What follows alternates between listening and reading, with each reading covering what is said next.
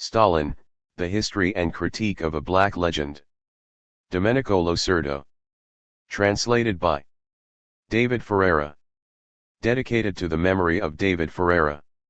Introduction, the turning point in the historical depiction of Stalin. From the Cold War to the Khrushchev Report. Impressive demonstrations of grief accompanied Stalin's passing.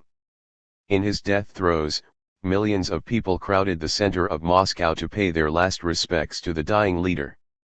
On March 5, 1953, millions of citizens cried over his loss as if they were mourning for a loved one. The same reaction took place in the most remote corners of this enormous country, for example, in a small village that, as soon as it learned of what had happened, fell into spontaneous and collective mourning. To the generalized consternation went beyond the borders of the USSR, many cried as they passed through the streets of Budapest and Prague. Thousands of kilometers away from the socialist camp, in Israel, the sorrowful reaction was also widespread. All members of MAPAM, without exception, cried, and this was a party in which all the veteran leaders and nearly all the ex-combatants belonged to. The suffering was mixed with fear. "The sun has set" was the title of Al-Hamishmar, the newspaper of the kibbutz movement. For a certain amount of time, such sentiments were shared by leading figures of the state and military apparatus. 90 officers who had participated in the 1948 war, the Great War of Jewish Independence, joined a clandestine armed organization that was pro-Soviet and revolutionary. Of these, 11 later became generals and 1 became a government minister, and are now honored as the founding fathers of Israel. In the West, it's not just leaders and members of communist parties with ties to the Soviet Union who pay homage to the deceased leader. One historian, Isaac Deutscher, who was a fierce admirer of Trotsky, wrote an obituary full of acknowledgments. After 3 decades, the face of the Soviet Union has been completely transformed. What's essential to Stalinism's historical actions is this: it found a Russia that worked the land with wooden plows and left it as the owner of the atomic bomb. It elevated Russia to the rank of the second industrial power in the world, and it's not merely a question of material progress and organization. A similar result could not have been achieved without a great cultural revolution in which an entire country has been sent to school to receive an extensive education. In summary, despite conditioned and in part disfigured by the Asiatic and despotic legacy of Tsarist Russia, in Stalin's USSR the socialist ideal has an innate and solid integrity. In this historical evaluation there was no longer a place for Trotsky's harsh accusations directed at the deceased leader. What sense was there in condemning Stalin as a traitor to the ideals of world revolution and as the capitulationist theorist of socialism in one country, at a time in which the new social order had expanded in Europe and in Asia and had broken its national shell? 5. Ridiculed by Trotsky as a small provincial man thrust into great world events, as if by a joke of history. 6. In 1950 Stalin had become, in the opinion of an illustrious philosopher, Alexander Kojève, the incarnation of the Hegelian spirit of the world and called upon to unify and lead humanity, resorting to energetic methods, in practice combining wisdom and tyranny. 7. Outside communist circles, or the communist-aligned left, despite the escalating Cold War and the continued hot war in Korea, Stalin's death brought out largely respectful or balanced obituaries in the West. At that time, he was still considered a relatively benign dictator and even a statesman, and in the popular consciousness the affectionate memory of Uncle Joe persisted, the great wartime leader that had guided his people to victory over Hitler and had helped save Europe from Nazi barbarity. 8. The ideas, impressions, and emotions of the years of the Grand Alliance hadn't yet vanished, when Deutsche recalled in 1948 statesmen and foreign generals were won over by the exceptional competence with which Stalin managed all the details of his war machine. 9. Included among the figures won over was the man who, in his time, supported military intervention against the country that emerged out of the October Revolution, namely Winston Churchill, who with regards to Stalin had repeatedly expressed himself in these terms: "I like that man." 10. On the occasion of the Tehran Conference in November 1943, the British statesman had praised his Soviet counterpart as Stalin the Great. he was a worthy heir to Peter the Great, having saved his country, preparing it to defeat the invaders. 11 Certain aspects had also fascinated Averell Harriman, the American ambassador to Moscow between 1943 and 1946, who always positively painted the Soviet leader with regard to military matters. He appears to me better informed than Roosevelt and more realistic than Hitler. To a certain degree he's the most efficient war leader. 12. In 1944 Alcide de Gasperi had expressed himself in almost emphatic terms, having celebrated the historic, secular, and immense merit of the armies organized by the genius, Joseph Stalin. The recognition from the eminent Italian politician isn't merely limited to the military sphere. When I see Hitler and Mussolini persecute men for their race, and invent that terrible anti-Jewish legislation that we're familiar with, and when I see how the Russians, made up of 160 different races, seek their fusion, overcoming the existing differences between Asia and Europe, this effort toward the unification of human society, let me just say that this is the work of a Christian, this is eminently universalistic in the Catholic sense. 13. No less powerful or uncommon was the prestige that Stalin had enjoyed, and continued enjoying, among the great intellectuals. Harold J. Lasky, a prestigious supporter of the British Labour Party, speaking in the fall of 1945 with Norberto Bobbio, had declared himself an admirer of the Soviet Union and its leader, describing him as someone who is very wise. 14. In that same year, Hannah Arendt wrote that the country led by Stalin distinguished itself for the completely new and successful way of facing and solving national conflicts, of organizing different peoples on the basis of national equality. It was a type of model, it was something that every political and national movement should pay attention to. 15. For his part, writing just before and soon after the end of World War II, Benedetto Croce recognized Stalin's merit in having promoted freedom not only at the international level, thanks to the contribution given to the struggle against Nazi fascism, but also in his own country. Indeed, who led the USSR was a man gifted with political genius, who carried out an important and positive historical role overall. With respect to pre-revolutionary Russia, Sovietism has been an advance for freedom, just as, in relation to the feudal regime, the absolute monarchy was also an advance for freedom and resulted in the greater advances that followed. The liberal philosophers' doubts were focused on the future of the Soviet Union. However, these same doubts, by contrast, further highlighted the greatness of Stalin. He had taken the place of Lenin, in such a way that a genius had been followed by another, but what sort of successors would be given to the USSR by Providence? 16. Those that, with the beginning of the Great Alliances crisis, started drawing parallels between Stalin's Soviet Union and Hitler's Germany had been severely criticized by Thomas Mann. What characterized the Third Reich was the racial megalomania of the self-proclaimed master race, which had carried forth a diabolical program of depopulation, and before that the eradication of the culture of the conquered territories. Hitler stuck to Nietzsche's maxim, if one wants slaves, it's foolish to educate them like masters. The orientation of Russian socialism was the precise opposite, massively expanding education and culture. It had demonstrated it didn't want slaves, but instead thinking men, therefore placing them on the path to freedom. Consequently, the comparison between the two regimes became unacceptable. Moreover, those that made such an argument could be suspected of complicity with the fascist ideology they sought to condemn. To place Russian communism and Nazi fascism on the same moral place, in the measure that both are totalitarian, is superficial at best, fascism at worst. Anyone who insists on this comparison could very well be considered a Democrat, but deep in their heart a fascist is already there, and naturally they will only fight fascism in a superficial and hypocritical way, while they save all their hatred for communism. 17. After the outbreak of the Cold War, and upon publishing her book on totalitarianism, Arendt would do in 1961 that which was precisely denounced by Mann. And yet, almost at the same time, Kojève had pointed to Stalin as the protagonist of a decidedly progressive historical turning point of planetary dimensions.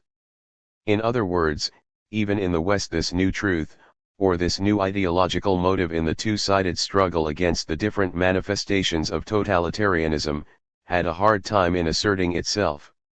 In 1948, Lasky had to some degree accentuated his expressed point of view from 3 years earlier. To define the USSR, he had again used a category utilized by another leading figure of British Labourism, Beatrice Webb, who as early as 1931, but also during the Second World War and up until her death, had referred to the Soviet nation as a new civilization. Yes, Lasky confirmed with a formidable effort given to social promotion of the classes that for so long had been exploited and oppressed, and with the introduction into the factory and workplaces of new social relations, no longer rooted in the sovereign power of the owners over the means of production, the country led by Stalin emerged as the pioneer of a new civilization. Certainly, both were quick to make clear that barbarian Russia still weighed upon the new civilization that was emerging. It expressed itself in despotic ways, but Lasky in particular stressed to formulate a correct judgment on the Soviet Union. It was necessary not to lose sight of an essential fact: its leaders came to power in a country accustomed to having a bloody tyrant, and they were forced to govern in a situation characterized by a more or less permanent state of siege and by a potential or ongoing war. Moreover, in situations of intense crisis, Britain and the United States had also limited traditional liberties in more or less drastic ways. 18. In relaying the admiration by Lasky towards Stalin and the country led by him, Babayo much later wrote, after the victory against Hitler, to which the Soviets had made a decisive contribution with the Battle of Stalingrad, such a declaration doesn't really surprise me. In truth, for the British Labourite intellectual, the acknowledgements made to the USSR and its leader went well beyond the military sphere. On the other hand, would the position of the Turinese philosopher be all that different at that time? In 1954, he published an essay that attributed to the Soviet Union, and the other socialist states, the merit of having initiated a new phase of civil progress in politically backwards countries, introducing traditionally democratic institutions, from formal democracy, like universal suffrage and elected positions, as well as substantial democracy, like the collectivization of the means of production. It was a matter then of pouring a drop of liberal oil on the machinery of the now completed revolution. 19. As you can see, the judgment formulated on the country that was still in mourning over Stalin's death was by no means negative. In 1954, the legacy of liberal socialism still resonates in Babayo. Despite forcefully stressing the indispensable value of freedom and democracy during the years of the war in Spain, Carlo Rosselli had negatively compared the liberal countries, the British government is on the side of Franco, starving Bilbao, to the Soviet Union, committed to helping the Spanish Republic under attack by Nazi fascism. 20. Nor was it merely a matter of international politics. In a world characterized by the era of fascism, of imperialist wars and capitalist decadence, Carlo Rosselli raised the example of a country that, despite being far from the objective of a mature democratic socialism, had left capitalism behind and represented a capital of invaluable experiences for those who were committed to the construction of a better society. Today, with the enormous Russian experience, we can make use of an immense volume of positive material. We all know what the socialist revolution and the socialist organization of production represent. 21.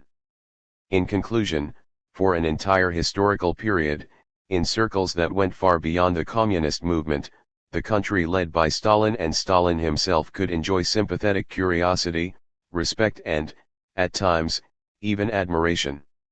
It's true there was serious disappointment caused by the pact with Nazi Germany, but soon Stalingrad had managed to erase it.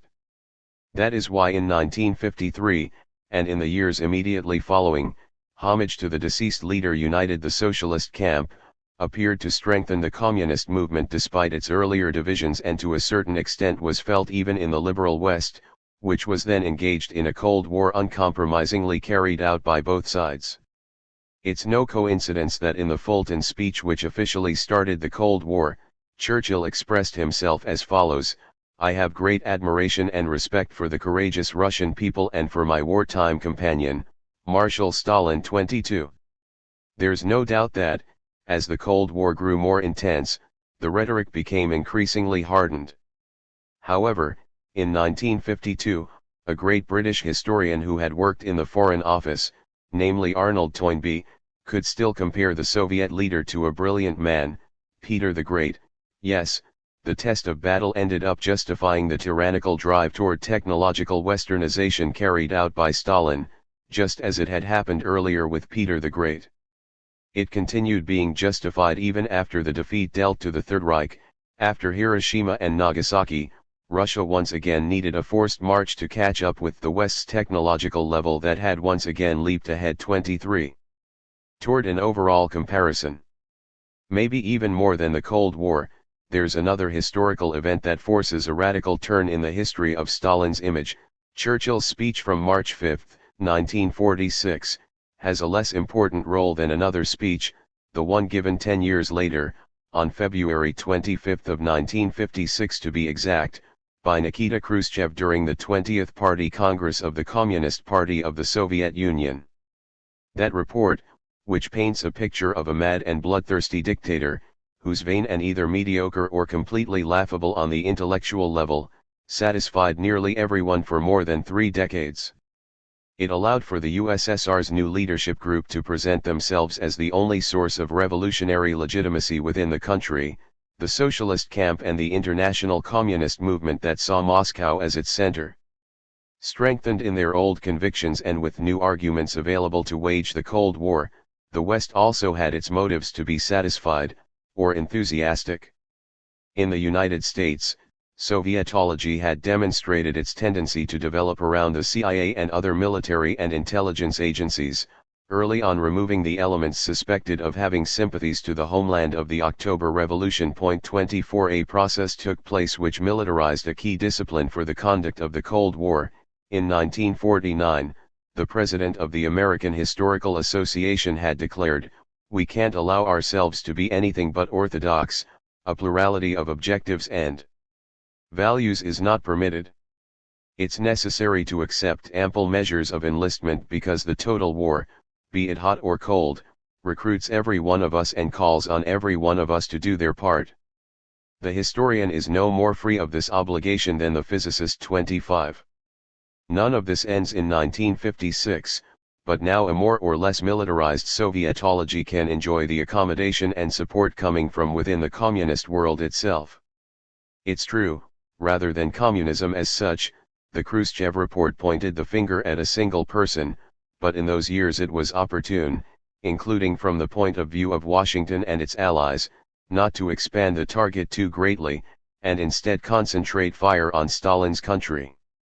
With the signing of the Balkan Pact of 1953, signed by Turkey and Greece, Yugoslavia became a type of external member of NATO, and nearly 20 years later China also made a de facto alliance with the United States against the Soviet Union. It was above all else a matter of isolating that superpower, which is forced into an increasingly radical de-Stalinization, until leaving it without any form of identity and self-esteem, resigned to capitulation and its final dissolution. Finally, thanks to the revelations coming from Moscow, leading intellectuals could easily forget their interest, sympathy, and even the admiration that they had for Stalin's USSR. Those intellectuals that had Trotsky as their reference point found particular comfort in those revelations. For a long time it had been Trotsky who had embodied, in the eyes of the Soviet Union's enemies, the infamy of communism, and he had particularly represented the exterminations or even the Jewish extermination, infra, ch. 5:15, as late as 1933, when he had already been in exile for several years. For Spengler, Trotsky continued to represent the Bolshevik mass murderer, Bolshevistisker Massenmörder. 26 Beginning with the turning point at the 20th Party Congress of the CPSU, it was only Stalin and his closest collaborators who should be confined to the Museum of Horrors. Making its influence felt far beyond Trotskyist circles, the Khrushchev report played as a specially comforting role for certain Marxist left groups, who felt exonerated of the painful task of rethinking the theory of the teacher Marx and its concrete impact on history. Certainly, instead of withering away in the countries governed by communists, the state appeared to be excessively all-encompassing. Far from disappearing, national identities played an increasingly important role in the conflicts that would lead to the division and, finally, to the end of the socialist camp. No one could make out any sign of the dissolution of money or the market, which tended to expand with economic development. Yes, all of this is beyond debate, but it's the fault of Stalin or of Stalinism. Therefore, there was no reason to question the hopes and certainties that had accompanied the Bolshevik Revolution, or that had their origin in Marx. Despite opposing one another, those political ideological fields developed their portraits of Stalin based on colossal and arbitrary abstractions. On the left, they proceed to the virtual elimination of the history of Bolshevism, and even more so the elimination of the history of Marxism, of the man who had for more time than any other exercised power in the country that emerged out of a revolution that was prepared and carried out according to the ideas of Marx and Engels. For their part, the anti-communists comfortably leave out both the history of Tsarist Russia as well as the history of the Second 30 Years' War, the context in which the tragic and contradictory development of Soviet Russia and the 3 decades of Stalin take place. And thus, each of the different political ideological fields set off from Khrushchev's speech to cultivate their own mythology, whether it's the purity of the West or the purity of Marxism or Bolshevism. Stalinism was the terrible comparative term that allowed each of the antagonists to congratulate themselves, counterposing their own infinite moral and intellectual superiority. Based on their notably different abstractions, these readings still end up producing some methodological convergence. In examining the terror without paying too much attention to the objective situation, they reduce it to the initiative of a single individual or of a limited leadership class, determined to reassert their absolute power by any means necessary. Beginning with that assumption, if Stalin could be compared to another leading political figure, it could only be to Hitler. Consequently, in the aim of comprehending Stalin's USSR, the only possible comparison was with Nazi Germany. It's a theme that already emerged toward the end of the 1930s with Trotsky, who repeatedly resorts to the category of totalitarian dictatorship and, in the context of this genus, on the one hand he highlights the Stalinist type, and on the other hand the fascist type, and the Hitlerian type especially, 27 resorting to a contextualization that later becomes the conventional thinking of the Cold War and the ruling ideology of today. Is this line of argument convincing, or would it be better to turn to an overall comparison, without losing sight of either the history of Russia in its totality or the countries involved in the Second 30 Years' War? It's true that this leads us to a comparison of countries and leaders that have very different characteristics among them, but is that diversity exclusively on account of their ideologies, or does the objective situation also play an important role, namely, the geopolitical location and past history of each country involved in the Second 30 Years' War? When we discuss Stalin, our thoughts immediately jump to the personalization of power, to the concentrationary universe, to the deportation of entire ethnic groups, but do these occurrences, aside from the USSR, only show themselves in Nazi Germany, or do they manifest themselves to different degrees according to the greater or lesser severity of the state of emergency and its more or less prolonged duration in other countries as well, including those with a more consolidated liberal tradition? Obviously, it's necessary not to lose sight of the role of ideology, but can the ideology followed by Stalin really be compared to that which inspires Hitler? Or does the ideological comparison when free of preconceptions lead to completely unexpected results?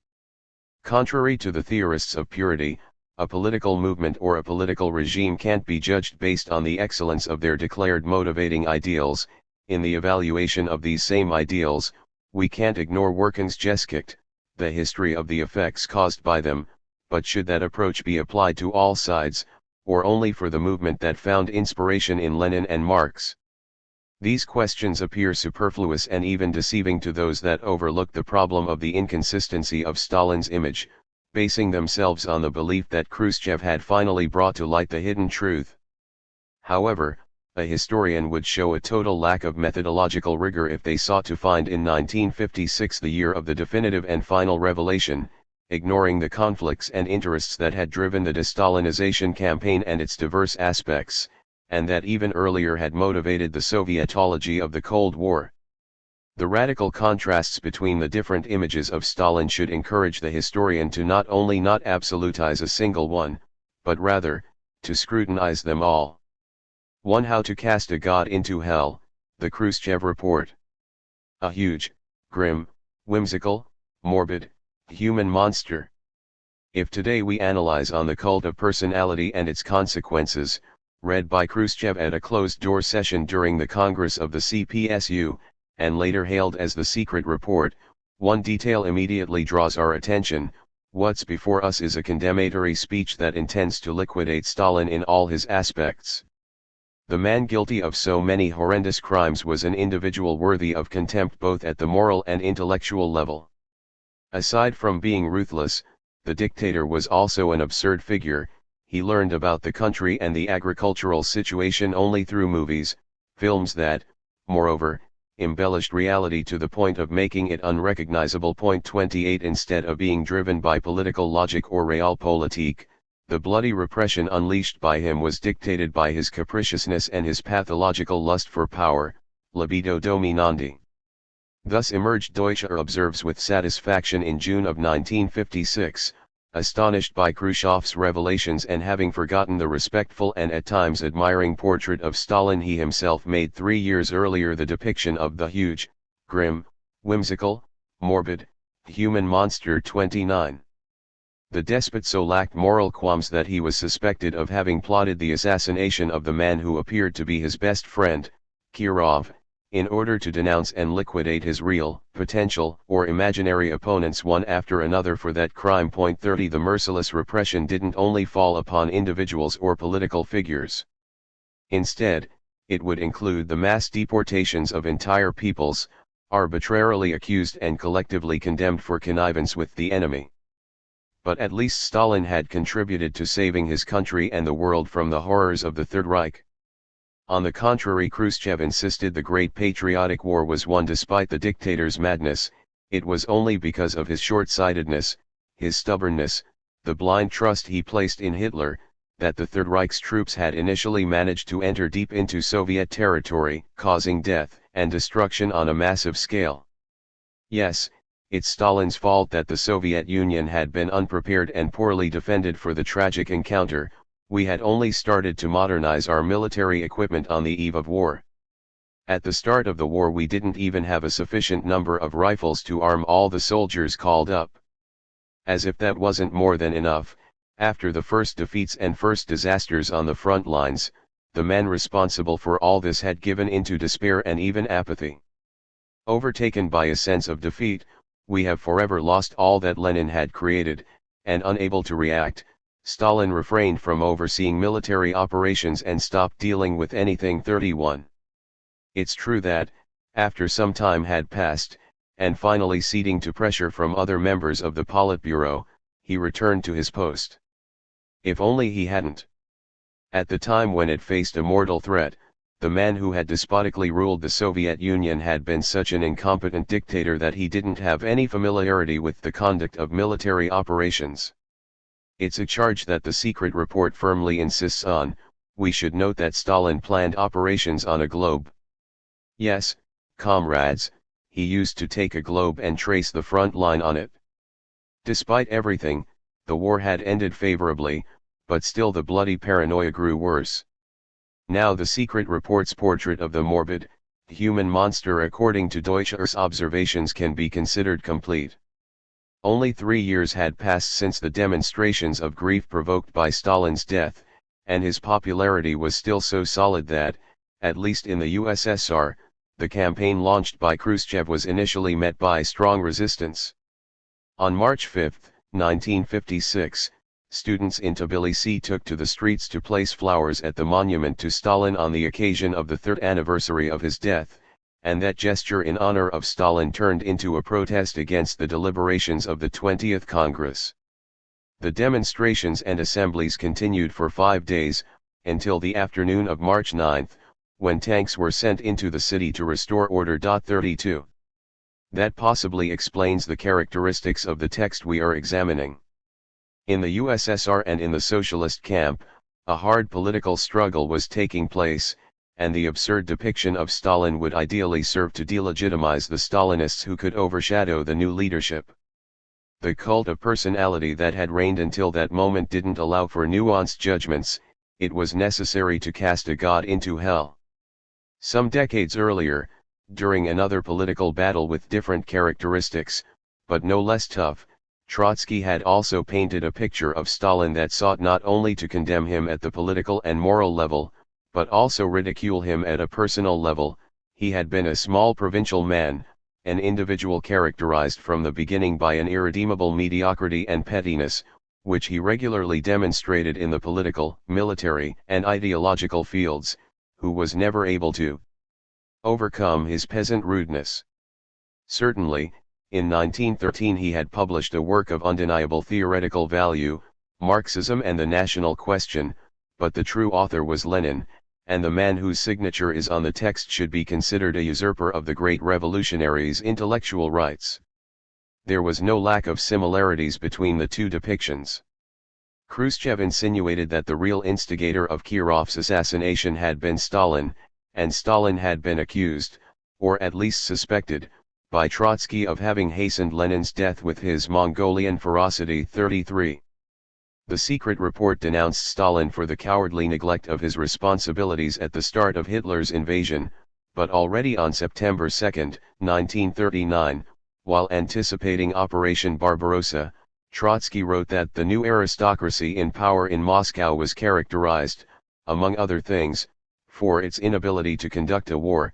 The ruling caste in the Soviet Union was destined to assume the attitude proper to all regimes destined to die, after us, the deluge. 34. With great similarities between them, to what point do these two depictions withstand historical examination? It's worthwhile to begin analyzing the secret report which, made official by a CPSU party congress and by the party's top leadership, immediately imposed itself as a revelation of a long-suppressed but now incontestable truth. The Great Patriotic War and Khrushchev's inventions. Starting with Stalingrad and the defeat inflicted on the Third Reich, the latter with a might that had seemed unbeatable, Stalin acquired enormous prestige around the whole world. And, not by chance, does Khrushchev give particular attention to this matter. He describes in catastrophic terms the lack of military preparedness by the Soviet Union, whose army in some cases lacked the most basic armaments. Arguing against this is the overview that emerges from a study that appears to come from those connected to the Bundeswehr and makes ample use of their military archives. In it they speak of the numerical superiority of the Red Army in armored cars, planes, and artillery pieces. Further, the industrial capacity of the Soviet Union had reached such dimensions that they could supply the Soviet armed forces with an almost unimaginable amount of weaponry. It rises at an ever-increasing rate as Operation Barbarossa approached. One stat is particularly eloquent. While in 1940 the Soviet Union produces 358 advanced armored cars, measurably superior to those available to other armed forces, in the first half of the following year 1,503 are produced. 35 For their part, the documents from the Russian archives demonstrate that, at least during the 2 years before the Third Reich's aggression, Stalin was literally obsessed with the problem of the quantitative increase and the qualitative improvement of the entire military apparatus. Some data speaks for itself. While in the first 5-year plan the defense budget reached 5.4% of total state spending, in 1941 the military budget increased to 43.4% of spending. In September of 1939, by order of Stalin, the Politburo made the decision to construct in the year of 1941 9 new factories for the production of planes. By the time of the Nazi invasion, Soviet industry had produced 2,700 modern planes and 4,300 armored cars. 36. Judging by this data, we can say that the USSR arrived anything but unprepared for the tragic confrontation.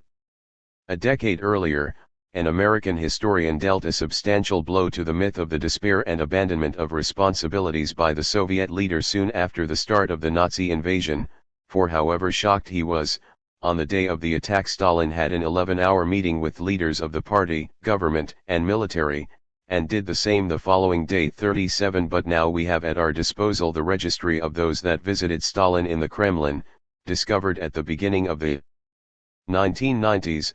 It appears that, in the hours immediately following the military aggression, the Soviet leader was immersed in a series of uninterrupted meetings and initiatives to organize the resistance.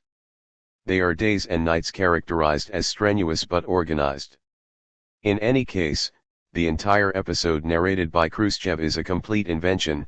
This story is false. 38. In reality, from the start of Operation Barbarossa, Stalin not only makes challenging decisions, giving the order for the relocation of residents and industrial installations from the front-line areas, but he controls everything in a meticulous way, from the size and shape of the bayonets, to the authors and titles of the articles in Pravda. 39. There is no sign of panic or hysteria. Dimitrov offers the following account in a diary entry: at 7 in the morning they urgently called me to the Kremlin. Germany has attacked the USSR. The war has started. It's surprisingly calm, with resolve and confidence in Stalin and all the others. More impressive yet is the clarity of ideas. It's not only a matter of carrying out the general mobilization of our forces. It's necessary as well to define the political situation. Yes, only communists can defeat the fascists, and put an end to the apparently irresistible rise of the Third Reich, but it's necessary not to lose sight of the real nature of the conflict. The communist parties develop locally a movement in defense of the USSR, not putting forward the question of the socialist revolution. The Soviet people fight a patriotic war against fascist Germany. The question is the defeat of fascism, which enslaved a series of nations and tries to enslave other nations as well. 40. The political strategy that had presided over the Great Patriotic War is well defined. Already some years earlier Stalin had stressed that the expansionism carried out by the Third Reich is in pursuit of the enslavement and submission of other nations. These nations respond with just wars of resistance and national liberation. To those that academically counterpose patriotism and internationalism, the Communist International had responded once again before Hitler's aggression, as is shown in the entry in Dimitrov's diary from May 12, 1941, that it is necessary to develop a line of thought that combines wise nationalism, properly understood, with proletarian internationalism. Proletarian internationalism should be based on the nationalism of individual countries. Between that properly understood nationalism and proletarian internationalism there can be no contradiction. Nationless cosmopolitanism, which denies national sentiment and the idea of the nation, doesn't have anything in common with proletarian internationalism. 41. Far from being an improvised and desperate reaction to the situation created by the beginning of Operation Barbarossa, the strategy of the Great Patriotic War expresses a theoretical orientation of a general character maturing for some time. Internationalism and the international cause of the emancipation of nations led directly to the wave of wars of national liberation, made necessary by Hitler's intention to seize and radicalize the colonial tradition, by first subjecting and enslaving the supposedly inferior races of Eastern Europe. These are the recurring themes in the speeches and statements delivered by Stalin during the war. They constituted important cornerstones in the clarification of Soviet military strategy and its political objectives, and played an important role at the hour of re-strengthening popular morale. 42. They took on international importance as well, as Goebbels observed to his own annoyance. Stalin's radio speech on July 3, 1941 earned enormous admiration in England and the United States. 43. A series of disinformation campaigns and Operation Barbarossa. Even in the strict realm of military conduct, the secret report has lost all credibility. According to Khrushchev, Stalin paid no attention to the warnings coming from many directions regarding the imminent invasion and went irresponsibly toward disaster. What is there to say about this accusation? Even the information coming from a friendly country can be wrong. For example, on June 17, 1942, Franklin Delano Roosevelt warned Stalin of an imminent Japanese attack that never materialized. 44 Especially in the lead-up to Hitler's aggression, the USSR was forced to navigate around enormous diversion and disinformation operations. The Third Reich was determined to make it appear that the gathering of troops in the east was aimed only at camouflaging the crossing of the English Channel, and this seemed very possible after the conquest of the island of Crete. The entire state and military apparatus is mobilized, Goebbels notes with satisfaction in his diary, May 31, 1941, to stage the first great round of misdirection in Operation Barbarossa. Thus, 14 divisions are transported to the West 45. On top of this, all the troops stationed on the Western Front were placed on the highest state of alert. 46 Nearly 2 weeks later, the Berlin issue of Volkskur Beobachter published an article that indicated that the occupation of Crete was a model for the coming settling of accounts with England. A few hours later the journal was censored with the aim of giving the impression that it had betrayed secret information of great importance.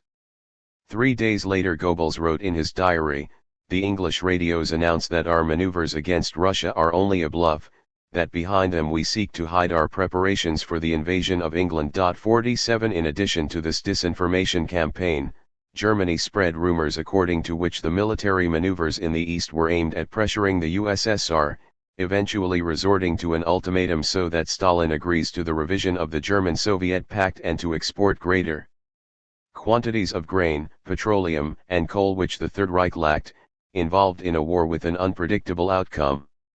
They therefore wanted to give the impression that the crisis could be resolved with new negotiations and additional concessions on Moscow's part. 48 The British intelligence services arrived at that conclusion and the military, as late as May 22, warned the Minister of War, "Hitler still hasn't decided to pursue his objectives in the direction of USSR either by persuasion or by force of arms." 49 On June 14 Goebbels writes with satisfaction in his diary, "Overall, they still believe in the bluff or in the attempted blackmail."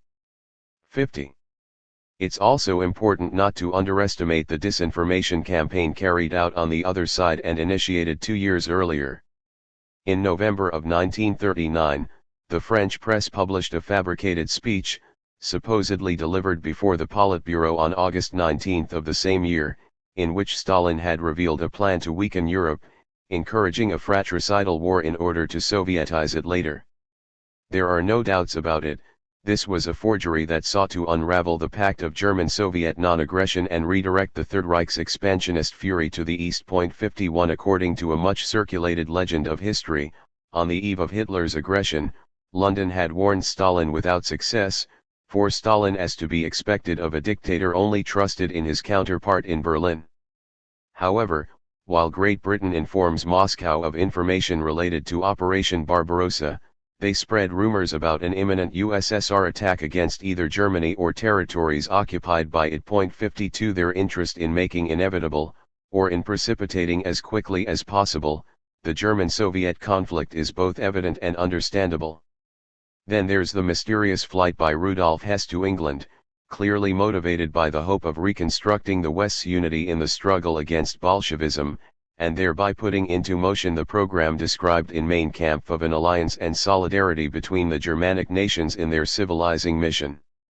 Soviet agents abroad inform the Kremlin that the number 2 in the Nazi regime took the initiative with the full agreement of the Führer. 53 Moreover, personalities of particular importance in the Third Reich continued believing until the end the theory that Hess had acted at the encouragement of Hitler.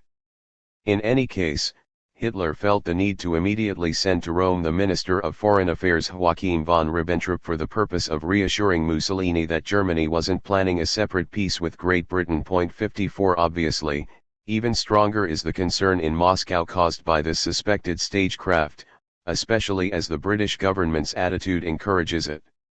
It doesn't exploit the capture of the Deputy Führer for the purposes of getting the maximum propaganda value, something that both Hitler and Goebbels feared.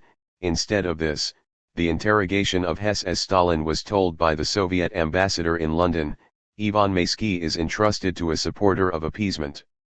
While they left the door open to an Anglo-Soviet rapprochement, the secret services of His Majesty concentrate on spreading rumors of a separate peace that is imminent between London and Berlin. All of this with the aim of adding pressure on the Soviet Union, that maybe had sought to prevent the feared alliance between Great Britain and the Third Reich with a preemptive attack by the Red Army against the Wehrmacht, and thereby strengthening England's position. 55. The Kremlin's caution and distrust is well understood, the imminent threat of a second Munich on a larger and far more tragic scale. One can also raise the hypothesis that the campaign of disinformation promoted by the Third Reich had played a role, based on the transcripts found in the archives of the Soviet Communist Party. Expecting the imminent involvement of the USSR in the conflict, in his speech on May 5, 1941, given to graduates of the military academy, Stalin stressed how historically Germany achieved victory when it was focused on only one front, while it suffered defeat when forced to simultaneously fight in the East and the West. 56. Yes, maybe Stalin had underestimated the possibility that Hitler was ready to attack the USSR. On the other hand, he knew very well that a premature total mobilization would have given the Third Reich a casus belli on a silver plate, as had happened at the start of World War I. In any case, one point is clear: even while acting with caution in a very complicated situation, the Soviet leader moved toward an acceleration in war preparations. In fact, between May and June 800,000 reservists were called up. In mid-May, 28 divisions are relocated to the western districts of the Soviet Union, while work on the border fortifications and the camouflaging of sensitive military objectives are accelerated. On the night between the 21st and 22nd of June, that vast force is placed on alert and ordered to prepare for a surprise attack by the Germans. 57. To discredit Stalin, Khrushchev stresses the spectacular initial victories by the invading armies, but leaves out the predictions made at the time by the West. After the dismemberment of Czechoslovakia, and the entrance of the Wehrmacht into Prague, Lord Halifax continued to reject the idea of a rapprochement between England and the USSR, resorting to the following argument: it didn't make sense to ally with a country whose armed forces were insignificant. On the eve of Operation Barbarossa, or at the moment when it's unleashed, the British Secret Services had calculated that the Soviet Union would be liquidated in 8 to 10 weeks. The advisor of U.S. Secretary of State, Henry L. Stimson, had predicted on June 23 that it would all be over within 1 to 3 months. 58. Moreover, the lightning breakthrough by the Wehrmacht as observed in our days by an illustrious scholar of military history is easily explained by geography. The width of the front 1,800 miles and the absence of natural obstacles gave the aggressors immense advantages for penetration and maneuvers.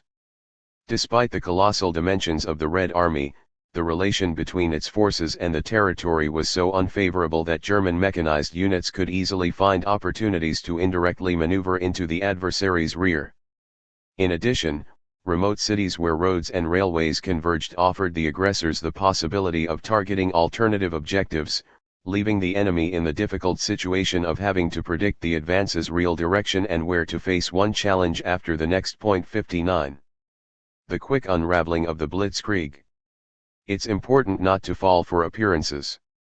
Looking closely, the Third Reich's project of repeating the Blitzkrieg's victory in the West, but this time in the East, started to show problems in the very first weeks of the gigantic confrontation. 60. On this, the diaries of Joseph Goebbels are revealing.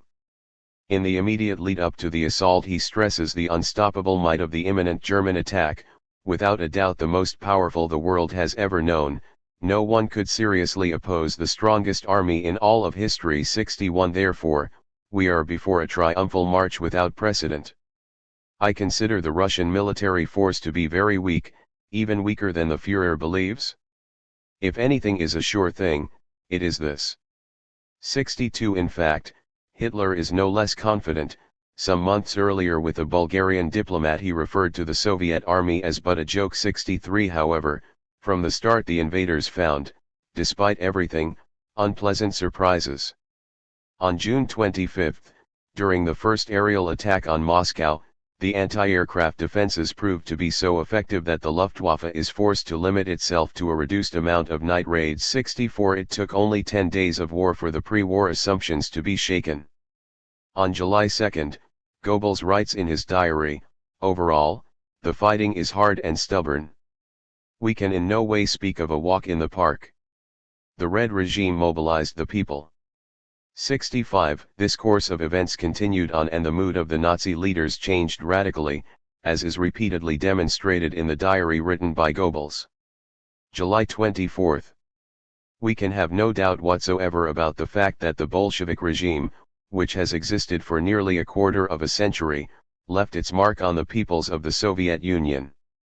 Therefore, it would be right to announce and with great clarity, before the German people, the difficulty of the struggle that rages in the East. It's necessary to say to the nation that this operation is very difficult, but that we can overcome it and that we will overcome it. 66. August 1st. In the Führer's headquarters, it's also openly admitted that they were somewhat mistaken in their evaluation of the Soviet military force. The Bolsheviks reveal a greater resistance than we had suspected. In particular, the material resources available to them were greater than we thought. 67.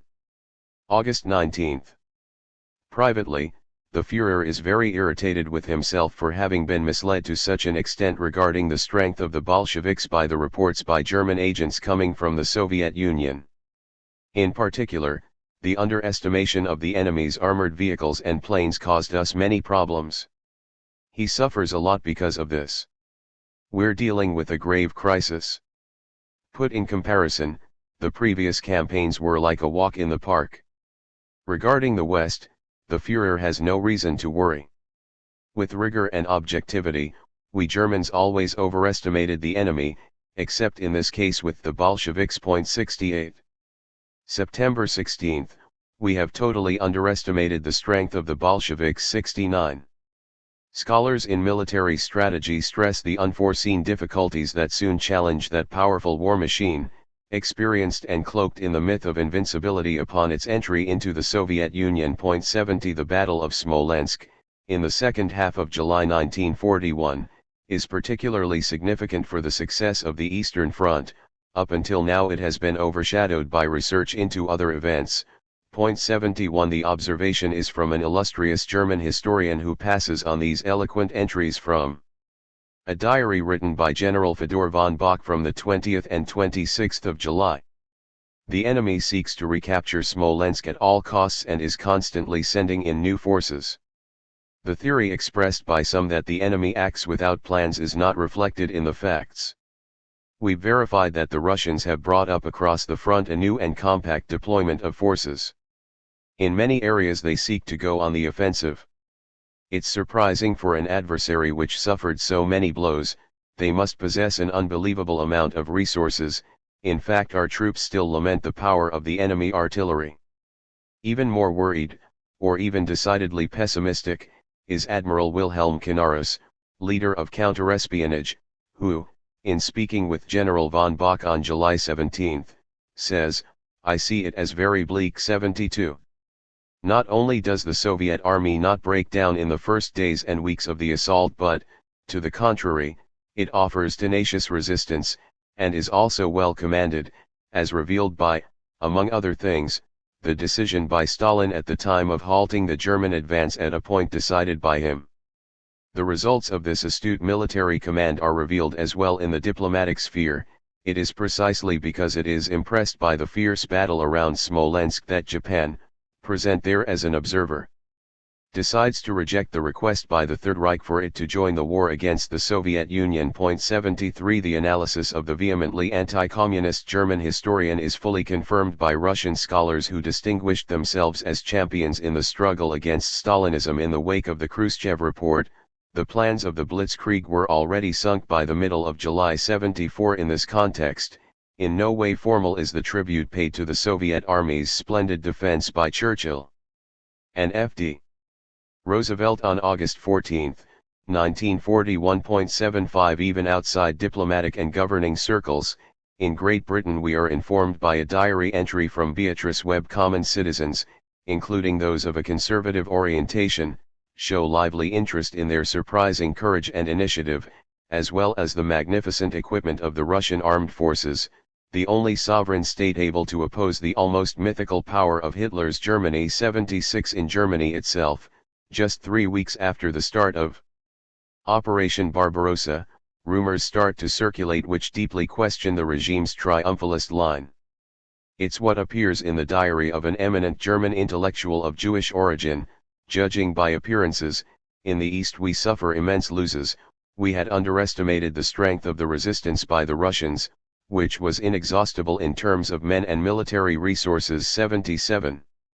For a long time read as an example of political military ignorance or even blind faith in the Third Reich, the extremely cautious approach by Stalin in the weeks leading up to the outbreak of hostilities now appears under new light.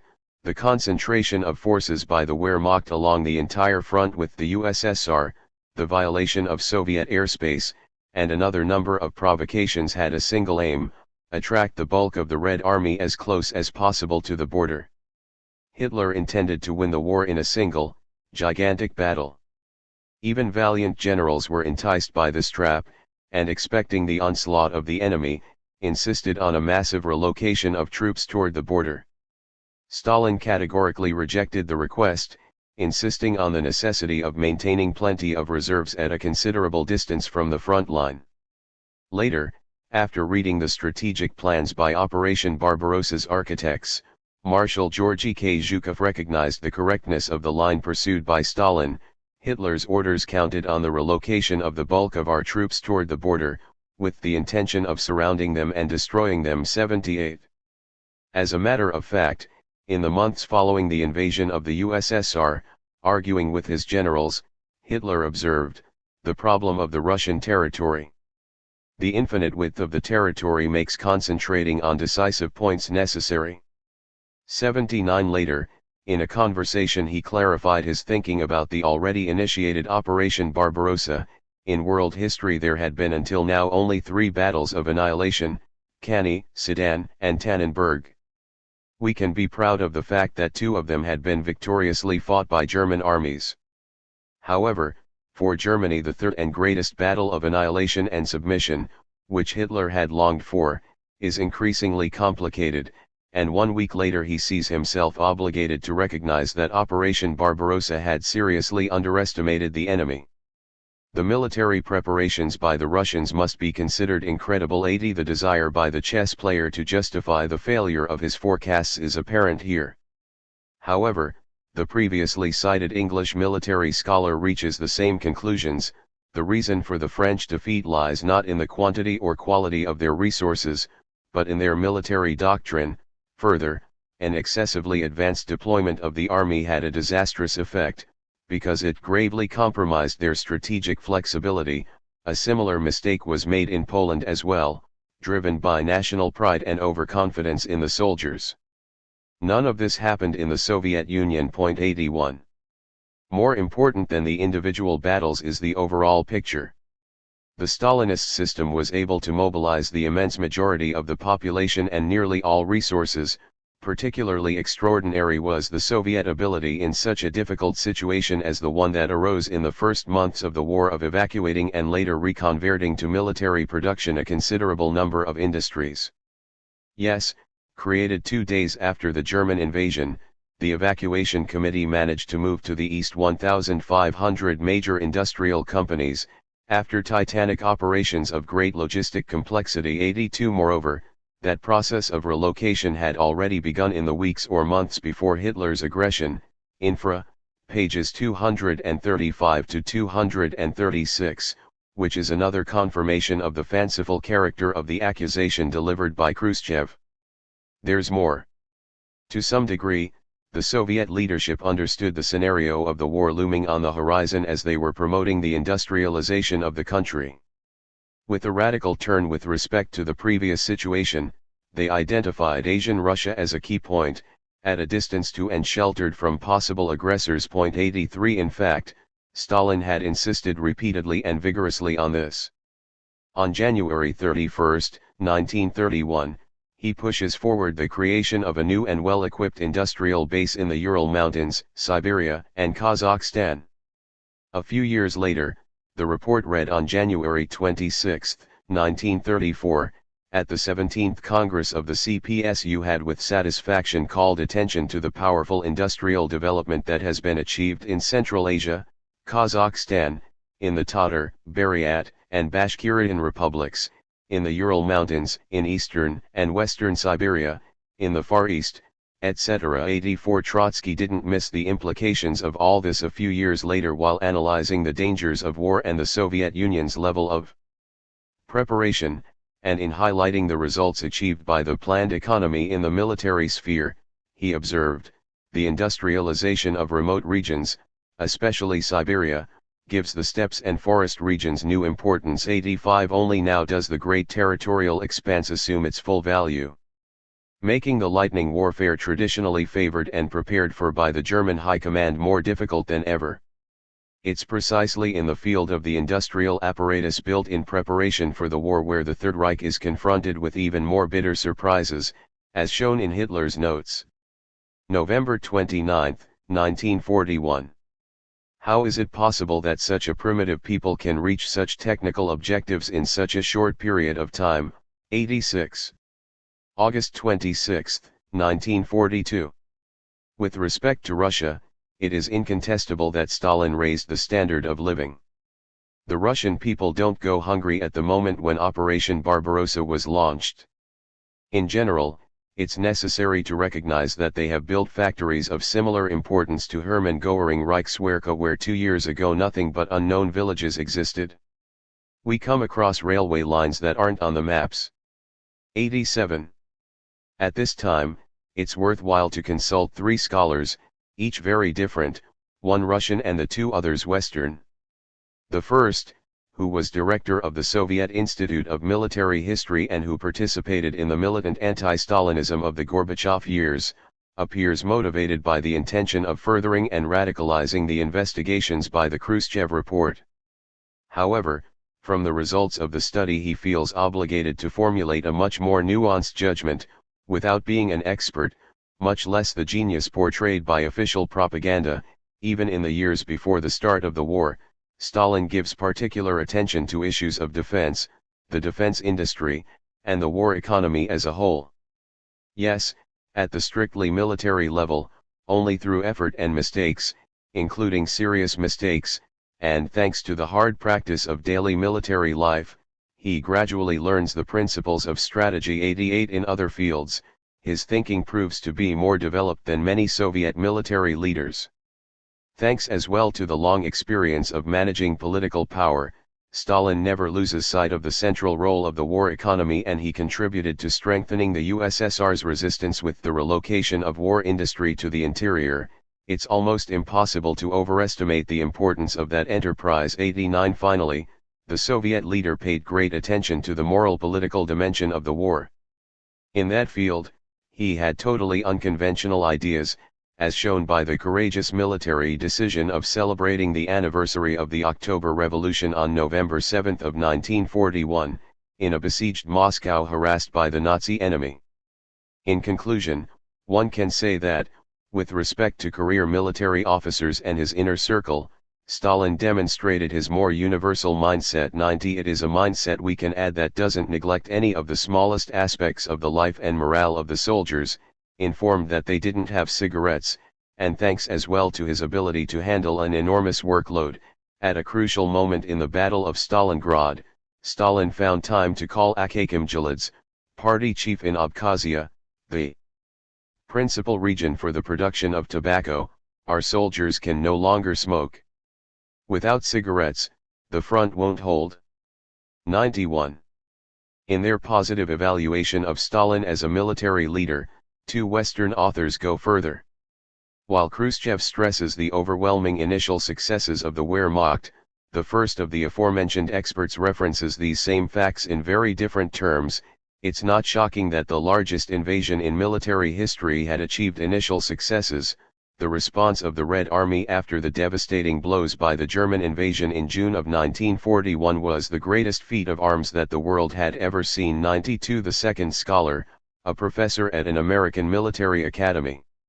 Starting from the understanding of the conflict in terms of its long duration, the attention given to the rear and the front, its economic and political dimension, as well as the military aspect of the war, speaks of Stalin as a great strategist, and the first true strategist of the 20th century. 93 Obviously we can debate and qualify these flattering judgments. It's true, however, at least as it relates to the topic of war, that the evaluation made by Khrushchev loses all credibility. Even more so because, at this crucial moment, the USSR proved itself quite prepared from another essential point of view. Let us again consult Goebbels, who upon explaining the unforeseen difficulties of Operation Barbarossa, points to another factor besides the enemy's military power. For our men of confidence and our spies, it was almost impossible to penetrate the Soviet interior. We couldn't get a precise overview.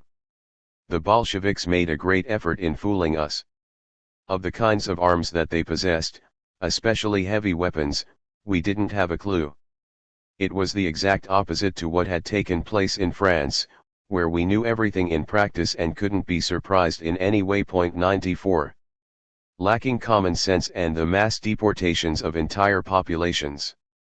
As the author of a book in 1913 that would earn him recognition as a theorist on the national question, and as the People's Commissar for Nationalities not long after the October Revolution, Stalin had earned the recognition from such a diverse set of personalities as Arendt and de Gasperi for the way in which he had done his job. His thoughts on the national question had finally led to an essay on linguistics aimed at demonstrating that, far from disappearing after a determined social class is overthrown, the language of a nation has notable stability, just as a nation using it enjoys notable stability. That essay would also contribute to consolidating Stalin's reputation as a theorist of the national question. Even in 1965, despite in the context of a strong condemnation of Stalin, Louis Althusser will attribute to him the merit of having opposed the madness that sought at all costs to turn language into an ideological superstructure. Thanks to these simple pages, the French philosopher will conclude we understand that the use of the class criterion wasn't without its limits. 95.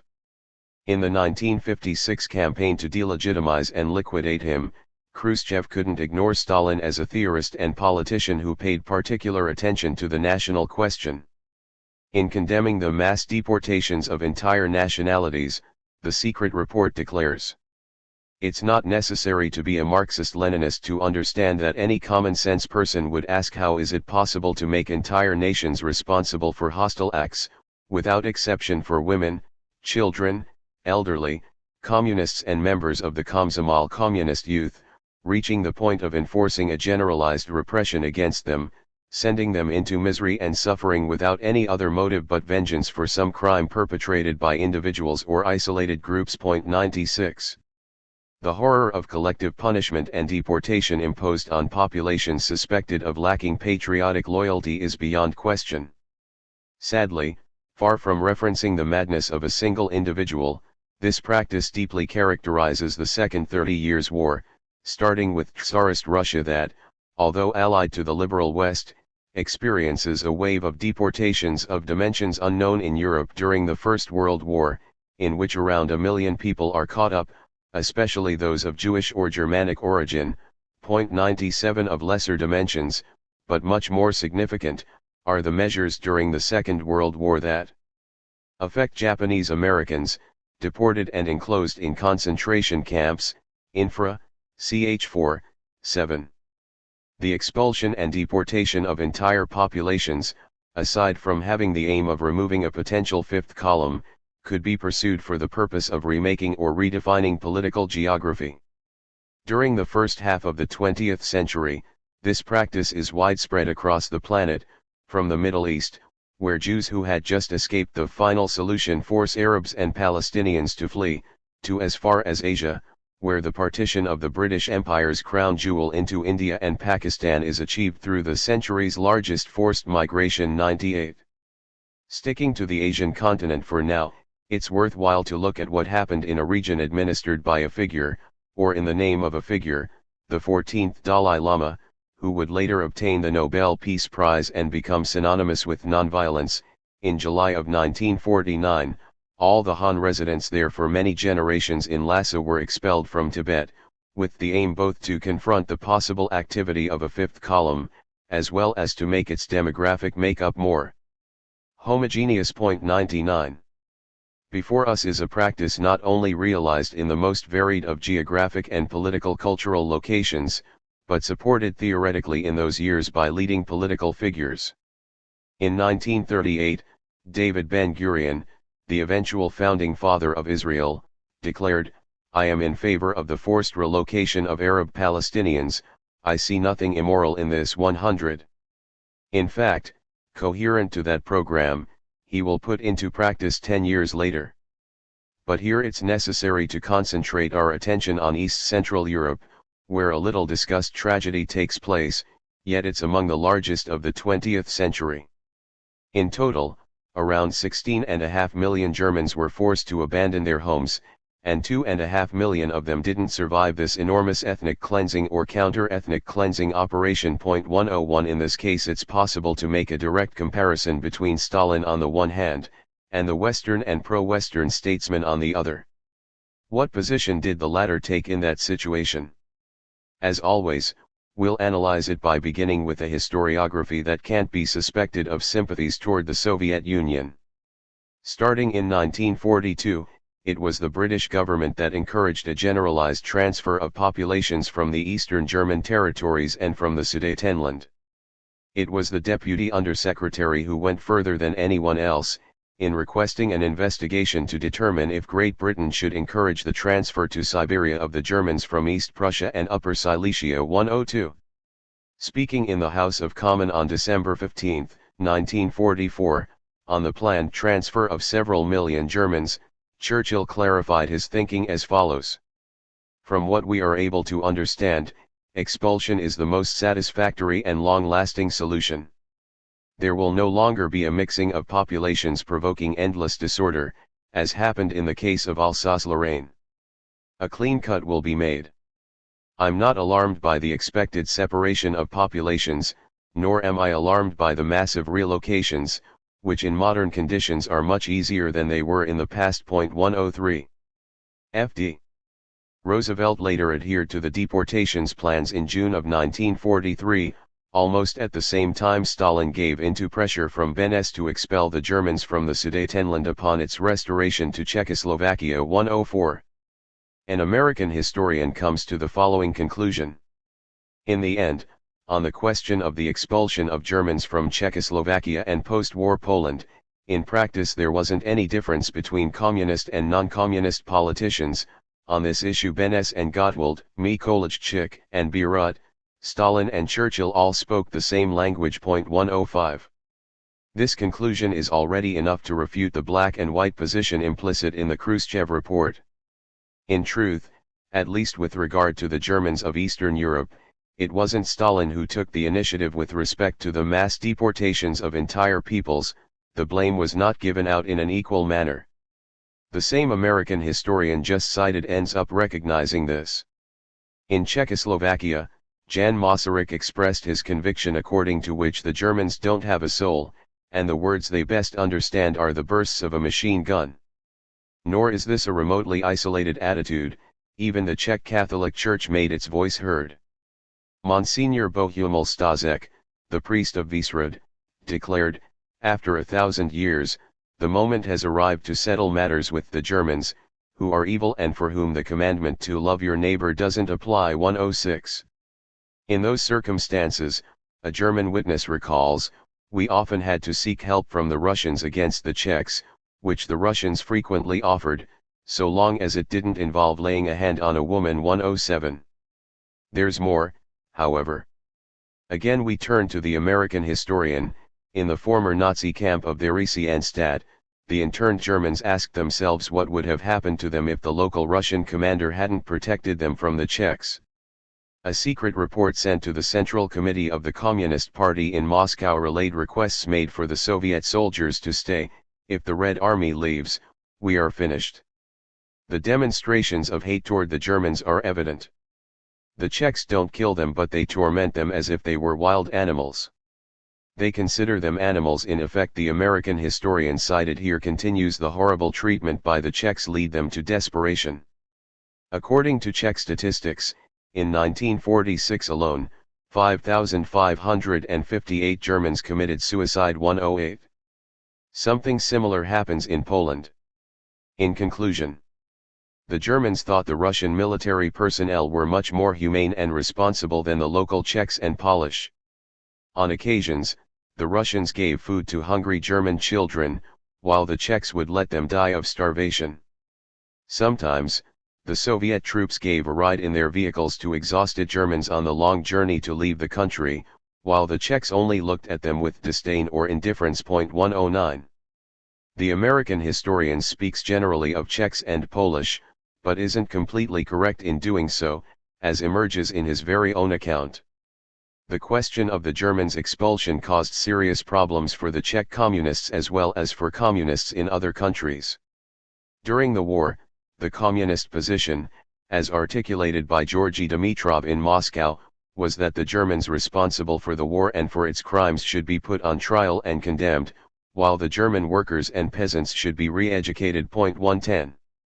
In fact, in Czechoslovakia it was the communists, upon taking power in February of 1948, who put an end to the persecution of the few ethnic minorities who had remained. 111. Contrary to what Khrushchev insinuates, in comparison to the bourgeois leaders of Western and East Central Europe, at least in this case, Stalin and the communist movement led by him proved to be less lacking in common sense. That was not by chance. While toward the end of the war F.D.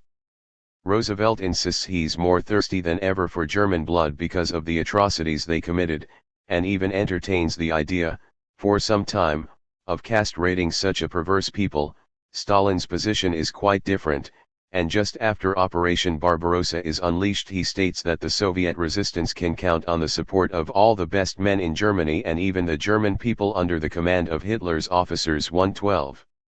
The statement made in February of 1942 is particularly solemn. It would be ridiculous to see in the Hitlerite clique the German people or the German state.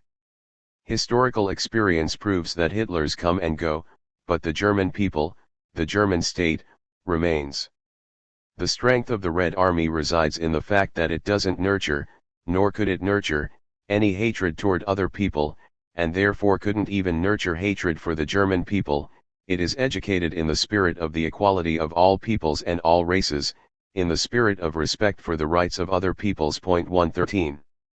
Even an uncompromising anti-communist like Ernst Nolte is forced to recognize that the position taken by the Soviet Union in relation to the German people doesn't carry those racist tones that are sometimes found in the Western powers. 114. To finish this point, if not equally distributed, the lack of common sense was quite widespread among the political leaders of the 20th century.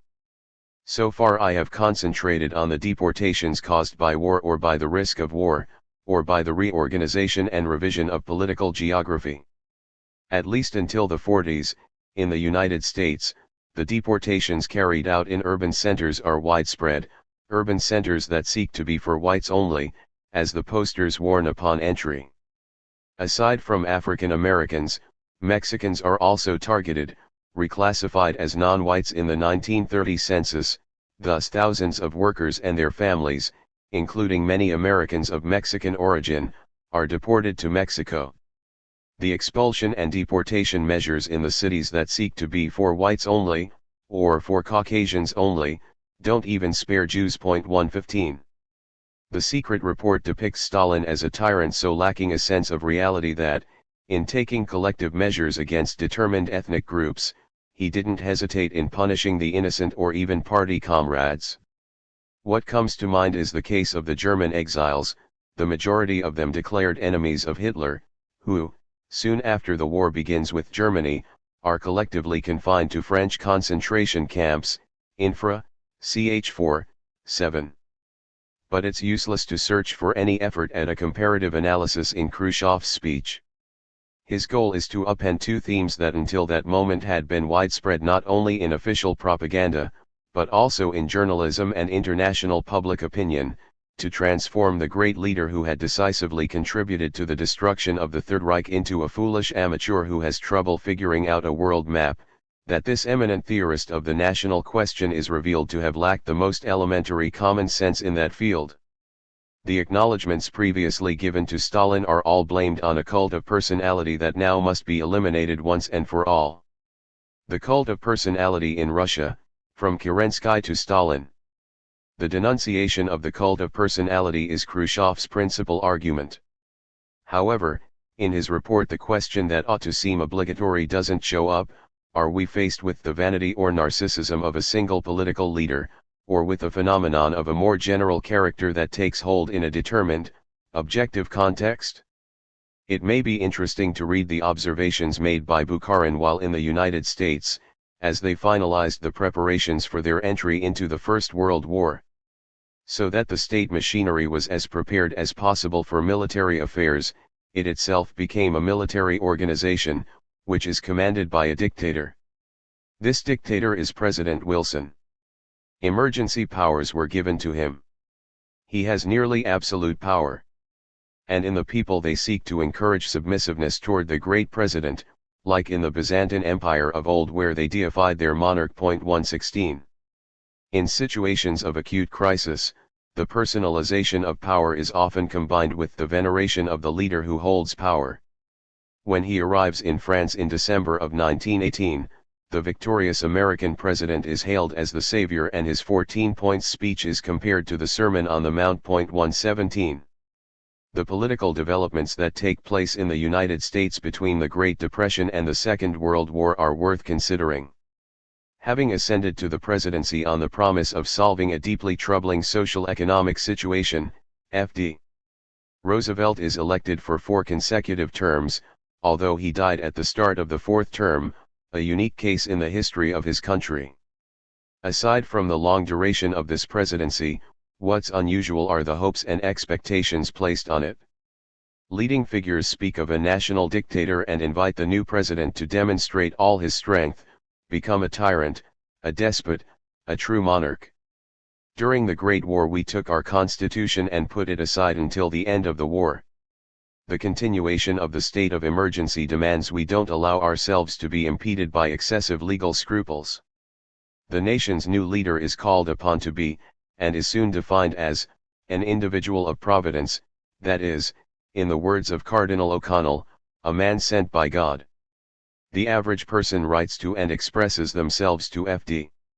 Roosevelt in even more emphatic terms, declaring that they look to him almost as if they were looking to God and hope to one day place him in the immortal pantheon, alongside Jesus. 118. Invited to behave as a dictator or a man of providence, the new president makes ample use of his executive power from the first hours of his mandate. In his inaugural message he demands ample executive power, as great as that which would be conceded to me if we were really invaded by a foreign enemy. 119. With the outbreak of hostilities in Europe, even before Pearl Harbor, F.D. Roosevelt begins, on his own initiative, dragging the country toward war on the side of Britain. Subsequently, with a unilateral executive order, he imposes the confinement of all Japanese American citizens in concentration camps, including the women and children. It's a presidency that, while it enjoys widespread popular support, leads to warnings of the danger of totalitarianism.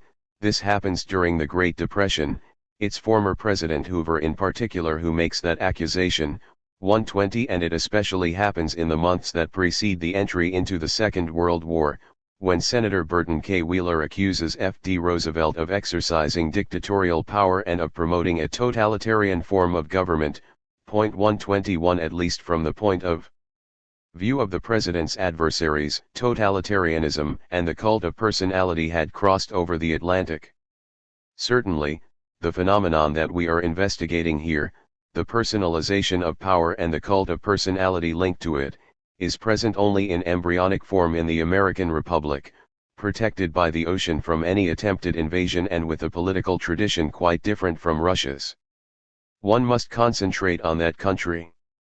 Let's see what happens between February and October of 1917, therefore, before the Bolshevik ascension to power. Driven by his personal vanity, but also by his desire to stabilize the situation, we find Kerensky taking Napoleon as a model. He inspects the troops with a hand tucked into the front of his jacket, Meanwhile, on the desk in his office in the War Ministry stood a bust of the Emperor of the French. The results from this performance don't take long. Poetry paying homage to Kerensky as the new Napoleon flourish. 122 In the lead up to the summer offensive, that was supposed to reverse the fortunes of the Russian army, the cult dedicated to Kerensky, in certain circles, reaches its high point. Everywhere he was proclaimed a hero, the soldiers lifted him on their shoulders, showered him with flowers, throwing them at his feet. A British nurse had the opportunity to witness it, surprised at the scene of army men kissing him, his car and the ground he walked on. Many fell to their knees and prayed, others cried. 123. As you can see, it doesn't make much sense to blame Stalin's narcissism, as Khrushchev does, for the exalted state that the cult of personality reaches in the USSR after a certain amount of time. In fact, when Kaganovich suggests substituting the term Marxism-Leninism for Marxism-Leninism-Stalinism, the leader to whom that tribute is directed responds, "You want to compare a dick to a guard tower." 124. At least when compared to Kerensky, Stalin appears more modest. It's confirmed by the attitude he takes in concluding a war that's actually been won, not in his imagination like in the case of the Menshevik leader, the lover of Napoleonic poses. Immediately after the victory parade, a group of marshals reach out to Molotov and Malenkov. They propose to them the commemoration of the victory achieved in the Great Patriotic War by offering the title of Hero of the Soviet Union to Stalin, who nonetheless rejects the offer. 125 The Soviet leader also sought to escape rhetorical excesses on the occasion of the Potsdam Conference. Both Churchill and Truman took their time walking among Berlin's ruins. Stalin showed no such interest. Without drawing attention, he arrived by train, and even ordered Zhukov to cancel any welcoming ceremony with a military band and an honor guard. 126. 4 years later, on the eve of his 70th birthday, a conversation took place in the Kremlin that's worth sharing. Stalin called in Malenkov and warned him, "Don't even think about honoring me again with a star." But Comrade Stalin, on an anniversary like this? The people would not understand. It's not up to the people. I don't want to argue. No personal initiative. Understand me? Of course, Comrade Stalin, but the Politburo members think. Stalin interrupted Malenkov and declared the discussion closed. Naturally, one can say that in the circumstances referred to here political calculation plays a more or less important role, and it would be extremely odd if it didn't. It's a fact, however, that personal vanity didn't win out. And even less so when decisions of vital political character are at stake. Over the course of the Second World War, Stalin invites his colleagues to express themselves frankly. He actively argues and even fights with Molotov, who for his part, despite being careful so as not to put the hierarchy in doubt, remains unchanged in his opinion. Judging by the testimony of Admiral Nikolai Kuznetsov, the Supreme Leader particularly appreciated those comrades who thought for themselves and didn't hesitate in frankly expressing their point of view. 127. Interested as he is in pointing to Stalin as the only one responsible for the catastrophes that struck the USSR, far from eliminating the cult of personality, Khrushchev only transforms it into a negative cult. The vision based upon in principio erat Stalin in the beginning there was Stalin remains unshaken. Further, in confronting the most tragic chapter of the Soviet Union's history, the terror and the bloody purges that were widespread and didn't even spare the Communist Party itself, the secret report has no doubt, it's a horror to be exclusively blamed on a person with a thirst for power and possessed by bloody paranoia. To the Bolsheviks, from ideological conflict to civil war. The Russian Revolution and the dialectic of Saturn. In the eyes of Khrushchev, Stalin is tarnished by the horrendous crimes against comrades from his own party, having deviated from Leninism and Bolshevism and having betrayed the ideals of socialism. But it's precisely the reciprocal accusations of betrayal that contributed in a very important way to the tragedies which struck Soviet Russia, accusations that hasten or deepen the internal divisions in the leadership group from October 1917. How to explain these divisions? The dialectic of Saturn devouring her own children is certainly not a trait exclusive to the October Revolution. The consensus that presides over the overthrow of an old regime rejected by the majority of the people can inevitably crumble or wither at the moment in which they try to determine how the new order should be constructed. This is also true for the English and American revolutions. 128 But this dialectic in Russia is felt in a particularly violent and prolonged way. Even at the time of the Tsarist autocracy's collapse, while the attempts to restore the monarchy or to establish a military dictatorship persist, there's a painful decision imposed on those who are determined to avoid a return to the past, to concentrate on peace first or, as the Mensheviks argue, to continue or even intensify the war efforts, rallying Russia behind the slogan of democratic interventionism.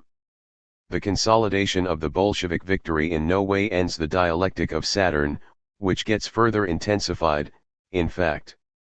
Lenin's call for the conquest of power and the revolution's transformation in a socialist direction is considered an intolerable deviation from Marxism in the eyes of Kamina and Zinoviev, who alert the Mensheviks to the situation and therefore invite upon themselves the accusation of betrayal from the majority of the Bolshevik Party. It's a debate that extends beyond Russia's borders and the communist movement itself. The Social Democrats are the first to cry out against the scandalous abandonment of orthodoxy, which excluded the possibility of a socialist revolution in a country that hadn't yet passed through full capitalist development, while both Karl Koski and Rosa Luxemburg condemned Lenin's embrace of the slogan "Land to the Peasantry" as an abandonment of the path towards socialism. Here, however, it's worth concentrating on the divisions that occur within the Bolshevik leadership group itself. The millenarian expectations that arise from a combination of circumstances, both objective and subjective, explains the particularly devastating strength demonstrated by the dialectic of Saturn. Fear and indignation, universally shared, caused by the unspeakable carnage and conflict between different states as if they were Moloch, determined to sacrifice millions and millions of men on the altar of national defense, when in reality they are competing in an imperialist race for world hegemony. All of this strengthens the demand for a completely new political and social order. It's a matter of once and for all ripping out the roots from which all the horrors since 1914 had emerged. Nurtured by a worldview, which with Marx and Engels appears to call for a future without national borders, market relations, a state apparatus, and even judicial coercion, and by an almost religious approach to the texts of the communist movement's founders, that demand could only be a disappointment once the structure of the new order begins to take form. Therefore, well before being central to Trotsky's thoughts and the criticisms he made, and after having already manifested itself during the collapse of the Tsarist autocracy, the theme of the revolution betrayed looms like a shadow over the history that begins with the Bolshevik rise to power. The accusation or the suspicion of betrayal emerges at every turn of this particularly tortured revolution, driven by the government's need to reconsider some of the original utopian motives, and in any case forced to moderate their grand ambitions given the extreme difficulties of the objective situation. The first challenges faced by the new political order is that represented by the dissolution of the state apparatus and by the continued widespread anarchy among the peasantry, who lack any state or national vision, and are therefore quite indifferent to the plight of the cities, which lack any sources of food, inclined to establish short-lived peasant republics. Anarchy was also present among deserters, already hostile to all forms of discipline, as is confirmed by the rise of a free republic of deserters in a district of Bessarabia. In this case, it's Trotsky who's labeled a traitor, who as leader of the army is on the front line in the restoration of centralized power and the very existence of the state. At this time it's the peasantry, the deserters, among them deserters from the Red Army, and outcasts who lay claim to the authentic socialism and the true Soviets, and who long for Lenin, who had endorsed or encouraged the revolt against state power, and who consider Trotsky and the Jews to be vile usurpers. 129.1 Can place in that same context the revolt in 1921 by sailors in Kronstadt. From what it appears, on this occasion Stalin had spoken in favor of a more cautious approach, that is, waiting for the depletion of fuel and food provisions available to the besieged fortress, but in a situation in which the danger of civil war and intervention by counter-revolutionary powers had not yet vanished, a quick military solution ends up being imposed. Again, it's Trotsky, the police officer or marshal, who is considered the defender of bureaucratic organization, dictator, and, in the last analysis, traitor to the original spirit of the revolution. Trotsky, for his part, suspects Zinoviev of having for weeks encouraged the agitation that then turns into a revolt, demagogically wielding the banner of worker democracy, like in 1917-130. Judging from these events, the first accusation of betrayal is an inevitable step in all revolutions, but it's especially painful when it's a revolution carried out in the name of the state's withering away, from the moment of the old regime's overthrow up until the construction of the new order, from the libertarian phase up until the authoritarian phase. Naturally, the accusation or suspicion of betrayal is tied to personal ambitions and the struggle for power. The foreign ministry closes up shop. The jingoistic rhetoric and national hatreds, in part spontaneous, in part intentionally fanned, led to the nightmare of imperialist war. The need to put an end to all this takes on an all-consuming importance. Thus, a totally unrealistic internationalism emerges in certain parts of the communist movement, which tends to dismiss different national identities as mere prejudices. Let's see in what terms, at the start of 1918, Bukharin opposes not only the Peace of Brest-Litovsk, but any attempt on the part of Soviet power to exploit the contradictions among the various imperialist powers, whether by stipulating agreements or doing deals with one or the other. What are we doing? We are turning the party into a dung heap. We always said that sooner or later the Russian Revolution would have to clash with international capital. That moment has now come. 131. It's easy to understand the deception and unease of Bukharin, who nearly 2 years earlier, against a war to the last drop of blood between the great capitalist powers and between different nation-states, and against the chauvinist turn by social democracy, had supported a vision of humanity finally united in brotherhood thanks to the social revolution of the international proletariat, that through arms toppled the dictatorship of financial capital. With the defeat of the socialist epigones of Marxism, guilty of having forgotten or repressed the well-known thesis from the Communist Manifesto, according to which the workers have no fatherland, thus ends the final way of limiting the proletariat's conception of the world, the limitations of its nation-state and its patriotism, the slogan for the abolition of state borders and the convergence of the peoples into a single socialist family. 132. It's not a matter of a single person's illusions. Upon taking the position as People's Commissar for Foreign Affairs, Trotsky would declare, "I shall publish some revolutionary decrees to the peoples of the world, then I will close up shop." 133. With the arrival of a unified humanity across the world following the ruins of war and a wave of global revolution, the ministry that would prove to be superfluous is that which would normally handle relations between different states. Compared to this enthusiastic perspective, reality, and the political project as revealed by the Brest-Litovsk negotiations, with the return of state and national borders and even the return of the state's raison d'être, must appear mediocre and disappointing. It's not a small number of Bolshevik members and leaders who experience that event as the fall, or even the vile abandonment and betrayal of an entire world of ideals and hopes. Certainly, it would not be easy to resist Wilhelm II's armies, but to make concessions to German imperialism just because the Russian peasantry, self-absorbed in their own interests and ignorant of the responsibilities imposed on them by world revolution, refuse to continue fighting? Is that not proof of the nascent peasant degeneration within our party and Soviet power? Toward the end of 1924, Bukharin describes the common sentiments among the pure-blooded left communists and the circles that sympathized with Comrade Trotsky during the Brest-Litovsk period.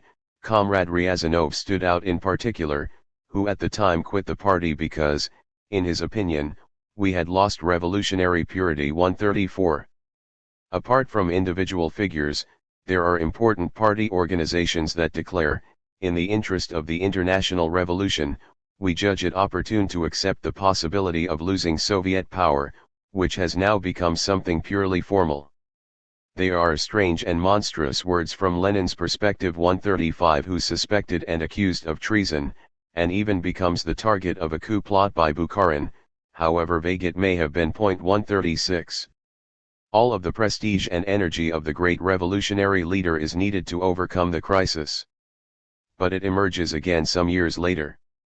With the defeat of the Central Powers and the outbreak of revolution in Germany, Austria, Hungary, and its potential outbreak in other countries, the outlook the Bolsheviks were forced to abandon with Brest-Litovsk appears to again acquire new vitality and relevance. At the conclusion to the First Congress of the Communist International, it's Lenin himself who declares, the victory of the worldwide proletarian revolution is guaranteed. The founding of the International Soviet Republic draws near. 137. Therefore, the imminent defeat of capitalism around the world would have been rapidly followed by the fusion of different nations and different states into a single entity. Again, the foreign ministry was about to become superfluous. The twilight of that illusion coincides with Lenin's illness and death. The new crisis is even more serious because now, inside the Bolshevik Party, there's no indisputable authority. From the point of view of Trotsky, his allies, and his followers, there can be no doubt, what had dictated the choice of socialism in one country and the consequent neglect of the idea of world revolution, wasn't political realism and a calculation of the balance of forces, but bureaucracy, opportunism, cowardice, and in the last analysis, betrayal. The first to face this accusation is Stalin, who from the start had dedicated special attention to the national question, looking toward the victory of the revolution at an international level, but thinking first of Russia. Between February and October of 1917, he had presented the proletarian revolution not only as the necessary instrument to build the new social order, but to also reaffirm Russia's national independence. The Entente tried to force Russia, through all possible means, to continue fighting and bleeding, and similarly tried to transform it into some type of colony of Britain, America, and France. Worse yet, they behaved in Russia as if they were in Central Africa.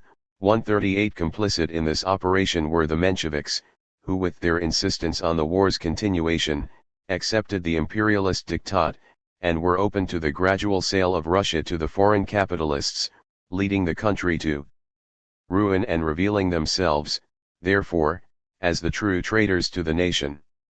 Against all this, the completion of the revolution not only promoted the emancipation of the popular classes, but cleared the way to the effective liberation of Russia. 139. After October, the counter-revolution, unleashed by the whites and supported or encouraged by the Entente, was also defeated due to the appeal to the Russian people by the Bolsheviks to resist the invasion by the imperialist powers determined to reduce Russia to a colony or semi-colony of the West. It's for that reason even officers from the nobility had given their support to the new Soviet order. 140 And Stalin had distinguished himself once again in promoting this line, describing the situation during the Civil War as follows. A victory by Denikin and Kolchak means the loss of Russia's independence, the transformation of Russia into a rich source of money for the Anglo-French capitalists. In that sense, the Denikin-Kolchak government is the most anti-popular and anti-national government. In that sense, the Soviet government is the only popular and national government in the best meaning of this term, because it carries with it not only the liberation of the workers from capital, but also the liberation of all of Russia from the yoke of world imperialism, and the transformation of Russia from a colony into a free and independent country. 141.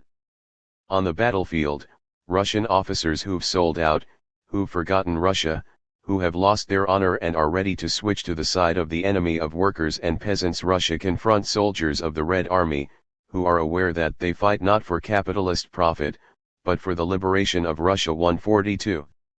From this perspective, the social struggle and the national struggle are interlinked, replacing imperialist unity, that's to say the unity based on national oppression, with a unity founded on the recognition of the principle of equality between nations. The new Soviet Russia had put an end to the disintegration and the complete ruin represented by the old Tsarist Russia. At the same time, while increasing its strength and its weight, the new Soviet Russia had contributed to the weakening of imperialism and the victory of the revolution around the world. 143. However, when the course of the Civil War and the struggle against foreign intervention started to improve, illusions had taken hold about a rapid expansion of socialism in the wake of the Red Army's successes, and its advance far beyond the borders established in Brest-Litovsk. Due to his realism and profound sensitivity to the national question, Stalin noted the dangers that would arise from entering far into Polish territory. The rear of the Polish armies differ notably to those of Kolchak and Denikin, to Poland's great advantage. Different from the rearguard of Kolchak and Denikin, the Polish troops are homogeneous and have a single nationality. From there arises their unity and stability. Patriotic sentiment prevails in the spirit of their people, which reaches the front lines in a number of ways, creating a sense of national unity and steadfastness among the troops. Therefore, it was one thing to defeat in Russia an enemy discredited in national terms, but it was another matter to confront outside of Russia a nationally motivated enemy. Therefore, proclamations in favor of a march on Warsaw, and the declarations according to which one could only accept a Red and Soviet Warsaw, were expressions of empty bluster and a self-satisfaction damaging to the cause. 144. The failed attempt to export socialism to Poland, that until not long before had been part of the Tsarist Empire, had strengthened Stalin's convictions. In 1929, he pointed to a phenomenon in large part unexpected by the protagonists of the October Revolution: the stability of nations is tremendously solid. 145. They appear destined to be a vital force for a long time in history. As a consequence, for a long period of time humanity would have to remain divided not only between different social systems, but also between different linguistic, cultural, and national identities. What relations would have to be established between them? In 1936, in an interview with Roy Howard, of the Times, Stalin states, "Exporting revolution is nonsense. Each country can have its revolution if it wishes, but if it doesn't want it, there won't be a revolution. Our country wanted to have a revolution and it did." Outraged, Trotsky comments. We cite word by word. The theory of revolution in one country is the natural next step after the theory of socialism in one country. We have proclaimed an infinite number of times that the proletariat in the country with the victorious revolution is morally obligated to help the revolting and oppressed classes, and not only in the realm of ideas, but also with weapons, if possible. And we haven't limited ourselves to declaring it. We have defended with weapons the workers of Finland, Estonia, and Georgia. We tried, by marching on Warsaw with the Red Army, to offer the Polish proletariat the opportunity to have an insurrection. 146. Having exhausted the vision of an international Soviet Republic, and with it the final disappearance of state and national borders, Stalin makes use of the principle of peaceful coexistence between countries with different social systems. But this new principle, that was the result of a learning process and that guaranteed the Soviet Union the right to independence in a world that was hostile and militarily stronger, in the eyes of Trotsky appeared to be a betrayal of proletarian internationalism, as well as the abandonment of the duty of mutual and active solidarity between the oppressed and exploited around the whole world.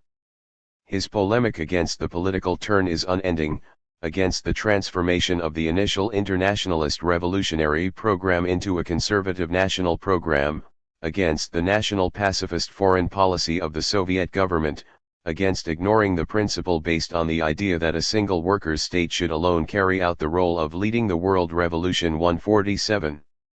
In any case, since the peaceful transition from capitalism to socialism is impossible, a socialist state can't peacefully integrate and develop, Hineinwachsen, within a world capitalist system. It's a position that Trotsky stresses still in 1940. It would have been better not to have started the war against Finland, but once started, it should have been seen through until the end, that is, until the Sovietization of Finland. 148. The end of the money economy and market morality. The dialectic of Saturn is demonstrated in a number of other political and social settings. Internally, How should equality be understood by the regime born out of the October Revolution and that was called upon to realize it? War and hardship had produced a communism founded on the more or less egalitarian distribution of quite miserable food rations. With respect to that practice and the ideology that had developed upon it, the NEP new economic policy was an upsetting shock, with the emergence of new and stark inequalities, made possible by the toleration of certain sectors of the capitalist economy. The sense of betrayal is a widespread phenomenon, and it heavily affects the Bolshevik Party. In 1921 and 1922, literally tens of thousands of Bolshevik workers ripped up their membership cards, so disgusted by the NEP they had renamed it the New Extortion of the Proletariat. 149. Outside of Soviet Russia, we see a French communist leader accept the radical change, but not without adding, while writing in El Humanite, the NEP has brought with it some of the capitalist rot that had completely disappeared during war communism. 150.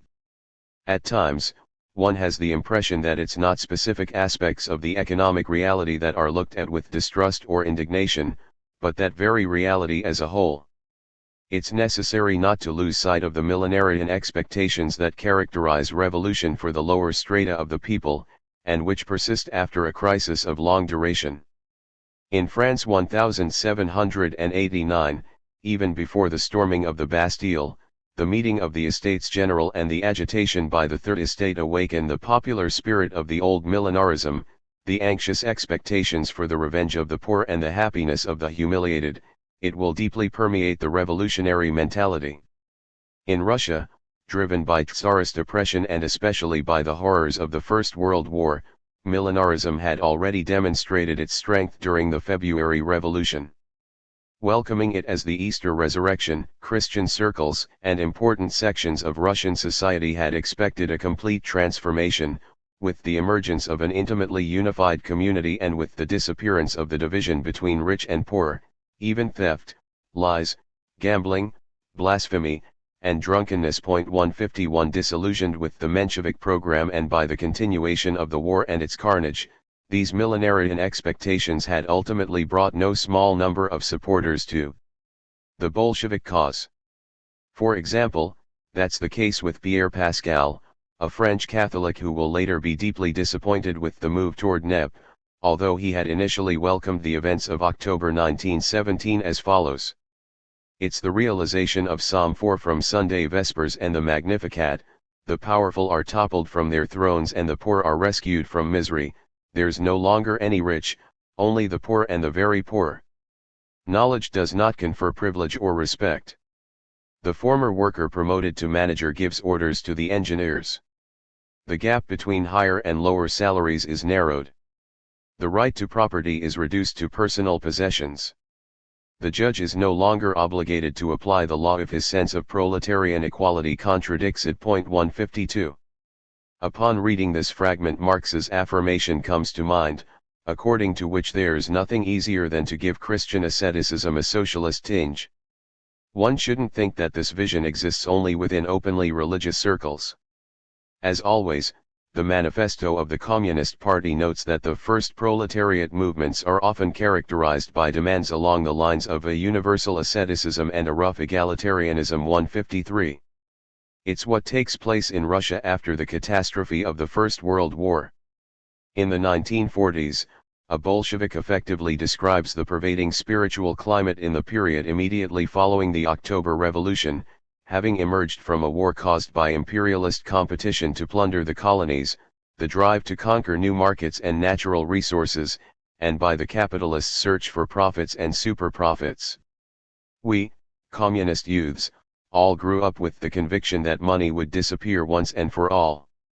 If money returned, wouldn't the rich also reappear? Would we not find ourselves on a slippery slope that leads us to capitalism? 154. It's a spiritual climate that's also expressed in the work of eminent Western philosophers. In 1918, the Young Bloc invites the Soviets to put an end not only to all private economic activity, but also the entire money economy, and with it the market morality that blesses all the evil that there is in man. Only by liquidating such rottenness in its entirety was it possible to once and for all end the pursuit of wealth and domination, the conquest of colonies and hegemony, that lead to the catastrophe of war.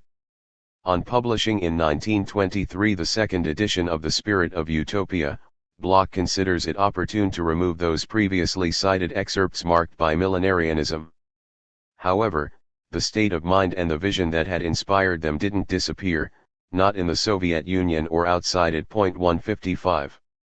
While on the one hand they attenuated, this moral crisis is nonetheless reignited by the healing of the wounds opened by the First World War and the two civil wars, against the whites and the kulaks, as well as by the economic recovery.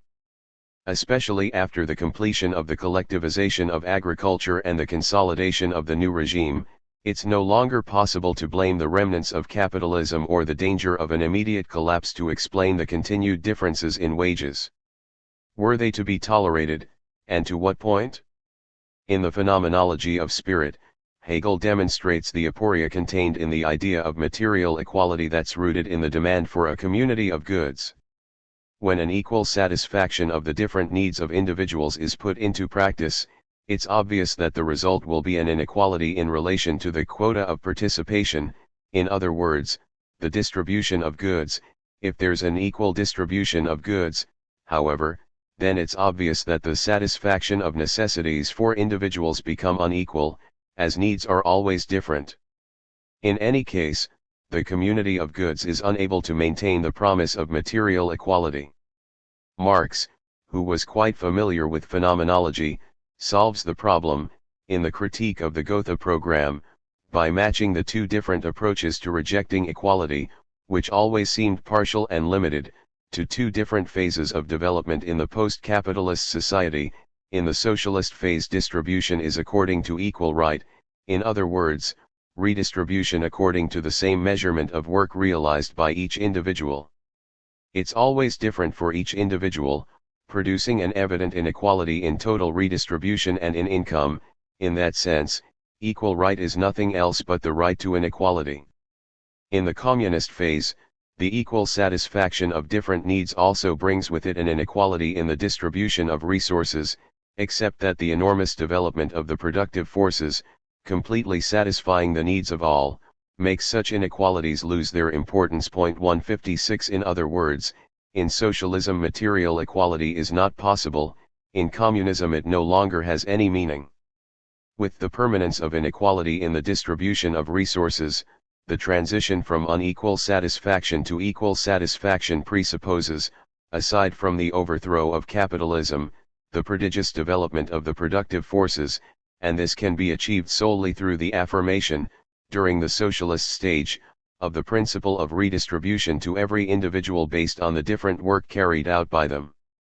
It's here that Marx's insistence arises on the fact that, once having seized power, the proletariat is called upon to commit themselves to the development of the productive forces, in addition to committing themselves to the transformation of social relations. 157. On the other hand, however, in praising the Paris working class for confronting the French bourgeoisie, which enjoys its luxuries while it carries out a bloody repression, Marx highlights a measure approved by the Commune as a model.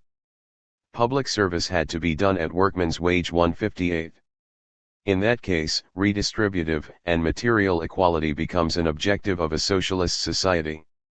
It's not easy to reconcile those two perspectives, and their divergence will play a non-negligible role in irremediably dividing the Bolshevik Party's leaders. As it's consolidated, Soviet power is forced to address the growing problem of economic development, for the purpose of establishing social consensus and achieving national legitimacy in the eyes of the Russian people, as well as a means to defend the homeland of socialism from the threats growing on the horizon. Referring to the polemic already found in the manifesto of the Communist Party, against universal asceticism and its egalitarian tinge, Stalin insists, it's time to understand that Marxism is the enemy of egalitarianism.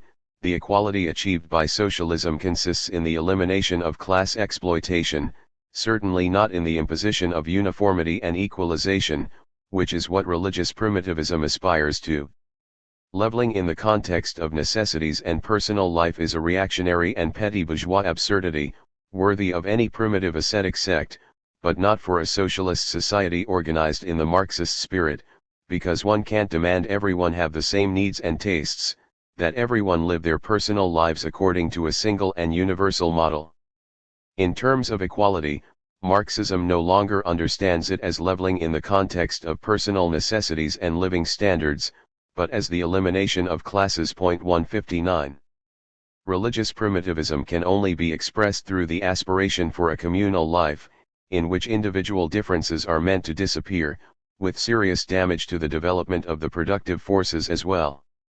The idealization of agricultural communes was encouraged at a certain time, going as far as to introduce workshops and factories into the communes, where skilled and unskilled workers, working each according to their vocation, had to put their salary in the common fund, and later divide it in equal parts.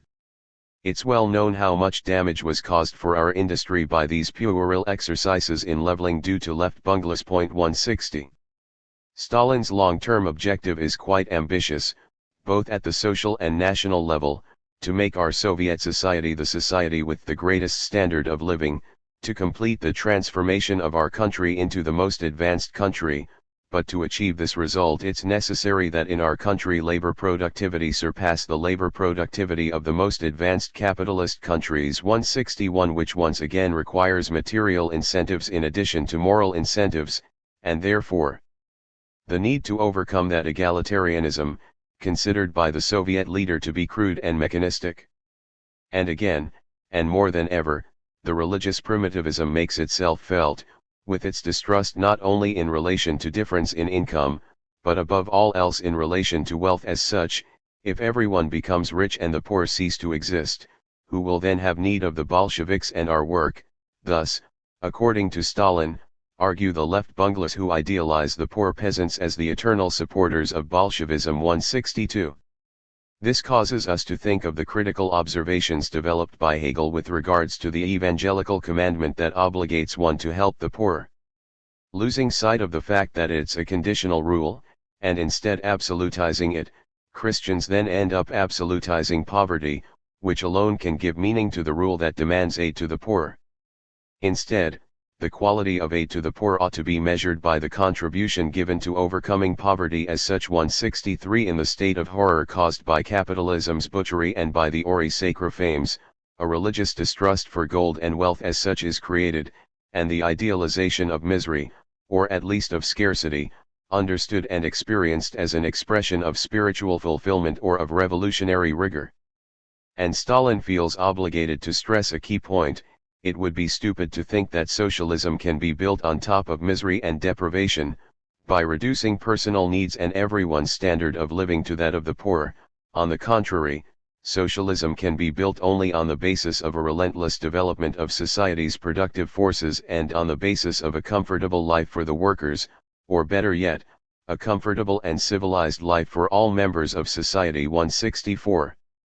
Just like the Christian doctrine of helping the poor, the revolutionary doctrine, that insists that communist parties first place themselves among the exploited and the poor, is also conditioned, and it is only taken seriously once it is understood for its conditionality.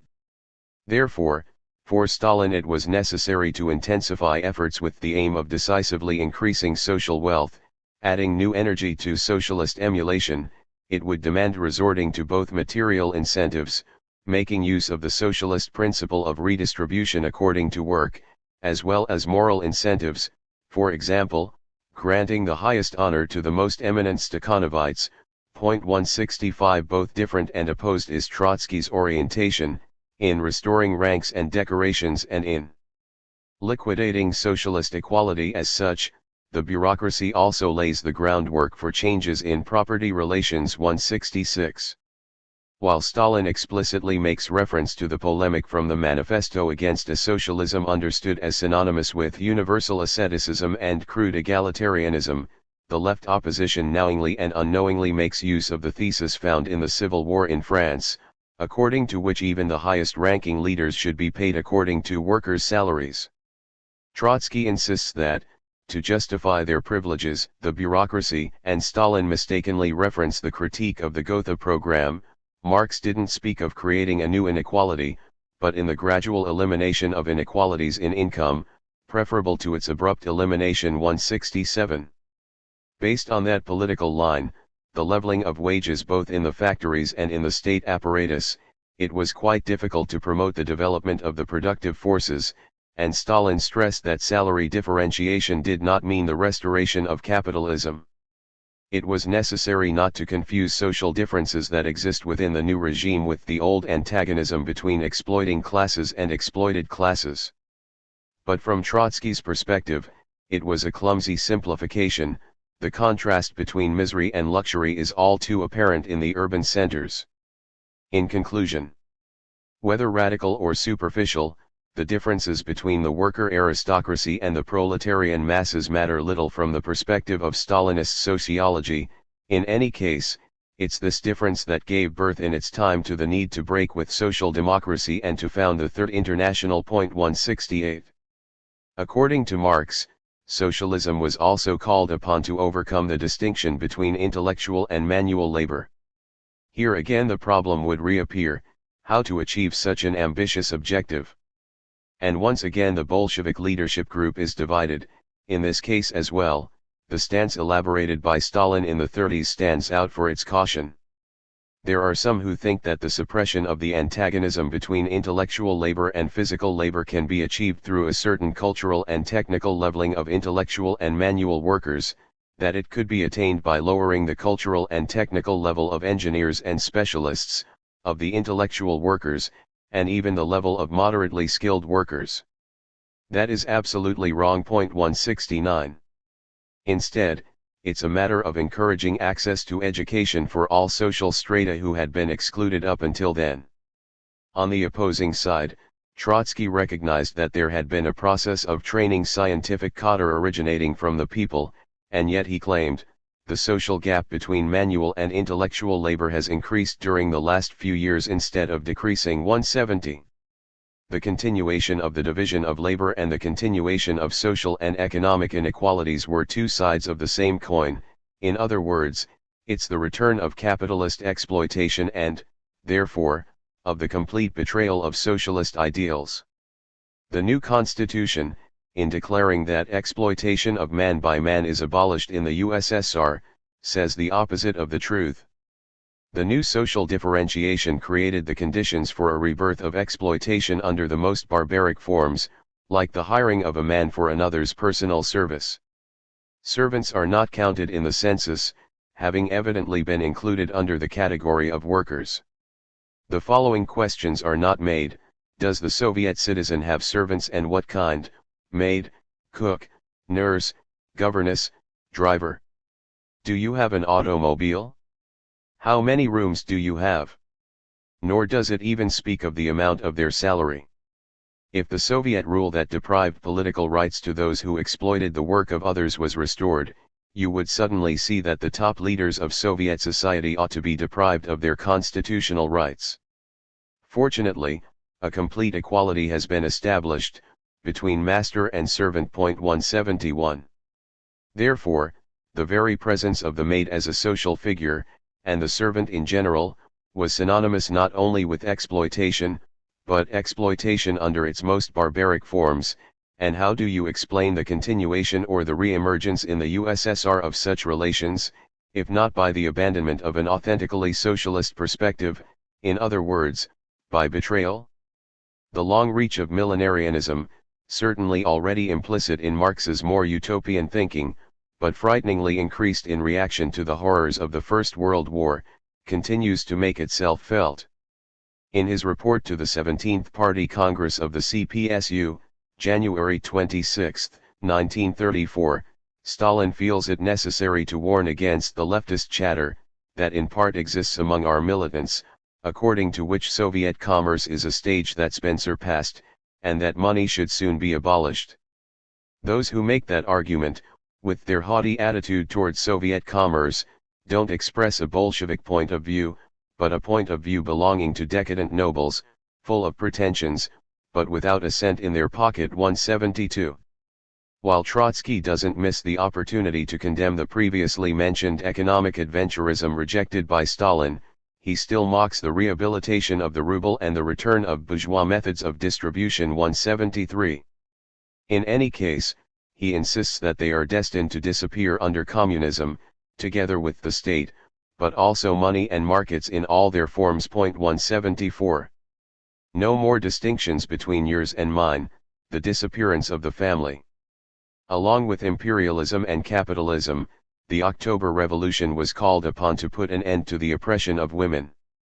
To make possible their equal participation in social and political life, it was necessary to liberate them by developing social services as much as possible, by freeing them from domestic reclusion and a division of labor that humiliated and hampered them. The criticism of traditional morality and its duplicity would then guarantee sexual emancipation for women as well, up until that time reserved though in a partial and distorted form to men alone. Following these grand transformations, would the family institution still have meaning, or was it destined to disappear? Alexandra Kollontai has no doubts, the family is no longer necessary. It was thrown into crisis by women's complete emancipation, and by the spontaneity and fluidity that now characterize sexual relations. The family, aside from inconvenient, also proves to be superfluous. The raising of children passes gradually into the hands of society. Moreover, there was no cause for despair. The family was a privileged place for the cultivation of egotism, going hand in hand with the attachment to private property. In conclusion, the socially conscious mother will revolt to the point of no longer making a distinction between yours and mine and, therefore, remembering that there are only our children, the children of communist Russia and its workers. These ideas are strongly criticized by the Bolshevik leadership group in its entirety. In particular, in a speech in 1923, Trotsky wisely notes that such a vision ignored the responsibility of the father and mother toward their child, thus encouraging the neglect of children and, therefore, worsening a scourge that was already widespread in Moscow during those years. 175. However, in one form or another, those ideas were quite popular within party circles. 176. Even at the start of the 1930s, a close collaborator of Stalin's, namely Kaganovich, is forced to confront them. We turn to his biographer. Despite completely adhering to the principle of women's liberation, Kaganovich vehemently charged against extremist positions that sought the elimination of individual kitchens and wanted forced cohabitation in communes. Sapsovich, one of the leftist planners, had even proposed ending all spaces of cohabitation between husband and wife, with the exception of a small bedroom at night. He pushed the idea of large beehive-like structures for 2,000 people with all the services shared to encourage the communal spirit and suppress the bourgeois family unit. 177. However, Kaganovich's, and Stalin's, position drew strong criticism from Trotsky, who at that time was the opposition's leader. The totally recent cult to the Soviet family did not fall from the sky. The privileges that can't be bequeathed to children lose half their value. Now, the right to leave inheritance is inseparable from that of private property. 178. Therefore, the restoration of the family institution, and the rejection of the commune destined to absorb and dissolve them, meant the defense of the right to inheritance and the right to property, and consequently takes on a clear counter-revolutionary meaning. In fact, by a divine coincidence, Trotsky mocks the solemn rehabilitation of the family takes place at the same time that money becomes respected again. The family is reborn at the same time in which the coercive role of the ruble is reaffirmed. 179. The consecration of marital fidelity goes hand in hand with the consecration of private property. To put it in religious terms, the fifth commandment comes back into force at the same time as the seventh, without invoking divine authority. For now 180. In fact, when looking closely, that invocation already appears on the horizon. In his speech on the drafting of the Constitution of 1936, Stalin criticizes those who want to prohibit the holding of religious ceremonies and deprive clergymen of their right to vote. 181. And again Trotsky intervenes to denounce that unacceptable retreat with respect to the initial project for the definitive liberation of society from the shackles of superstition. The assault on the heavens has ceased. Worried about their good reputation, the bureaucracy ordered the atheist youths to hand over their weapons and get on with reading. It's only the start. A regime of ironic neutrality is being slowly instituted with regards to religion. 182. Along with the family, the right to inheritance and to property, the opiate of the masses that Marx spoke of can't be allowed to return. Behind this new chapter scrutinizing the revolution's betrayal is the dialectic we came across earlier. Doing away with the bourgeois family, its ingrained prejudices, and its dead laws, the revolution would have allowed love, freedom, and spontaneity into a previously private space. And yet, it's interesting to note that what causes Trotsky's protests and anger was still the idea of a juridical regulation of family relations. The authentic socialist family, freed by society from the heavy and humiliating daily burdens, will not need any regulation, and the very idea of laws on divorce or abortion will be no more than the memory of houses of pleasure or of human sacrifice. 183. The condemnation of faire politique, or the transformation of power into love. Therefore, more than the concept of family, and the right to inheritance and to property, and the religious consecration of power, of the family head and the property owner, Trotsky's polemic attacks the question of society's juridical organization as a whole, the question of the state. It's the central question on which all the different questions previously analyzed converge, predicted by Marx after the overthrow of capitalism. When and under what conditions can the process of the state's withering away begin? The victorious proletariat, the state and revolution affirms on the eve of the Bolshevik Revolution, only has need of a state in the process of withering away. However, carrying out an enormous wave of nationalizations, the new power gives an unprecedented impulse to the expansion of the state apparatus. In other words, as they move towards building a new society, Lenin is forced, whether consciously or not, to move increasingly further away from anarchism, and the positions he had initially taken. To better understand this, it's enough to look at an important intervention, Better Fewer, but Better, published in Pravda on March 4, 1923. What immediately stands out are the new slogans: to improve our state apparatus, seriously committing to the construction of the state, to construct a truly new apparatus that truly deserves the socialist and Soviet name, to improve administrative work, and to do all this without hesitation, learning from Western Europe's best examples. 184. But does massively expanding the state apparatus and focusing on the question of its improvement not mean, in fact, renouncing the ideal of the state's withering away? Of course, the realization of that ideal can be delayed to a far distant future, but meanwhile, how should state-owned property be managed, which had now experienced an enormous expansion, and what forms should state power take on in Soviet Russia as a whole? Even in The State and Revolution, written at a moment when Lenin was harsh, and couldn't not be, in his denunciation of the representative regimes responsible for the war, we can read that even the most developed democracy can't do without representative institutions. 185. Meanwhile, the expectation for the withering away of the state continues to fuel distrust in relation to the idea of representation, at the exact same time that the leaders of Soviet Russia increase the number of representative bodies, as the Soviets undoubtedly are, not even neglecting a second and third level of representation. The Soviets from a lower level elect their delegates to the Soviet at the higher level. It would not take long for the controversy to break out. The question of re-establishing order and the revitalization of the productive apparatus, with its recognized link to the principle of competency, is also raised in the factories.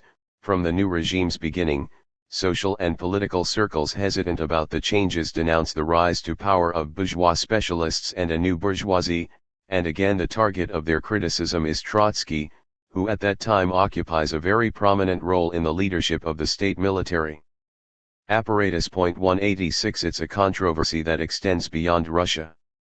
There's significant criticism directed at Gramsci, who celebrated the new state that's taking form in the birthplace of the October Revolution, and pays tribute to the Bolsheviks for being an aristocracy of statesmen, and Lenin for being the greatest statesman in contemporary Europe. They knew how to put an end to the profound abyss of misery, barbarity, anarchy, and disorder created by a long and disastrous war.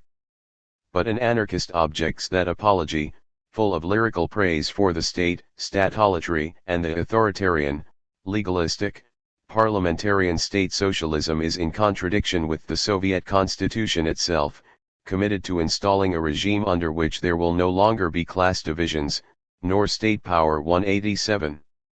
It's not only openly declared anarchist circles and authors who adopt a critical position. Even supporters of the international communist movement express their clear dissatisfaction, disappointment, and dissension. Let's turn to one of them, namely Panikok, who is no longer able to identify with the Bolshevik political program. Specialists and managers in the factories exercise a power greater than that which should be compatible with communist development.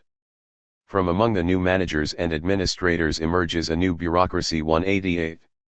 The bureaucracy, the workers' opposition platform in Russia insists in the following year, is a direct negation of mass action. Unfortunately, it's an ailment that has now invaded the most intimate fibers of our party and our Soviet institutions. 189. Beyond Russia, such criticisms are also directed at the West. They call for an end to the bourgeois representative system, to parliamentarianism. 190. More so than the Bolshevik dictatorship, the target of condemnation is the principle of representation. Yes, that someone decides your destiny, that is the essence of bureaucracy. 191. The degeneration of Soviet Russia resides in the fact that a single person takes charge of a determined position.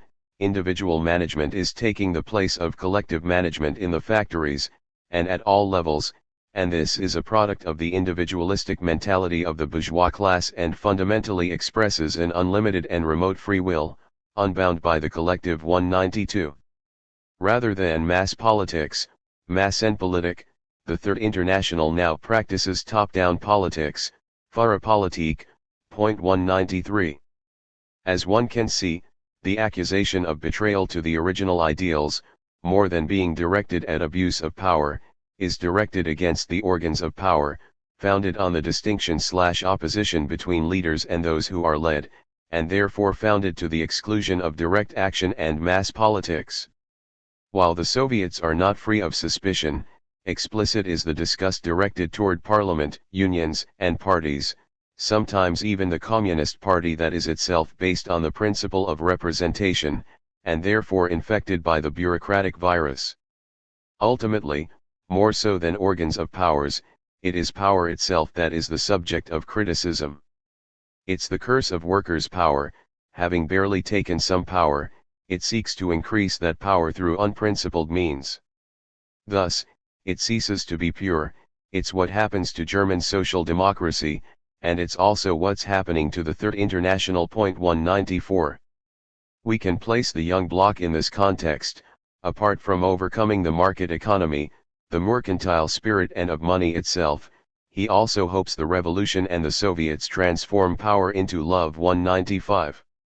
While the German philosopher, in removing these lines and unrealistic expectations from the second edition of The Spirit of Utopia, distances himself from the most millenarian aspects of his thinking, there are none too few communists, in Soviet Russia and outside it, who ultimately cry out in outrage because the miracle of the transformation of power into love doesn't take place. In the first years of Soviet Russia, more so than with Stalin, the anti-bureaucratic polemic primarily attacks Lenin and even Trotsky, included among the most prominent defenders and crusaders of the bureaucracy. 196. The situation noticeable changes in the following years.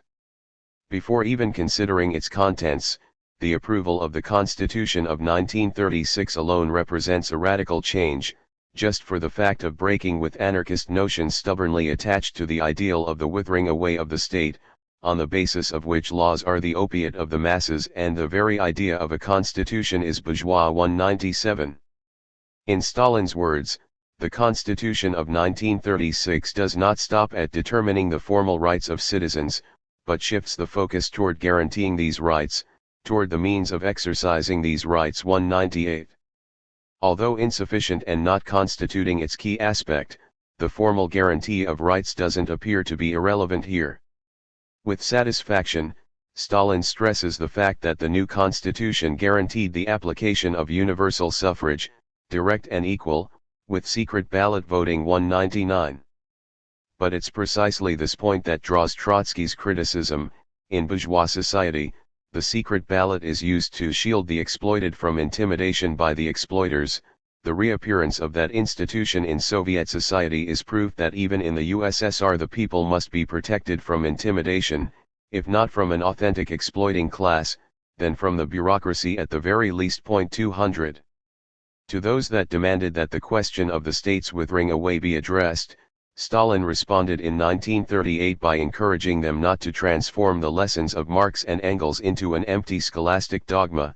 The setback in the ideal's realization was explained by the permanent capitalist encirclement. However, in listing the functions of the socialist state, aside from the traditional ones of defense against the enemy class both internal and external, Stalin called attention to a third function, namely, the work of economic organization and the cultural and educational work by our state organs, a work carried out with the aim of planting the seeds of the new socialist economy and of re-educating everyone in the spirit of socialism. It was a point on which the report to the 18th Party Congress of the CPSU strongly insisted. Now, the fundamental task of our state, inside the country, consists of the peaceful work of economic organization, and a cultural and educational work. The theorization of this third function was already by itself an important breakthrough. But Stalin would go further, in declaring, the repressive task has been substituted by the task of safeguarding socialist property against thieves and those who squander the people's property. 201. Obviously, it's a declaration that's somewhat problematic, even mystifying. Certainly it doesn't concretely reflect the situation of the USSR in 1939, when the terror rained havoc and the Gulag expanded monstrously. But here we are dealing with another aspect. Is the thesis of the states withering away valid, and if so, up to what point? Will we also retain the state under communism? Yes, it will be retained, if the capitalist encirclement is not eliminated, if the threat of foreign military aggression is not eliminated. 202. Thus, the realization of communism in the Soviet Union or in a select number of countries would have meant the fading away of the first function of the socialist state, the defense against the danger of counter-revolution from within, although not the second function, the protect against external threats, that, with the presence of powerful capitalist countries, would have continued being vital even in a communist era. But why would the third function, economic and cultural work, as well as the safeguarding of socialist property from thieves and those who squander the people's property, have to end following the collapse of the capitalist encirclement and the absence of the second function? There's no doubt that Stalin shows indecision and contradiction, likely driven by the necessity of moving with caution through a political minefield, where any deviation with respect to the classic thesis of the states withering away would expose him to the accusation of betrayal. The assassination of Kirov, state conspiracy or terrorism. From the start, the leadership group that takes power in October 1917 proves to be profoundly divided around the most important domestic and international political questions. That division, contained only while Lenin was still alive, becomes unbridgeable following the passing of the charismatic leader. Will the clash remain isolated to the political ideological realm? Long gone are the times in which, with regards to the Sergei M. Kirov case, front-line leader of the CPSU, shot and killed at his office's front door by a communist youth, Leonid Nikolov, December 1, 1934, in Leningrad, one could write that there's no doubt about the fact that the assassination was organized by Stalin and executed by his police agents. 203.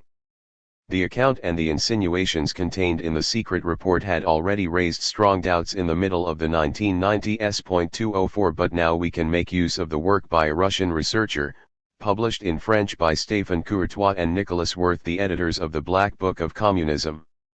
We have before us research that is presented with the most anti-Stalinist credentials possible.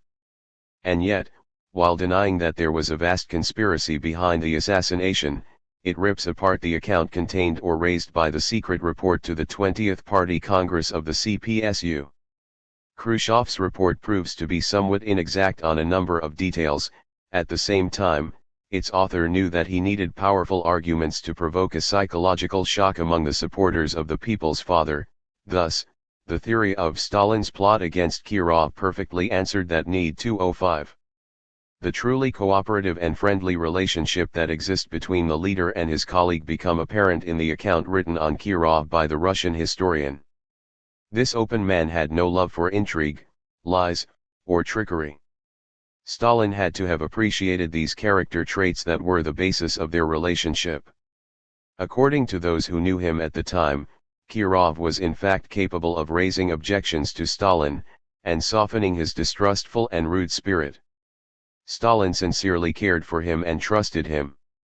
Loving to fish and hunt, he often sent fresh fish and meat from animals he caught. Stalin had such trust in Kirov that he often invited him to the sauna, an honor that was conceded to only one another living man, General Vlasic, head of his personal guard. 206. Until the very end, nothing intervened to disturb that relationship, as is confirmed by the investigations of another Russian historian. In the archives there's nothing to suggest a political split or a rivalry between the two. This theory is even more ridiculous for the fact that Kirov only participated irregularly in the activities of the party's highest organizational body, the Politburo, in order to concentrate on the administration of Leningrad. 207. But while the idea of a rivalry between Kirov and Stalin has no basis. 208, the reaction from Trotsky, on the other hand, raises questions. The right-wing political turn on both the internal and external front couldn't not alarm the most class-conscious segments of the proletariat. The youth are also overtaken by a profound unease, especially those that live close to the bureaucracy and observes its arbitrariness, its privileges, and its abuse of power. It's in this atmosphere that Nikolov's gun was fired. It's extremely probable that he wanted to protest against the existing regime within the party, against an unaccountable bureaucracy and against the turn to the right. 209. The sympathy or understanding for the author of the attack is transparent, and the disdain and hatred for Kirov are explicit. Far from mourning him as a victim of the dictator in the Kremlin, Trotsky classifies him as the skilled and unprincipled dictator of Leningrad, a typical personality in his organization. 210. And he goes on to add, Kirov, the brutal satrap, stirs no compassion in us. 211. The victim was an individual who, for some time, inspired the wrath of the revolutionaries. Those who resort to the new terrorism are neither the old ruling classes nor the kulaks. The terrorists in the past few years have been recruited exclusively among the Soviet youth, in the ranks of the Communist Party's youth organization. 212. At least at this time between 1935 and 1936 the attack on Kirov is in no way discussed as a setup. It's stated, yes, that anything can be exploited by the bureaucracy as a whole, but at the same time it's stressed, with some satisfaction, that every bureaucrat trembles before the terrorism arising from below. 213. Despite not having the experience of the class struggle and the revolution, these youths, who are inclined to enter clandestine struggle, learning to fight and prepare themselves for the future, give reason to hope. 214. Trotsky appeals to the Soviet youth, who have already started to spread fear among the members of the ruling elite, calling on them to join the new revolution that draws near. The bureaucratic regime has fought a battle against the youth, as has already been denounced in the title of a central paragraph in The Revolution Betrayed. Now, the oppressed will topple the oppressors. Any revolutionary party will first find support from the ascendant class's generation of youth. Political senility is expressed by the loss of their capacity to carry the youth.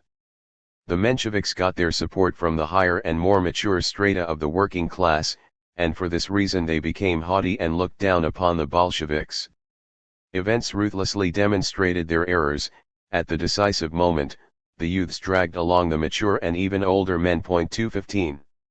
It's a dialectic destined to be repeated. However immature the initially forms may be, a revolt against oppression always has a positive value. After having made clear his disdain and hatred for Kirov, Trotsky adds, "We remain neutral in relation to the one who killed him only because we don't know his motives. If we learn that Nikolov consciously fired his gun with the intention of avenging the workers whose rights have been trampled on by Kirov, Without reservations, our sympathies would lie with the terrorist. Like the Irish terrorists or those of other countries, the Russian terrorists also deserve respect. 216. Initially, the investigations by authorities centered on the White Guards. In fact, in Paris these groups were well organized. They have had success in carrying out a certain number of terrorist attacks in Soviet territory. In Belgrade similar groups operated. Their monthly publication specified, in the November 1934 edition, that, in the aim of toppling the leaders of the Soviet nation, it's worthwhile to utilize the weapon of terrorism. Among the leaders to be assassinated was Kirov himself. However, those investigations were not making progress. Soviet authorities then began looking in the direction of the left opposition. 217. As we have seen, it's Trotsky who corroborates the new investigative lead, and he does not stop at highlighting the revolutionary fervor of the Soviet youth, but he also clarifies that those who resort to violence are not, and couldn't be, a definitively defeated class that's close to surrender. The history of individual terrorism in the USSR strongly characterizes the country's general evolutionary stages. At the dawn of Soviet power, the Whites and the Socialist revolutionaries organized terrorist attacks in the context of civil war. When the old property-owning classes lost all hope for restoration, the terrorism stopped. The attacks by kulaks, that continued on until recently, had a local character. They fought an insurgency against the regime. The most recent terrorism does not get its support from either the old ruling classes or the rich peasantry. The latest generation of terrorists are drawn exclusively from the Soviet youth, from the communist youth wing and from the party, and frequently from the children of party leaders. 218. While the old ruling classes, swept away by the October Revolution and later with the collectivization of agriculture, have given up, the same does not occur with the proletariat, the protagonists of the revolution, but which is momentarily obstructed and oppressed by the Stalinist bureaucracy. It's the latter who should be afraid. The attack against Kirov and the increase in terrorism by the Soviet youth are symptomatic of the isolation and the hostility that surrounds and harasses the usurpers of Soviet power. 219. It's true that Trotsky is quick to clarify that individual terrorism is not really effective. But it's a classification that's not all that convincing, and possibly said without much conviction. Meanwhile, under the existing conditions in the USSR, it's an inevitable phenomenon. Terrorism is the tragic outcome of Bonapartism. 220. Moreover, while it's not able to resolve the problem, individual terrorism nevertheless has the importance of being a symptom, as it characterizes the severity of the antagonism between the bureaucracy and the vast popular masses, and particularly the youth. Regardless, the critical mass is rising for an explosion, that's to say a political cataclysm, destined to inflict on the Stalinist regime the same fate suffered by the regime led by Nicholas II. 221. Terrorism, coups, and civil war. The fall of the Romanov dynasty was preceded by a long series of attacks promoted by organizations which, despite heavy blows from repression, always managed to reconstitute themselves. In Trotsky's opinion, a similar process was unfolding in the USSR in response to the betrayal consummated by the bureaucracy. What threatens it aren't individual acts of terrorism, but precursors of another great revolution. All indications lead us to believe that events are headed toward a conflict between the popular forces, motivated by cultural promotion, and the bureaucratic oligarchy. This crisis doesn't allow for a peaceful solution. The country is clearly headed toward a revolution. 222. A decisive civil war appears on the horizon and, in the atmosphere of civil war, the assassination of some oppressors is no longer a matter of individual terrorism. In any case, the Fourth International supports a struggle to the death against Stalinism, destined to eliminate a faction already condemned by history. 223. As you can see, the attack against Kirov evokes the specter of civil war among the forces that had toppled the old regime. In reality, this specter follows the history of Soviet Russia like a shadow from the moment it is established. To sabotage the peace of Brest-Litovsk, interpreted by Bukharin as a capitulation to German imperialism and a betrayal of proletarian internationalism, he harbors for a moment the idea of a type of coup d'état that would see removed from power, at least for some time, the man who was until that moment the undisputed leader of the Bolsheviks. If it was already out in the open while Lenin was still alive, despite his enormous prestige as a leader, the specter of the division of the Bolshevik leadership group, and of civil war within that same revolutionary bloc, took complete form in the following years. It's what unequivocally appears in the important testimony from within the anti-Stalinist opposition and from the deserters of the communist movement, in whom the old faith had transformed into unrelenting hatred. Let's see how Boris Suvarin describes the situation created in the CPSU around 10 years after the October Revolution. The opposition considers forming its own organization as a clandestine party within the one party, with its miniature hierarchy, its Politburo, its central committee, its regional and local agents, its groups on the ground, its participation quotas, its memos, and its code for correspondence. 224. The expectations were not just for a political clash, but a military one as well. Immediately after the end of the Second World War, the memoirs of Ruth Fischer are published in the United States, at the time a leading figure within the German Communist movement and member of the Presidium of the Comintern from 1922 to 1924. In this memoir she explains the way in which, in her time, she participated in the resistance organization in the USSR against the totalitarian regime that had been installed in Moscow. This is in 1926. After breaking with Stalin the year before, Zinoviev and Kamenev drew close to Trotsky. They organize the bloc to win power. They then develop a clandestine network that reaches as far as Vladivostok and the Far East. Messengers distribute classified party and state documents, transmit coded messages, armed guards provide security to secret meetings. The leaders of the bloc made preparations for definitive steps, based on the assumption that the clash with Stalin could only be resolved with violence.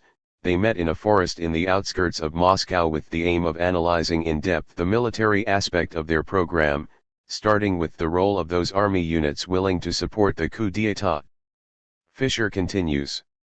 It was a question that was mostly technical, which should be discussed between the two military leaders, Trotsky and Lashevik Vice Commissar for War, who died soon after, before the purges. Since as Vice Commissar of the Red Army he was still in a favorable legal position, Lashevik was tasked with planning the military action against Stalin. 225. The street demonstrations the following year, to mark the 10th anniversary of the October Revolution, should be read in that context. From Moscow and Leningrad they extended to other industrial centers so as to force the party hierarchy to give in. 226. In Europe during those years, it wasn't a mystery to anyone the severity of the political battle that went on in Soviet Russia. The history of the struggle between Stalin and Trotsky is the history of the attempt by Trotsky to take power.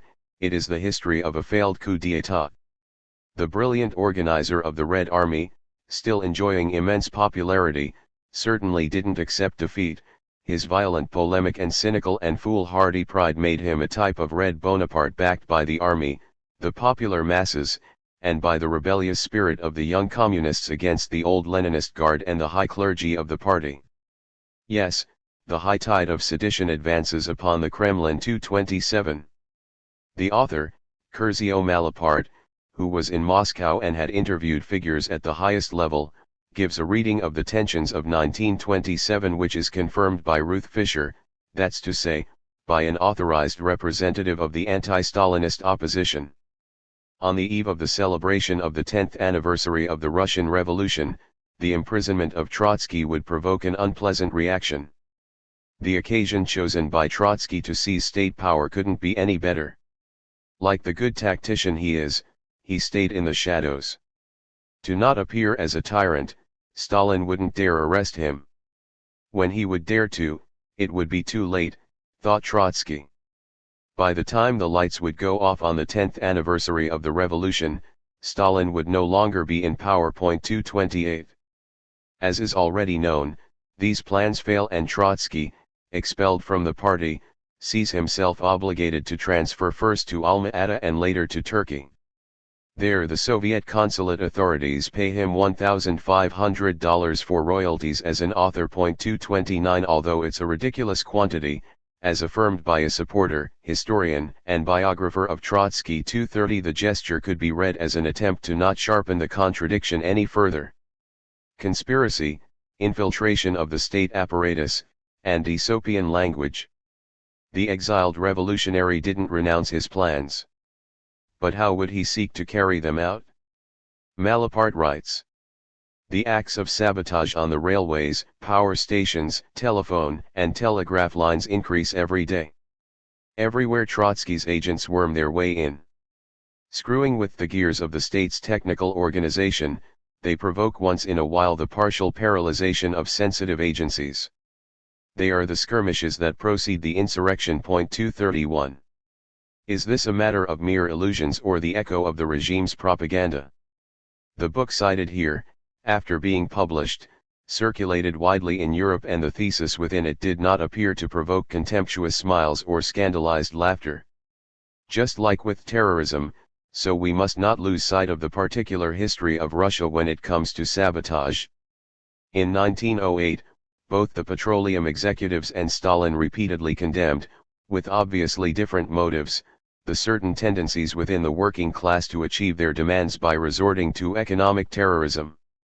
Despite stressing that the ultimate cause of this phenomenon was capitalist exploitation, the Bolshevik leader had welcomed the latest resolution by the strikers from the Mirzoyev factory, directed against the fires and economic assassinations, and against the old terroristic and anarchist tendencies. 232 By the start of the 1930s, had this tradition totally disappeared, or did it continue to manifest in new forms?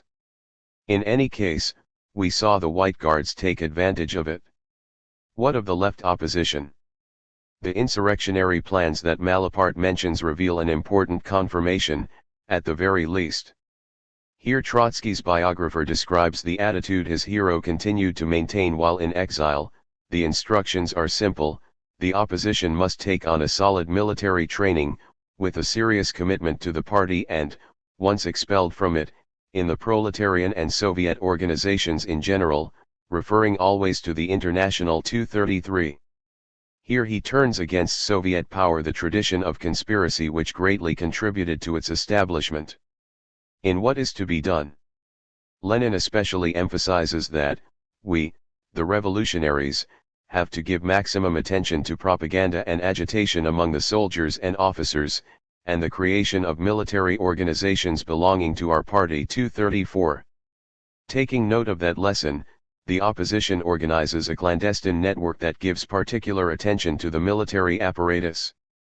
The tortured process of its creation made the task of infiltrating it easier. What happened at the time the Chayka, the first political police force in Soviet Russia, was created is significant. On July 6, 1918, an attack takes the life of the German ambassador. The perpetrator was Yakov G. Blumkin, a socialist revolutionary who sought to protest the Brest-Litovsk Treaty and reopen the debate on it. When the chief of the Chayka, Felix E. Dzerzhinsky, went to the German embassy in Moscow to offer the apologies of the Soviet government, he is informed the authors of the attack appeared with the Chayka's credentials. To discover the truth, he proceeds to the headquarters of that institution, where he is then arrested by Chayka dissidents, themselves either members or close to the Revolutionary Socialist Party. Later freed by the Red Guard, Dzerzhinsky then purges the political police and orders the execution of those responsible for the conspiracy and the mutiny.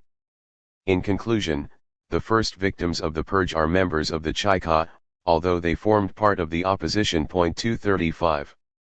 The perpetrator of the attack managed to flee, but doesn't yet exit the scene. Trotsky publicly recognized, toward the end of 1929, having received Blumkin as a guest, while still an agent of the intelligence services of the Red Army. Levsidov, son and colleague of Trotsky, sought to make it appear as something casual. However, a document archived in Stanford shows that the contact between Trotsky and Blumkin didn't come about by coincidence, but from an organized link within the USSR.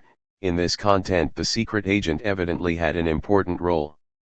It would be this link that pushes Stalin to order Blumkin's execution 236. As you can see, the opposition agents infiltrate everywhere 237. Even in the GPU, a small nucleus of Trotsky's loyalists remain hidden for a time. 238 According to a contemporary American historian, it's possible that Genrikh G. Yagoda played a role as a double agent, the man who led the first phase of the Great Terror, before even he is consumed by it. 239 According to the accounts of militant anti-Stalinists, it's known that some opposition documents were printed in the typography of the GPU. Looking closely, there's permanent tension within Russia's state terrorist apparatus. 240. The infiltration is made easier by the regime's cautious opening. Upon calling for struggle against the bureaucratic dictatorship, Trotsky points out that the new constitution offers at the same time a semi-legal trench from which to fight against it. 241. It is best fought with camouflage, disguising their intentions of seeking to undermine and topple state power. On this point, the leader of the opposition leaves no room for doubt. The subversive work demands some conspiratorial precautions. It's necessary to observe in the struggle the rules of the conspiracy. Further, this life and death struggle can't be conceived without the cunning of war, in other words, without lies and deceptions. Could the German workers possibly avoid deceiving Hitler's police? Would Soviet Bolsheviks be unethical in deceiving the GPU? 242. Again, the Bolshevik conspiratorial tradition is turned against the regime that emerged out of the revolution. In 1920, Lenin had called for the revolutionaries' attention to the obligation of combining illegal forms of struggle with legal forms, with the obligatory participation in the most reactionary parliament and a certain number of other institutions under reactionary laws. And that's not all. Revolutionaries should know how to face all sacrifices and in case of necessity resort to all sorts of tricks and illegal methods, and to silence and to hide the truth with the objective of infiltrating the unions and remaining in them, and realizing there, at whatever cost, the work of a communist. 243. It's exactly how the opposition conducts itself in relation to the political and social organizations of the hated Thermidorian regime. The conspirators follow a precise rule of conduct. Carry out self-criticism, recognize your errors and that they are generally corrected. Those called two-faced men by the Stalinist press, or even the left-right faction, from this moment on seek contacts which would allow the broadening of the resistance front to Stalin's policies. Meet up with other groups on this path. 244. It's understandable then the obsession over duplicity, the obsession for which Khrushchev condemned Stalin. 245 Meanwhile, the abandonment of NEP culminates in the rupture with Bukharin. Due to the position assumed by the latter, it's interesting to read the testimony of Humbert Draws, leader of the Comintern, who was expelled from the Communist Party of Switzerland in 1942 over his differences with Stalin. On a trip to the first conference of the Revolutionary Labor Unions of Latin America in the spring of 1929, he meets with Bukharin and has a meeting with him, which he recalls in these words: "He got me up to date on the contacts his group made with the Zinoviev Kamena faction to coordinate the struggle against Stalin's power, that he anticipated the struggle including individual terrorism, whose central objective was eliminating Stalin and, to be clear, eliminate him physically." 246.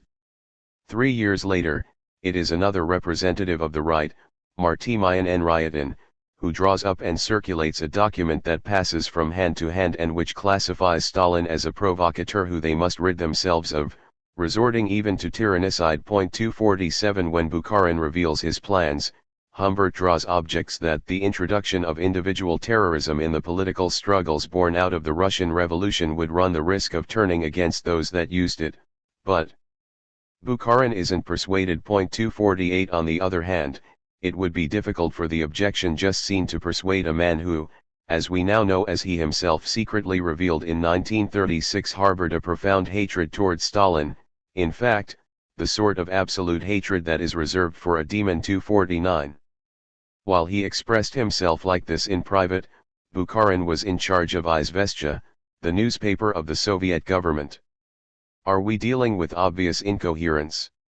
Not from the point of view of the Bolshevik leader, who continued to combine legal and illegal work, with the aim of toppling a regime that he considered detestable, and who valued another of Lenin's lessons. In reference to Tsarist Russia, we can read in What Is to Be Done? That in a country ruled by an autocracy, with a completely enslaved press, in a period of desperate political reaction in which even the tiniest outgrowth of political discontent and protest is persecuted, the theory of revolutionary Marxism suddenly forces its way into the censored literature and, though expounded in Aesopian language, is understood by all interested parties. 250. This is exactly how Bukharin uses the Soviet government's newspaper. The condemnation of the all-seeing total state, founded on blind discipline, Jesuit obedience, and on the glorification of leader pretends to alone make reference to Hitler's Germany, but in fact points to the USSR as well. The Aesopian language recommended by Lenin becomes immediately transparent when the denunciation refers to cruel and uncultured provincialism. 251. It's clearly the portrait of Stalin painted by the opposition.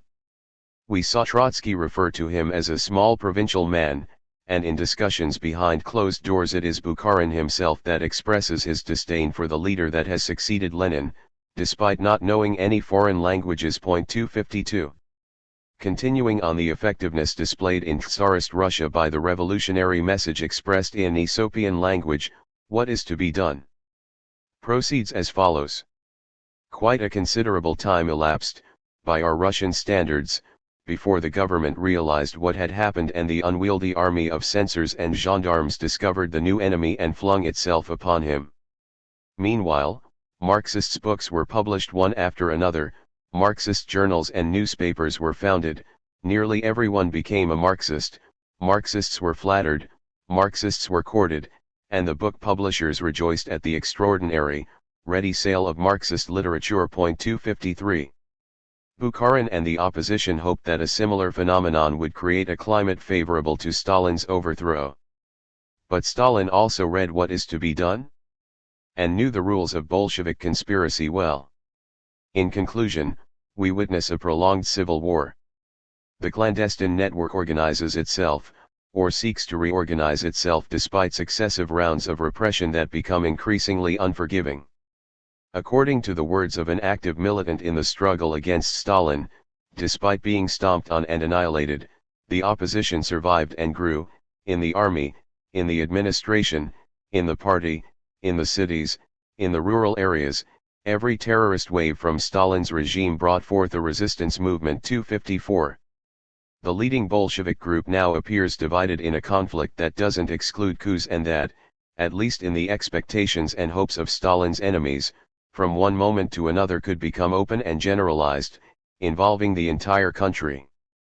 While the opposition turns to Lenin's lessons and to the conspiratorial tradition of Bolshevism to weave their plans in the shadow, this double game provokes the outrage of Soviet power, which identifies in false friends the most dangerous and insidious enemy.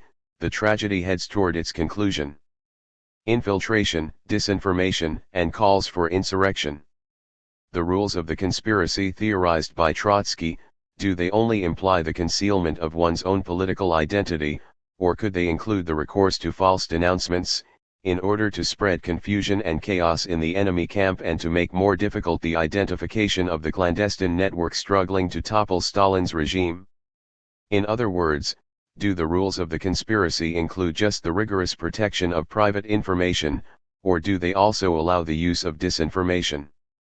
It's not just the American journalist Anne Louise Strong, sympathetic to the government, who raises such suspicions. 255. In the secret report itself it speaks of false charges and provocations realized by authentic Trotskyists, thereby carrying out their revenge, but also careerists without a conscience willing to clear the way by using the most contemptible means. 256. Noteworthy is an episode that takes place when the assassination of Kirov is made public.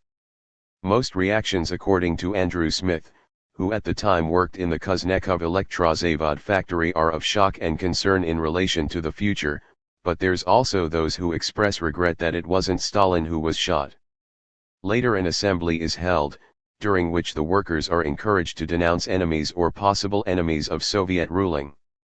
Smith recalls his surprise at how, during the debate, the dissident group he was in contact with proved to be the most active in attacking the opposition and deviationists, and seeking the most severe measures against them. 257. Indicative as well is an episode that occurs outside the USSR, but could help in understanding what occurs inside that country. When General Alexander Emerlov, a former high-level collaborator with the NKVD, and in 1938 sheltering in the United States, is accused by the journalist Louis Fischer of having participated in the liquidation of anti-Stalinist communists during the Spanish Civil War, he responds with the false revelation that it was his accuser, in fact, who was a spy in service to Moscow. 258. In the Soviet Union of the 1930s, we have seen the opposition infiltrating the repressive apparatus at the highest levels. It would be very strange if, after having achieved this objective, it limited itself to obeying Stalin's orders. Disinformation carries the double advantage of obstructing the machinery of repression and redirecting it against an especially hated enemy. It's an integral part of war, and that's what it's about, at least judging by Trotsky's argument in July of 1933, when he considers the counter-revolutionary civil war carried out by the Stalinist bureaucracy to be already underway, and which culminated in the infamous annihilation of the Leninist Bolsheviks. Therefore it's necessary to be aware of the new situation. The slogan for the reform of the CPSU doesn't make sense anymore. A head-on struggle is imposed. The party and the international led by Stalin, now on their last leg, can only bring misfortune and nothing but misfortune to the world proletariat. On the opposing side, the authentic revolutionaries certainly can't be inspired in their actions by petty bourgeois pacifists. 259. There can be no doubt, only with violence can the bureaucracy be forced to return power to the hands of the proletarian vanguard. 260. Hitler's rise to power for Trotsky doesn't mean that unity is necessary, in the aim of confronting the enormous danger which looms, starting from Germany. It means that they can't stop halfway in the struggle against a power, Stalinism, which had led to the defeat of the German and international proletariat. As you can see, it's the very leader of the opposition who speaks of civil war within the party that he in part led during the October Revolution and in the first years of Soviet Russia. Before us is the topic which constituted the starting thread of the investigation by a Russian historian who is a convinced and self-declared Trotskyist, author of a monumental and multi-volume work, dedicated precisely to the detailed reconstruction of this civil war. He speaks, regarding Soviet Russia, of a preventive civil war carried out by Stalin against those who had organized to topple him. Even outside the USSR, this civil war takes shape and at times intensifies within the front that fought against Franco. In fact, referencing Spain from 1936 to 1939, he speaks not of one, but two civil wars. 261. With great intellectual honesty and taking advantage of new and rich documentary material available thanks to the opening of Russian archives, the author cited here reaches this conclusion: the Moscow trials weren't a crime without motive nor in cold blood, but more accurately Stalin's reaction during an acute political struggle. 262. In arguing against Alexander Solzhenitsyn, who paints the victims of the purges as a bunch of rabbits, the Russian Trotskyist historian cites a pamphlet which in the 1930s called for the Kremlin to be cleared of the fascist dictator and his clique. He then comments, including from the perspective of Russian legislation in force today, this pamphlet would be judged as a call for the violent overthrow of the government, the ruling elite to be more precise. 263. In conclusion, far from being an irrational and senseless outbreak of violence, the bloody terror carried out by Stalin is in fact the only way he could defeat the resistance of the true communist forces. The party of the executed, is how he defined those targeted, in an analogy to the expression used to identify the French Communist Party, the principal force of anti-fascist resistance and privileged target of Hitler's terror. 264. Thus, Stalin is compared to Hitler, highlighting the fact that the communist and French partisans didn't limit themselves to a passive or nonviolent resistance while opposing the latter. Civil war and international maneuvers. It's no surprise that, from time to time, this or that superpower had sought to take advantage of the latent civil war in Soviet Russia. who solicits or hopes to provoke foreign intervention is, sometimes, the defeated faction, which believes it has no other hope for success. Such a dynamic unfolds starting from the first months of Soviet Russia. Let's return to the attack of July 6 of 1918. It is an integral part of a very ambitious project. On one end, the left revolutionary socialists promote counter-revolutionary uprisings in a number of urban centers against the Soviet government, or rather an insurrection in Moscow which hoped to topple the communist government. On the other end, they also proposed to assassinate various German representatives with the aim of provoking a military reaction from Germany and the subsequent resumption of the war. It would be confronted with a levée en masse by the Russian people, which would inflict a simultaneous defeat to the traitorous government and the enemy invader. 265 The perpetrator of the attack against the German ambassador is a sincere revolutionary. Well before entering into contact with Trotskyist circles, he intends to emulate the Jacobins, protagonists of the most radical phase of the French Revolution and of the heroic mass resistance against the invasion by the counter-revolutionary powers. However, in the eyes of Soviet authority, Blumkin could very well be a provocateur. The success of his plan would have resulted in a new advance by the armies of Wilhelm II and, perhaps, the toppling of the authority born out of the October Revolution. The interaction between internal and international politics appears in all historical changes. Hitler's rise to power, with the annihilation or decimation of the German section of the Communist International, represents a hard blow to the Soviet Union. What consequences would it have for internal political stability? On March 30, 1933, Trotsky blames the ruling bureaucracy in the USSR for the defeat of the Communists in Germany, and writes that the liquidation of Stalin's regime is absolutely inevitable and isn't far off. 266. In the summer of that same year, Daladier's government in France allows Trotsky to visit, only a few months after the previous rejection by Herriot, and doubts arise about the reasons for this change. Ruth Fisher thinks that the French government did so on account of Stalin's weakened position, the reorganization of the opposition against him, and Trotsky's nearing return to Moscow with leading responsibilities at the highest level. 267. A new and dramatic turn of events arises with the outbreak of the Second World War. In the spring of 1940, the Soviet Union is still outside the gigantic conflict, and it even remains committed to the non-aggression pact with Germany. It is an intolerable situation for the countries already facing Hitler's aggression. Taking the Finno-Russian conflict as a pretext, they consider a plan to bombard the petroleum centers in Baku. It's not just a matter of striking the Third Reich's energy supply line. The Franco-British military plan sought to break the military alliance between the Soviet Union and Germany through attacks against the oil industries in the Caucasus region and bringing a post-Stalinist regime to their side against Germany. 268. Let's return for a moment to the attack against German Ambassador Merbach. The perpetrator certainly had in mind triggering a German attack, but not because he hopes for their victory. On the contrary, he hoped the assault would awaken Russia, leading it to a decisive response. Later we see Blumkin participating in the conspiracy led by Trotsky.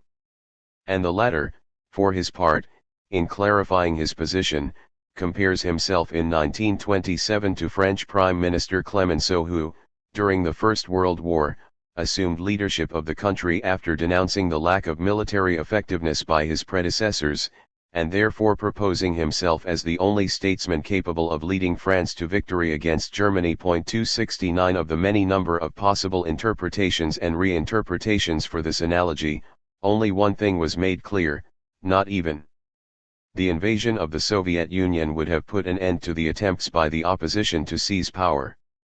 Even more disturbing is the already cited comparison of Stalin to Nicholas II. During the First World War, read and denounced as an imperialist war, the Bolsheviks had put forth the slogan of revolutionary defeatism and had identified the Tsarist autocracy as the internal and principal enemy, that which they first sought to combat and defeat. In the years to follow, Trotsky goes way beyond evoking the spirit of Clemenceau. On April 22, 1939, he declares his support for the liberation of so-called Soviet Ukraine from the Stalinist yoke. 270. Once independent, it would later be unified with western Ukraine upon being separated from Poland, and with Carpathian Ukraine, annexed earlier by Hungary. Let's reflect on the moment in which this position is taken. The Third Reich had just carried out the dismemberment of Czechoslovakia, and rumors grow which indicate that the Soviet Union, and especially Ukraine, is Germany's next objective. In these circumstances, in July of 1939, it is even Kerensky who takes a stand against Trotsky's surprising project which, according to the Menshevik leader, only favors Hitler's plans. It's the same opinion from the Kremlin was the quick response from Trotsky who, on the other hand, in an article from April 22 had written that with Ukraine's independence the Bonapartist clique will reap what they have sown. It's good for the current Bonapartist caste to be undermined, shaken, destroyed, and swept away. Only that way is the road paved for a real defense of the Soviet Republic and its socialist future. 271. Soon after the invasion of Poland begins, Trotsky goes even further. In foreseeing the final ruin of the Third Reich, he adds, however, before going to hell, Hitler could inflict such a defeat on the Soviet Union that it could cost the head of the oligarchy in the Kremlin. 272. That prediction, or that desire, of the liquidation, physical as well, of the Bonapartist clique or caste carried out by a revolution from below, or even by a military invasion, couldn't not be seen in the eyes of Stalin as confirmation of the suspicions about the convergence, at least the objective convergence, between the Nazi leadership and the Trotskyist opposition. Both had an interest in provoking the collapse of the internal front in the USSR, even if the first saw that collapse as the precondition for the Slavic nations' enslavement, and the second saw it as the precondition for the outbreak of a new revolution. Also, it's not a particularly ignominious suspicion.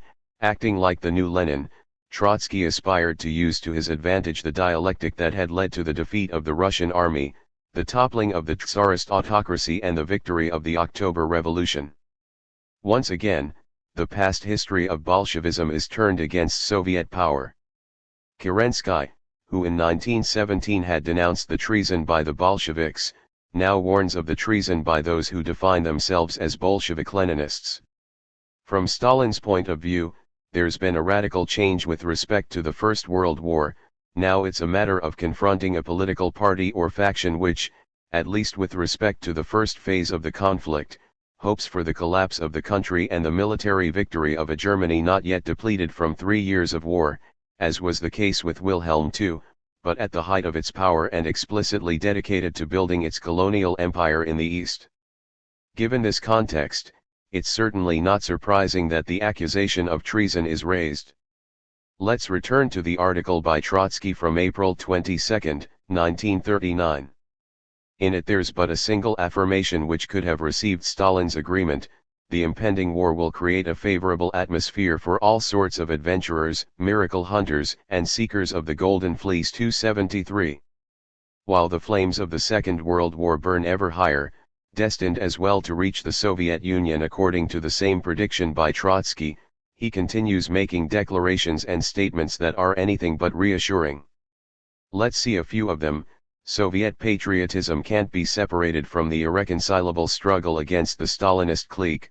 June 8, 1940, the Fourth International has recognized for some time now the need to topple the bureaucracy in power in Russia through a revolutionary uprising by the workers.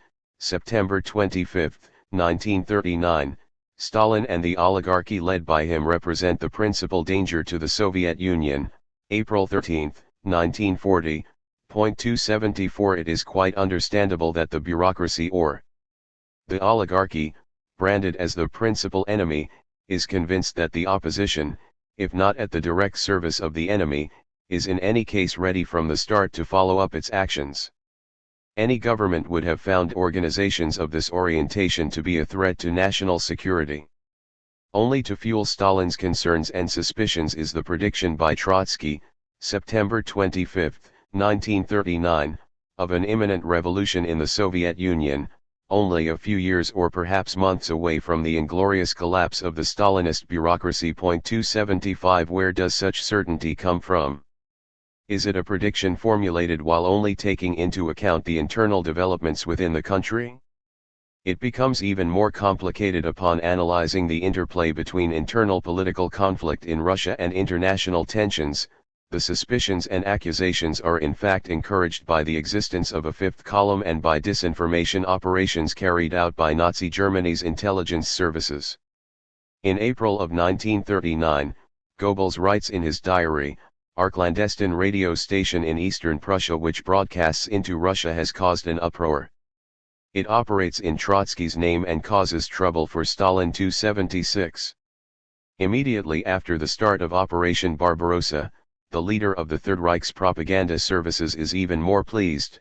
Now we are using 3 clandestine radio stations in Russia, the first is Trotskyist, the second separatist, the third Russian nationalist, all are critical of the Stalinist regime. It's an instrument the aggressors give great importance to. We work with all methods, especially the 3 clandestine radio stations in Russia, these are a model of cunning and finesse 277.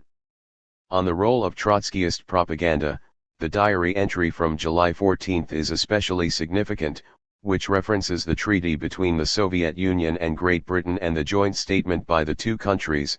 It proceeds as follows: "This is an excellent occasion to show the compatibility between capitalism and Bolshevism, here a synonym for official Soviet authority.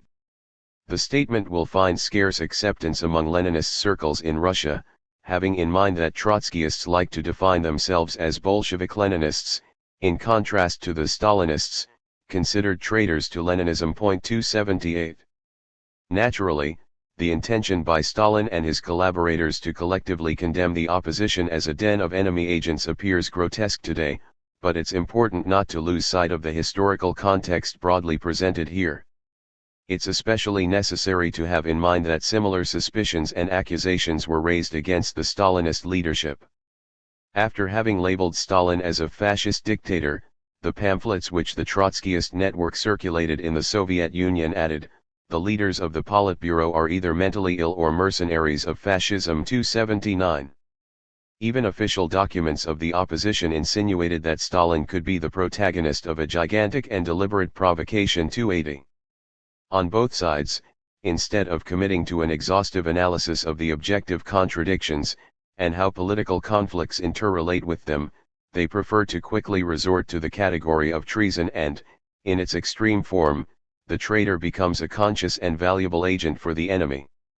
Trotsky doesn't tire in denouncing the plot of the Stalinist bureaucracy against the working class, and the plot is even more despicable because the Stalinist bureaucracy is nothing more than imperialism's transmission device. 281.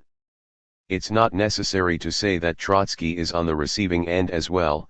He laments at seeing himself described as an agent of a foreign power, but in turn labels Stalin as an agent provocateur at Hitler's service. 282. The most infamous accusations are exchanged by both sides. On closer examination, the most incredible are those coming from the opposition. The conflicted and tormented mood of its leader was carefully analyzed by a Russian historian not suspected of having Stalinist sympathies. Trotsky didn't want the defeat of the Soviet Union, but Stalin's collapse. In his predictions on the imminent war, his unease is evident. The exile knew that only his country's defeat could put an end to Stalin's power.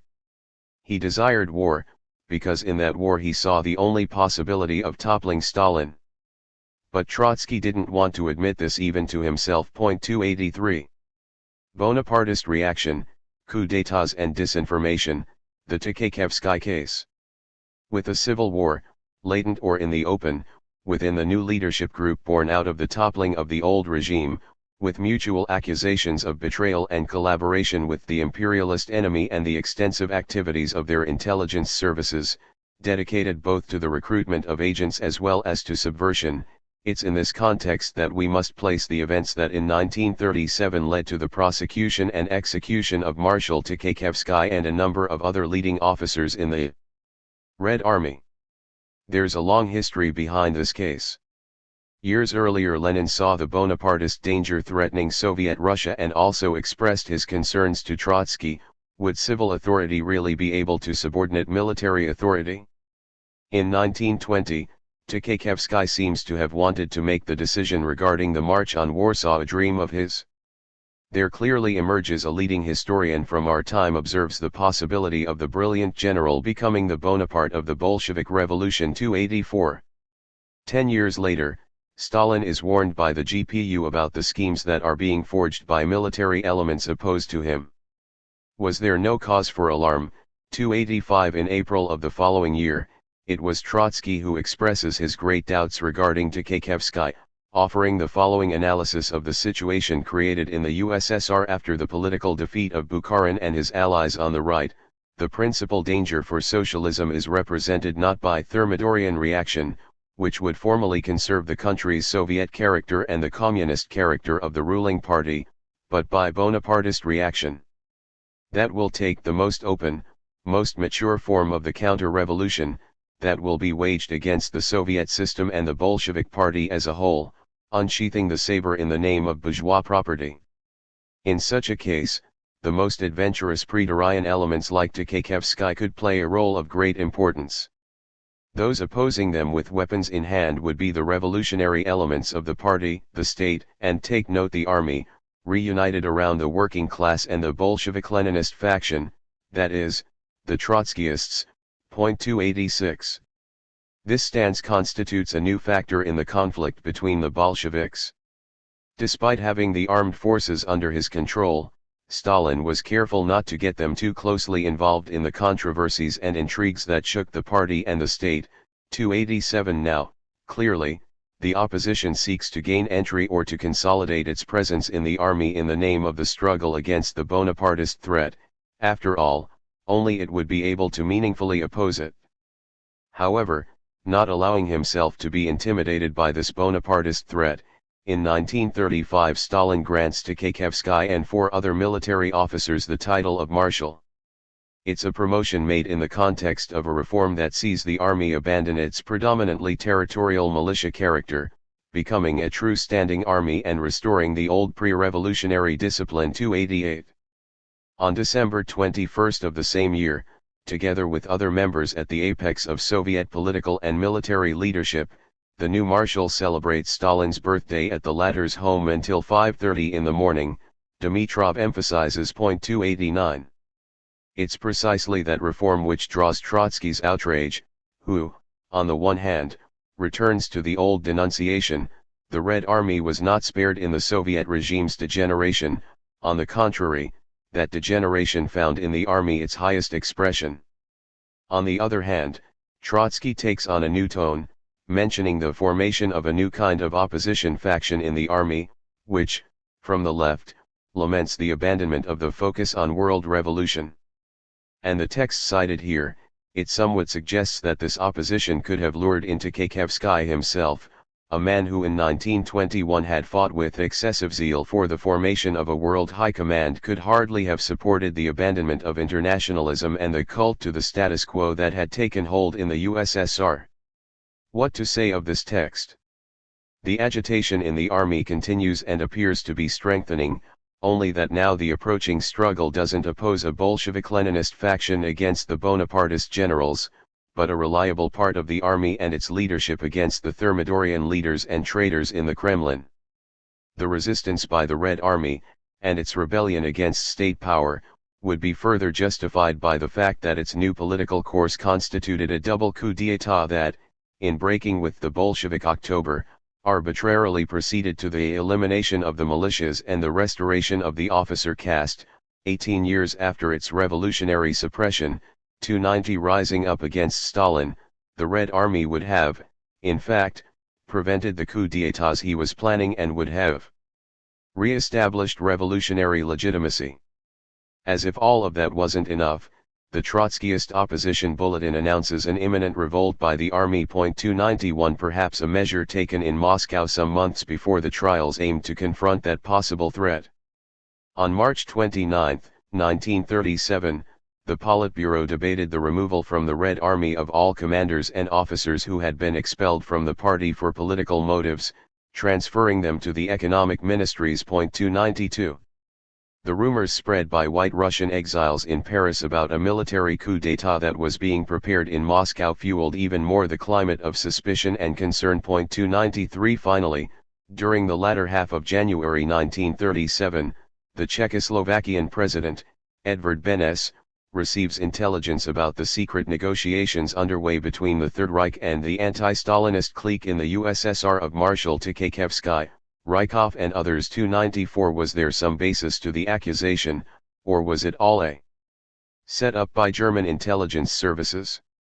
Yet early on in 1937, in speaking with his foreign minister, Konstantin von Neurath, Hitler rejects the idea of an improvement in relations with the USSR, but adds, it would be different if things in Moscow developed in the direction of an absolute despotism under the control of the military. In that case it would be wrong to miss the opportunity to make our presence felt again in Russia. 295. Beneš also keeps the French leaders up to date on those negotiations, thereby notably weakening confidence in the French-Soviet pact. 296. Therefore it wasn't Stalin alone who believed the information shared by the Czechoslovakian president.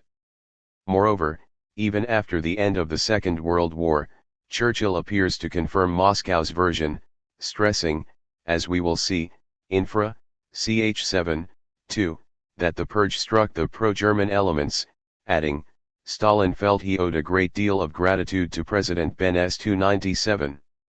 At any rate, the question remains without an answer, and to conclusively answer it only a private conversation of Hitler's in the summer of 1942 offers some assistance. Despite not mentioning a concrete military conspiracy, he observes that Stalin had serious reasons to fear being killed by Tchékovsky's inner circle. 298 If it had all been a setup with Hitler's direct supervision or approval. 299 He would have perhaps boasted of it at a time in which the memories were still fresh of the initial and unstoppable advances by the Wehrmacht. In asking the key question, was there really a military conspiracy, about the then recent trials and executions, Trotsky gives an answer that raises more questions. It all depends on what one considers to be a conspiracy. Any sign of discontent and any contact made among those who are disgruntled, any criticism and any consideration about what to do, or how to oppose the government's shameful policies, all of this, from Stalin's point of view, is a conspiracy. It's a totalitarian regime, all opposition is undoubtedly the seed of a conspiracy. In that sense, the seed was the general's aspirations to protect the army from the demoralizing intrigues of the GPU. Is it his rejection of the conspiracy theory, or is it his corroboration of it, expressed in the Aesopian language imposed by circumstances? Who calls attention to that ambiguous declaration is the fervent Trotskyist and Russian historian we've already encountered, Rogoun, who ends up accepting the thesis of the anti-Stalinist conspiracy by Tchékovsky, putting it in a Bolshevik political context rather than a bourgeois 1.300. To conclude, doubts remains, but it seems difficult to explain all that had happened with the usual deus ex machina, the power-hungry and bloodthirsty dictator, eager to surround himself with puppets, blind and unconditional in their loyalty. This explanation is all the more fragile for the fact that in 1932 Stalin had no issues in attending, together with Molotov, classes by the commandant of the military academy, Boris M. Shaposhnikov, and Stalin gained a lot from these classes, given by a highly decorated strategist, yet who was not a member of the Communist Party. 301 Moreover, military science was one of the few politically important fields in which Stalin favored originality and innovation, to the extent that the officer corps could exercise considerable spiritual independence. 302. Taking the place of Tchékovsky and his subordinates are generals who, far from being passive yes-men, frankly expressed their opinions and made arguments according to their own judgment. 303 Not hesitating to contradict the supreme leader, who, moreover, encourages and sometimes rewards that attitude. Supra, ch 1, 6. 3 Civil Wars. If we don't want to be held prisoners to the caricatures of Stalin drawn by Trotsky and Khrushchev during two different but equally intense political struggles, it's necessary not to lose sight of the fact that the events that began in October 1917 are marked by 3 civil wars. The First War saw the confrontation between the revolution on one side, and the coalition of its enemies on the other, supported by capitalist powers committed to containing the Bolshevik contagion by any means possible. The Second War is more or less the collectivization of agriculture, which is driven by a revolution from above or from afar, despite in part being driven by the peasantry from below. The third is that which divided the Bolshevik leadership group. The last one is even more complex because it's characterized by great mobility and by the dramatic shifts in its front lines. We saw Bukharin, on the occasion of the Brest-Litovsk Treaty, momentarily flirt with the idea of a type of coup d'état against Lenin, who he condemns for wanting to transform the party into a dung heap. While at that moment Bukharin's position is similar to Trotsky's, in the eyes of the latter he becomes, 10 years later, the privileged incarnation of Thermidorian reaction and betrayal by the bureaucracy, with Stalin against Bukharin. Yes. With Bukharin against Stalin? Never 304. It's a moment when Trotsky appears to predict Stalin's turn against Bukharin. The latter would have immediately toppled Stalin as a Trotskyist, exactly how Stalin had toppled Zinoviev. We are in 1928 and there's already hints of the split between Stalin and Bukharin, who in fact, because of the abandonment of NEP, begins privately describing Stalin as the representative of neo-Trotskyism and as an unprincipled schemer, in the last analysis, as the worst and most dangerous enemy inside the party. 305 Thus, the former member of the Duumvirate proceeds down the path that will unite him with Trotsky. Ultimately, the opposing sides form coalitions against the victor. It becomes clear that in the mortal conflict between the Bolsheviks, the alignments change rapidly until the very end. Fought in a country without a liberal tradition and characterized both by the prolonged state of emergency and by the persistence of an ideology prone to liquidating as merely formal the norms that govern the rule of law, the Third Civil Wars take on the ferocity of a religious war. Trotsky, who considers himself the only man able to lead the revolution, is inclined to use any means available to make the false messiah fall from his throne. 306. A zealous faith inspires the opposing side as well, infra, ch 4. And the more Stalin is determined to eliminate all conspiratorial threats, including the most unlikely, the more heavily loom the clouds of a war that threatens the very existence of Russia and the homeland of socialism, and which therefore represent a mortal threat both to the national cause as well as the social cause, two causes Stalin is determined to lead. While their distinctions are hard to make out, acts of terrorism and sabotage can be the expression of a counter-revolutionary project or of a new revolution. The three civil wars become tied up in the interventions by this or that great power. The entirety of these convoluted and tragic conflicts vanish in the differing accounts, described first by Trotsky and later by Khrushchev, that tell simple fables and construct a monster who at his mere touch transforms gold into blood and dirt. 3. Between the 20th century and the longue durée, from the history of Marxism to the history of Russia, the origins of Stalinism. A catastrophe in the making. Up until now we have concentrated on the ideological, political, and military contradictions in the revolutionary process and their interaction with international conflicts. But the picture wouldn't be complete without the inclusion of another factor, the long history of Russia. The approaching catastrophe was noticed by observers from a broad range of political orientations, well before 1917 and even before the founding of the Bolshevik Party.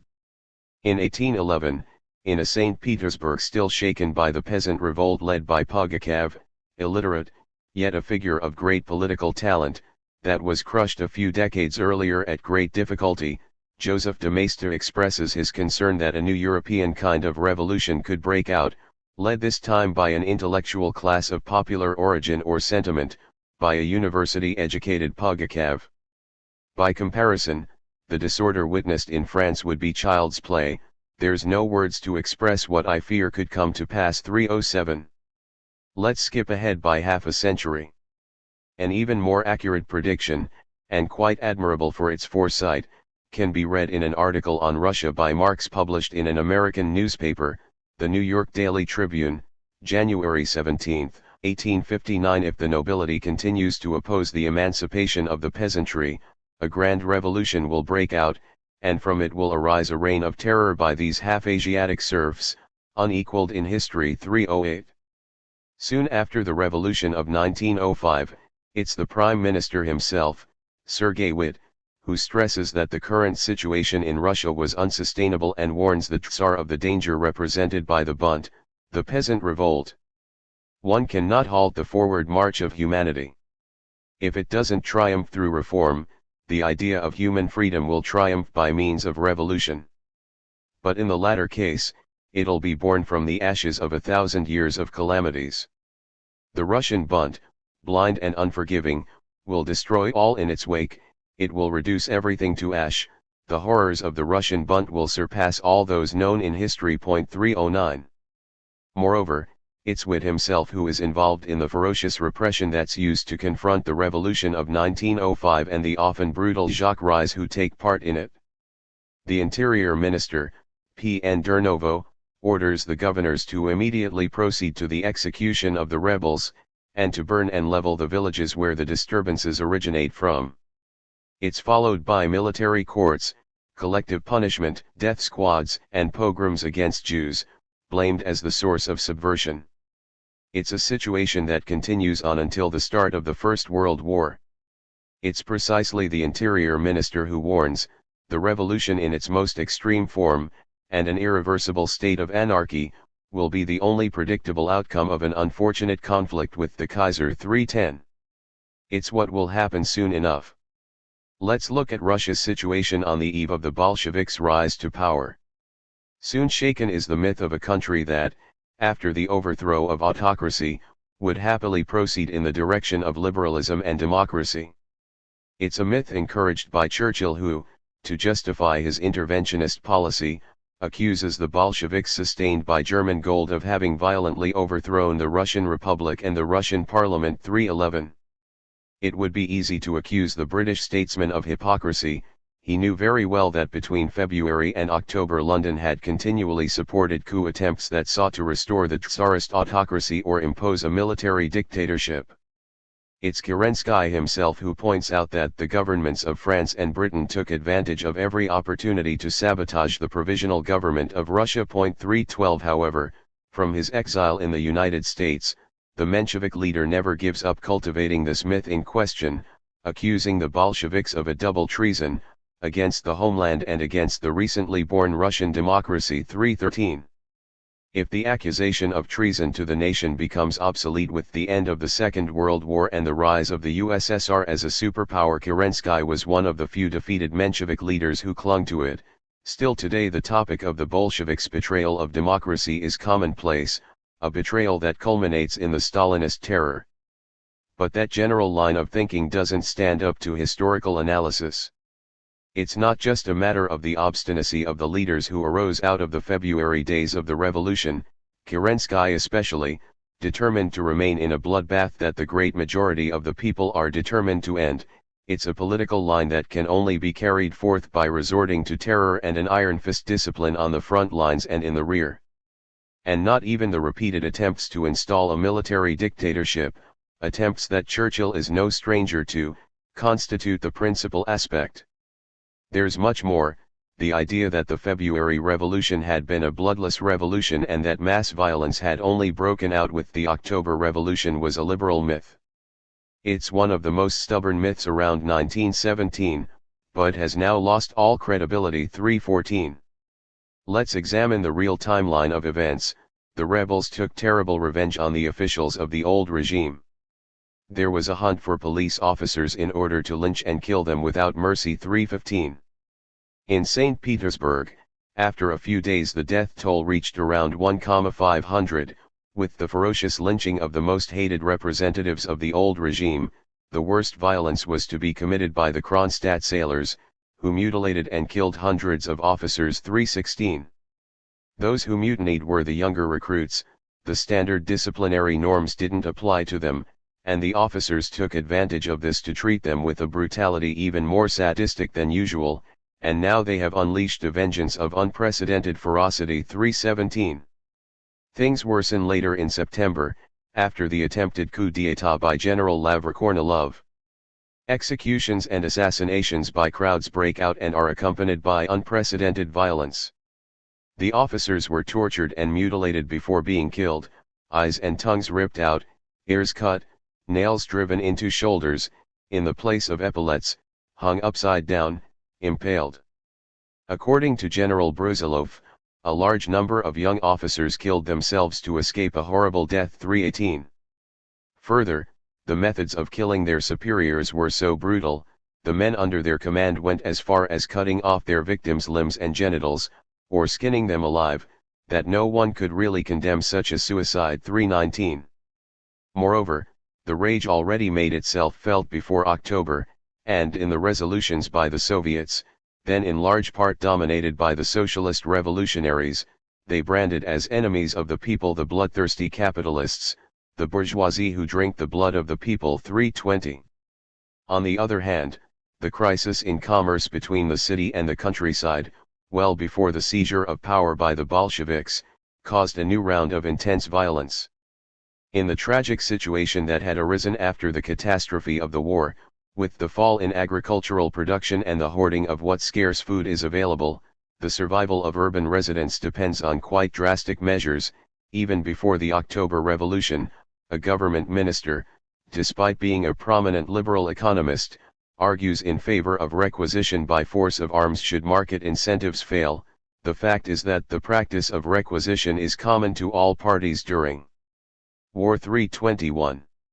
The combination of these multiple contradictions causes a bloody state of anarchy with the collapse of all authority and all administrative organization, with an explosion of savage violence coming from below, in which millions of deserters or disbanded soldiers are the primary protagonists, and with a militarization and an overall brutalization of social behavior and political practices. 322.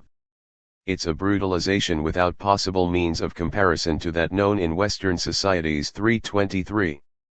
To understand this tragedy, it's necessary to keep in mind the way in which social violence spreads. Beginning in the areas where military violence takes place, the rear is engulfed in the violence by peasant army deserters outside the confines of the military, by the millions of deserters from the crumbling Russian army, by the fact that the distinctions between the front and rear, between the civilian and military sphere, become increasingly narrow. In conclusion, the violence from the military zones spreads everywhere and society as a whole not only falls into chaos and anarchy, but becomes hostage to an unprecedented brutalization. 324. Therefore, it's a question that begins with the First World War and the crisis and breakdown of the Russian army. Perhaps it would even be better to go even further back. The exceptional level of violence that strikes 20th century Russia is explained by shedding light on the two interlinked processes, the Grand Jacquerie of October 1917 that had been gathering force for centuries, and precisely for that reason unleashes a wave of blind and indiscriminate violence against the landowners, against their property, their homes, and their very lives. In addition to this, there's powerful resentment toward the city itself. The second process is the collapse of the Tsarist military, the most numerous army in history, 95% of whom were peasants. 325. The oppression, exploitation, and humiliation of an immense mass of peasantry by an exclusive, aristocratic elite, who considered themselves foreign in relation to their own people, considered a different and inferior race, were precursors to a catastrophe of unprecedented proportions. Especially because the social conflict became even more acute with the outbreak of World War I, in which the noble officers on a daily basis exercised a true power of life and death over peasant soldiers. It's no coincidence that at the first signs of crisis they sought to maintain discipline on the front and in the rear by resorting to the use of artillery. 326. The collapse of the old regime is the moment for revenge and vengeance, cultivated and sown over centuries. The Prince G. Lvov self-critically recognizes this. The vengeance of the peasant servants was a settling of accounts with those who for centuries had refused to treat the peasants as people, rather than as dogs. 327. Unfortunately, precisely because it was a matter of vengeance, it took on forms not only brutal, but also purely destructive. Thousands of drunk workers and soldiers wandered through the cities, looting warehouses and shops, breaking into homes, beating and robbing peasants. Still worse is what would happen in the countryside. Near the front, large groups of deserters wandered through the countryside and engaged in banditry. The combined agitation of the disbanded soldiers and peasantry provokes throughout Russia a devastating fire, not only similar to the Jacquerie, the homes of the nobles were burned and their owners were frequently killed, but to Luddism as well. Agrarian machinery was destroyed, machinery that in previous years reduced the need for wage labor, and included vandalism. They destroy and ruin anything that could hint of excessive wealth, paintings, books, and sculptures. Indeed, the peasantry destroyed noble homes, churches, and schools. They set libraries and priceless works of art aflame. 328.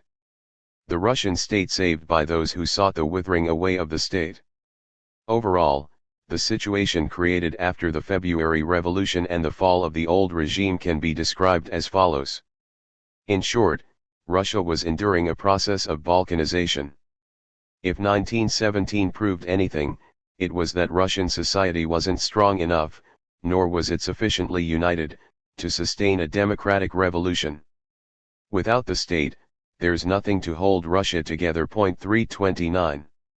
An irony of history, the state was restored by a party that worked for and desired the final extinction of the state. It requires ruthless energy to restore order to a world that, having been ruined through centuries of isolation and oppression, experiences a new period of anarchy and chaos which breaks out after the war and the collapse of the old regime. But it would be ideologically superficial to focus on the recourse to terrorist violence by only one of the actors.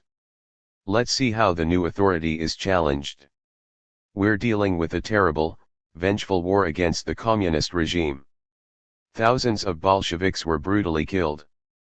Many of them victims of horrible, and symbolic, torture. Ears, tongues, and eyes ripped out, limbs, heads and genitals cut off, stomachs emptied and filled with sand, foreheads and chests branded with crosses, people crucified upon trees, burnt alive, drowned in freezing water, buried up to their necks and fed upon by dogs and rats as a spectacle to joyous crowds of peasants.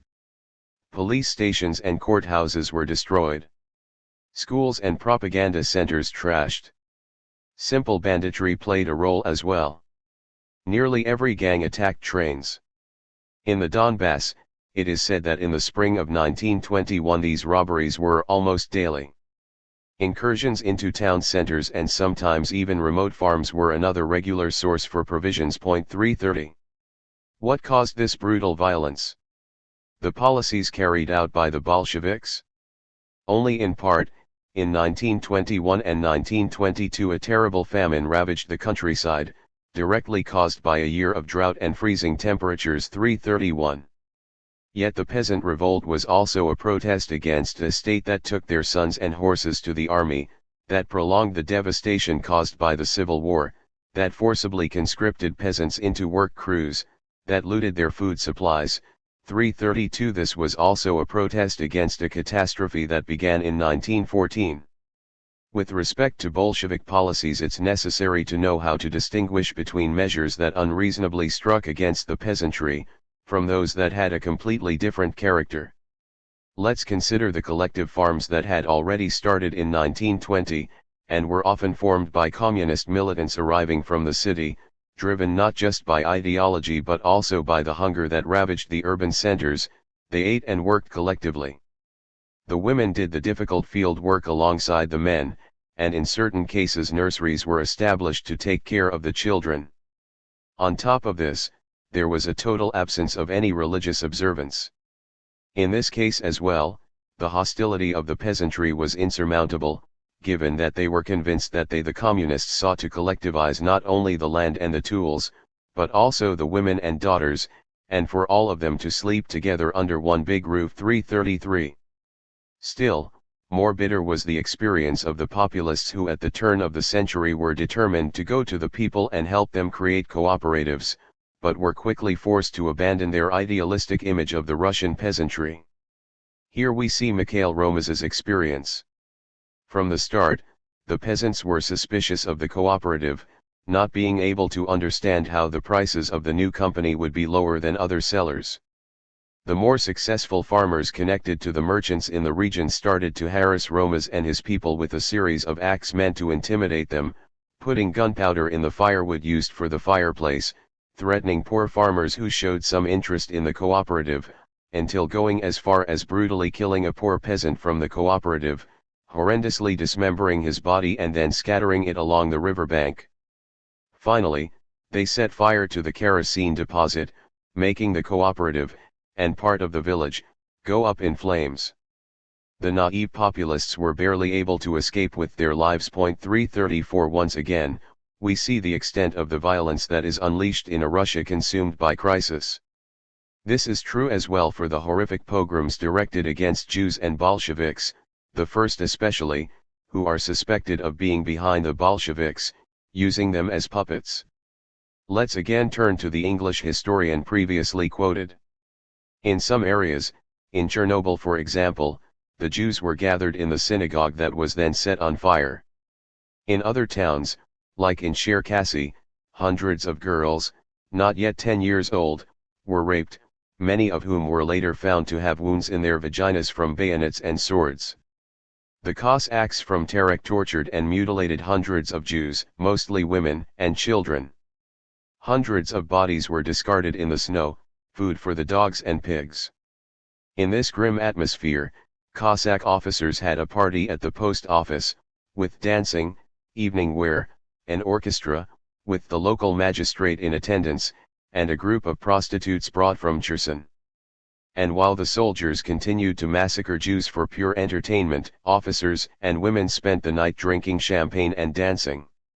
Regarding this, the final report of an inquiry done in 1920 by the Jewish Agency in Soviet Russia speaks of over 150,000 documented deaths and nearly 300,000 presumed victims, including the dead and injured 335. Stalin and the conclusion of the Second Time of Troubles. The Russian Revolution is now seen under new light. Without a doubt, the success of the Bolsheviks in the Civil War was ultimately due to their extraordinary ability to build the state, an ability that their adversaries lacked. 336. Those who called attention to this question were, in the Russia of 1918, some of the declared enemies of the Bolsheviks. Pavel Milyukov recognized their merit in having known how to re-establish the state. Vasily Maklakov went further. The new government has begun restoring the state apparatus, re-establishing order and combating chaos. On this front the Bolsheviks have shown energy, and I'll add undeniable skill. 337. 3 years later, in a conservative American newspaper, we can read that, Lenin is the only man in Russia who has the power to maintain order. If he were toppled, only chaos would reign. 338. The revolutionary dictatorship born out of the October Revolution performed a national function as well. Gramsci understood this well when, in July of 1919, he celebrates the Bolsheviks as protagonists of a great revolution, but also for having shown their revolutionary greatness in the form of a leadership group made up of excellent statesmen, capable therefore of saving the entire nation from the catastrophe caused by the old regime and the old ruling class. A year later, Lenin himself would indirectly reference this in a polemic against extremism, stressing that the revolution isn't possible without a crisis of the entire nation, which therefore implies exploited and exploiters. The political force that demonstrates its ability to resolve that conflict is the one which conquers hegemony and achieves victory. 339. It's on these grounds that Alexei Brusilov, a brilliant general of noble origin who tried in vain to save his officers driven to suicide by the savage violence of revolting peasant soldiers, joins the side of Soviet Russia. My sense of duty to my nation has often forced me to disobey my natural social inclinations. 340. A few years later, in 1927, while offering an overview of Moscow, Walter Benjamin stressed the strong national identity which Bolshevism has developed among all Russians, without exceptions. 341. Soviet power had achieved a new identity and a new self-esteem for a nation not only terribly tested, but also in some ways lost and adrift, without any solid reference point. However, the crisis of the entire Russian nation hadn't truly ended. It had exploded with all its violence in 1914, but with a long period of incubation behind it, At times it is defined as a second time of troubles, in an analogy to the crisis that raged in 17th century Russia. 342 The struggle between claimants to the throne develops and combines with the economic crisis and peasant revolt, and with the intervention of foreign powers, it escalates in the 20th century to a conflict between a number of actors claiming political legitimacy. According to Weber's classic tripartite, traditional power follows the Tsar's family to the grave, even if this or that general desperately seeks to recover it. Charismatic power, already weakened after the difficult conflict sparked by the Brest-Litovsk Treaty, doesn't survive Lenin's death. Finally, legal power finds great difficulty in asserting itself, after a revolution that triumphs with an ideology marked by the utopian idea of the state's extinction in a country where the hatred of the peasants for their masters is traditionally expressed in violent, anti-statist terms. To the extent that a charismatic power was still possible, its most likely realization took shape in the figure of Trotsky, the great organizer of the Red Army, brilliant speaker and writer, who sought to embody the hopes for the victory of the world revolution, and thereby legitimize his aspirations of governing the party and the state. Stalin, however, embodied traditional legal power which tried to solidify itself with great effort. Different from Trotsky, who arrived late to Bolshevism, Stalin represented historical continuity for the party that led the revolution, and was therefore the holder of the new legality. Moreover, affirming that socialism could be achieved in one large country, Stalin gave new dignity and identity to the Russian nation, thus overcoming the frightening crisis, ideological but also economic, suffered after the defeat and chaos of the First World War, to find historical continuity at last. But for that very reason his adversaries denounced him for treason, while for Stalin and his supporters the traitors were those who, with their adventurism, facilitated the intervention of foreign powers, and in the last analysis, put in danger the survival of the Russian nation that was at this time the vanguard of the revolutionary cause. The clash between Stalin and Trotsky is the conflict not only between two political programs, but also between two forms of legitimacy. For all these reasons, the second time of troubles ended not with the defeat of the supporters of the old regime, or with the defeat of the intervention by counter-revolutionary foreign powers as is often thought, but with the end of the Third Civil War, that which divided the Bolshevik ruling group itself, and also with the end of the conflict between the two opposing forms of legitimacy, therefore not in 1921, but in 1937. Despite the fact that the rise of the Romanov dynasty meant the end of the time of troubles, 17th century Russia found its definitive consolidation only with the crowning of Peter the Great, after having passed through its most acute phase in the years following the outbreak of the First World War until the end of the Entente's intervention. The second time of troubles ends with Stalin's consolidation of power and the industrialization and westernization pushed forward by him in preparation for the approaching war. Exalted utopia and the prolongation of the state of emergency. Obviously, the long duration of the second time of troubles isn't just an objective fact. What role was played in its prolongation by the intelligentsia, politicians, and the ideology which inspired them? One line of thought, with Arendt as its reference, dedicates itself to the search for the original ideological sin committed by the revolution that unfolded in the most tormented way. A different approach seems more fruitful to me, which is based on a comparative sociology of the political and intellectual classes.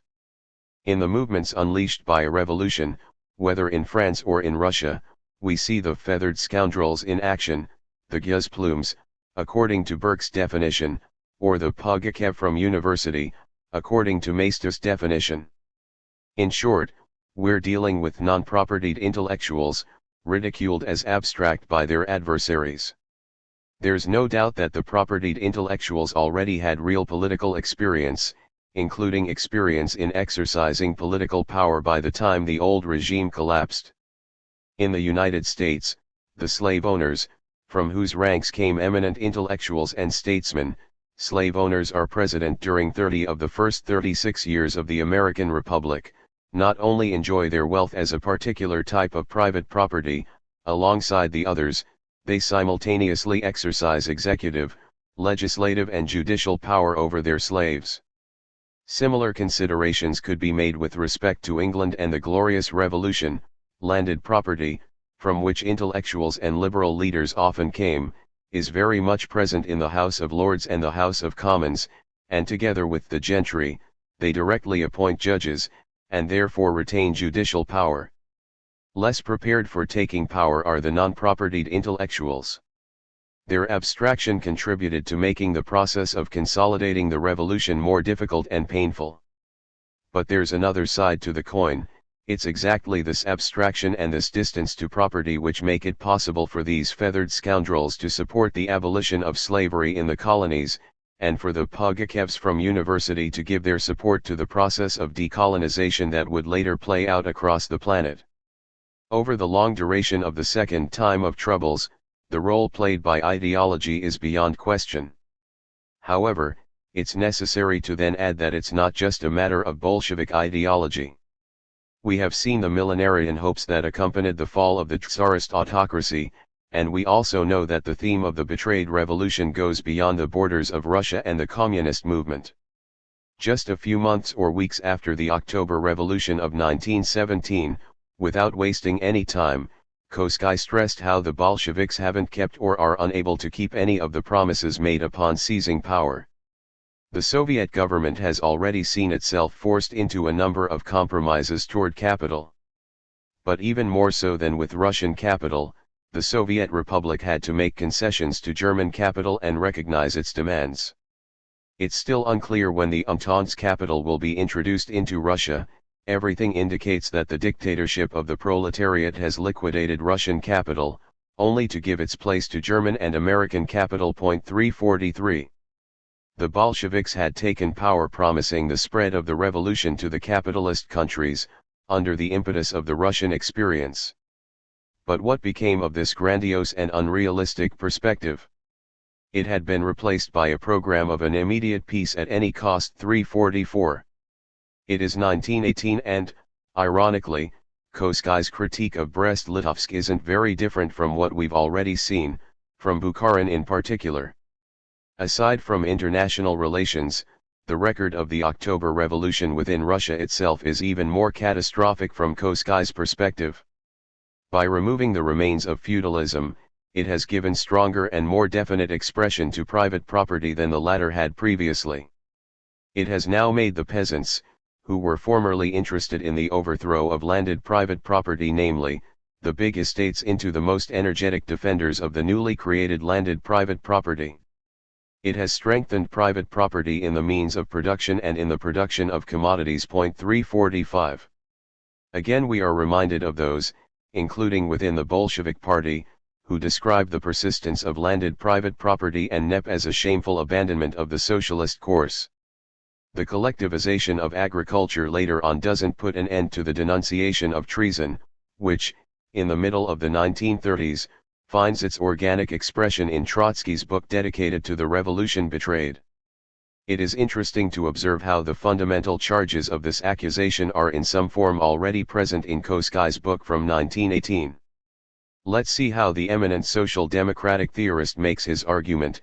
If individual private property is also substituted by cooperative property, one must not forget that the latter is only a new form of capitalism. On the other hand, the state economy still isn't socialism, and not just for the fact that the market and commodity production continue to exist. 346. There's something more. The liquidation of a determined form of capitalism doesn't necessarily mean the liquidation of capitalism as such. The new power could abolish many forms of capitalist property, but this still isn't the establishment of socialist production. As a matter of fact, a new exploiting class emerged in the Soviet Union, or is emerging, in the place of those who were until this moment capitalists, now transformed into workers. Enter intellectuals, or workers, now transformed into capitalists. 347. While Trotsky, contrary to some of his more radical followers, prefers to speak of a bureaucracy instead of a new capitalist class, the similarities between these two discourses remain, even more so because in the Russian revolutionaries' analysis, the Soviet bureaucracy apparently seeks to rival the Western bourgeoisie. 348. Of course, there are differences. For Koskai, it's the Bolshevik leadership as such that has abandoned and betrayed the noble ideas of socialism in some form, more than a subjective and conscious decision or renunciation. This desertion is the expression of the impotence of all revolutionary endeavors carried out without taking into consideration the objective social and economic conditions. 349. In comparison to Trotsky, Koskai's reasoning appears more persuasive. He doesn't commit the fallacy of explaining gigantic objective social processes, which, on top of Russia, affected a number of other countries, by railing against the betrayal by a limited political stratum or by a single individual that plays the role of deus ex machina. However, there's a moment in which the German social democratic leader also brings in the category of subjective and conscious betrayal. The Bolsheviks had committed it when, voluntarily ignoring the immaturity of the objective conditions, they deserted to the cult of violence which Western Marxism strongly condemns. 350. It is but the initial choice of carrying out the October Revolution which is synonymous with the renunciation of the noble ideas of Marx and socialism. In this case, however, the accusation of betrayal includes Trotsky as much as Lenin and Stalin. It remains to be seen if Koskai's condemnation of the Bolsheviks' cult of violence is compatible with the criticism he directed at them for having sought in Brest-Litovsk an immediate peace at any cost. More important than the differences are the similarities that are shared between the two Marxist theorists under examination here. In both discourses, the millenarian vision of the future society opens up an abyss between the beauty of authentic socialism and communism on the one hand, and on the other hand the irredeemable mediocrity of what's present and what's real. They try to fill this abyss by resorting, in the case of Trotsky, to the category of betrayal and, in the case of Koskai, to the category of the objective immaturity of Russia, which inevitably ends up provoking the disfiguration and betrayal of the original ideas. In the eyes of the German social democratic leader, given the economic backwardness of a country that isn't among the developed industrial states, the failure of the socialist project was inevitable. In reality, Russia is completing the last of the bourgeois revolutions, not the first socialist revolution. This is clearer by the day. The current Russian revolution could only take on a socialist character when it coincides with the socialist revolution in Western Europe. 351. Again we come across Trotsky's desires and predictions. Indeed, having emerged from the February Revolution, the millenarian vision of the new society yet to be built ends up being defended, in different and contradictory ways, by quite a broad group of people. It's a dialectic that manifests itself with particular clarity with the introduction of NEP. Those outraged aren't just important sectors of the Bolshevik Party, nor is the indignation always motivated by concerns over fidelity to Marxist orthodoxy. While the Christian Pierre Pascal laments the arrival of a new aristocracy and the emergence of a counter-revolutionary process, the great Joseph Roth speaks disappointingly of an Americanization, which sees Soviet Russia losing not only socialism, but its own soul as well, thus falling into a spiritual vacuum. 352. The outraged cries caused by defrauded and betrayed millenarian hopes are met in turn by declarations of victory in the bourgeois camp for the fact that, with the introduction of NEP, even Lenin, so the argument goes, sees himself obligated to turn his back on Marx and socialism. 353. Again we come across the category of betrayal, though this time met positively. Paradoxically, what in some way pushed the Bolsheviks toward another revolution was an unprecedented, ample, and diverse front. The horrors of the war had led Pascal to apocalyptically predict in August of 1917 a social and universal revolution of unprecedented radicalness. 354. On the opposing side, adversaries and enemies of the October Revolution were ready to celebrate its failure every time plans were drawn up to move on from the phase of millenarian expectations, to the less enthusiastic but more realistic phase of building a new society. All of this could only strengthen the already existing tendency in the Bolshevik Party, itself a consequence of the spiritual climate whipped up by the war, in favor of radicalizing the utopian themes found in Marx's thinking. In that sense, the ideology which contributed to the prolongation of the second time of troubles appears to be rooted in an objectively concrete situation. From abstract universalism to the accusation of betrayal. Now let's take an overall look at the charges involved in the accusation of betrayal. Formulating the problem in philosophical terms, we find that despite being considerably different and despite arising out of quite different ideological and political positions, these accusations share a vision of universalism which requires further examination. Driven by the need to counter and surpass the domestic egoism of the bourgeois family, which concentrates its attention exclusively on its restricted unit while avoiding the tragedies that unfold all around it, Kollontai calls upon communists to cultivate a universal sense of responsibility, moving past, even with regard to children, the distinction between yours and mine, struggling alongside others for that which is common to all, for that which is ours. We have seen Trotsky rightly point out the catastrophic consequences when parents ignore their particular responsibilities toward their own children. In other words, bypassing the responsibilities within the immediate family unit, without starting first from a particular and unavoidable responsibility, universal responsibility proves to be empty, and even becomes a tool to avoid responsibility. In this sense, according to Lenin, Kollontai's theory was antisocial. 355. But while they appreciate it in relation to the family question, the Bolshevik leaders tend to forget the unity of the universal and the particular when confronting the national question. At the moment of its founding, the Third International starts from the assumption that a single party of the international proletariat is called upon to achieve the universal emancipation of humanity, without getting confused by so-called national interests. 356. We have seen Kollontai in a similar way theorize a type of universal family where mine and yours seamlessly dissolve into ours. Soon after, the Third International goes through a difficult learning process that would lead to Dimitrov's report before its 7th Congress in 1935, which denounces any kind of national nihilism as dangerous. 357. But isn't the rediscovery of the nation a betrayal to internationalism?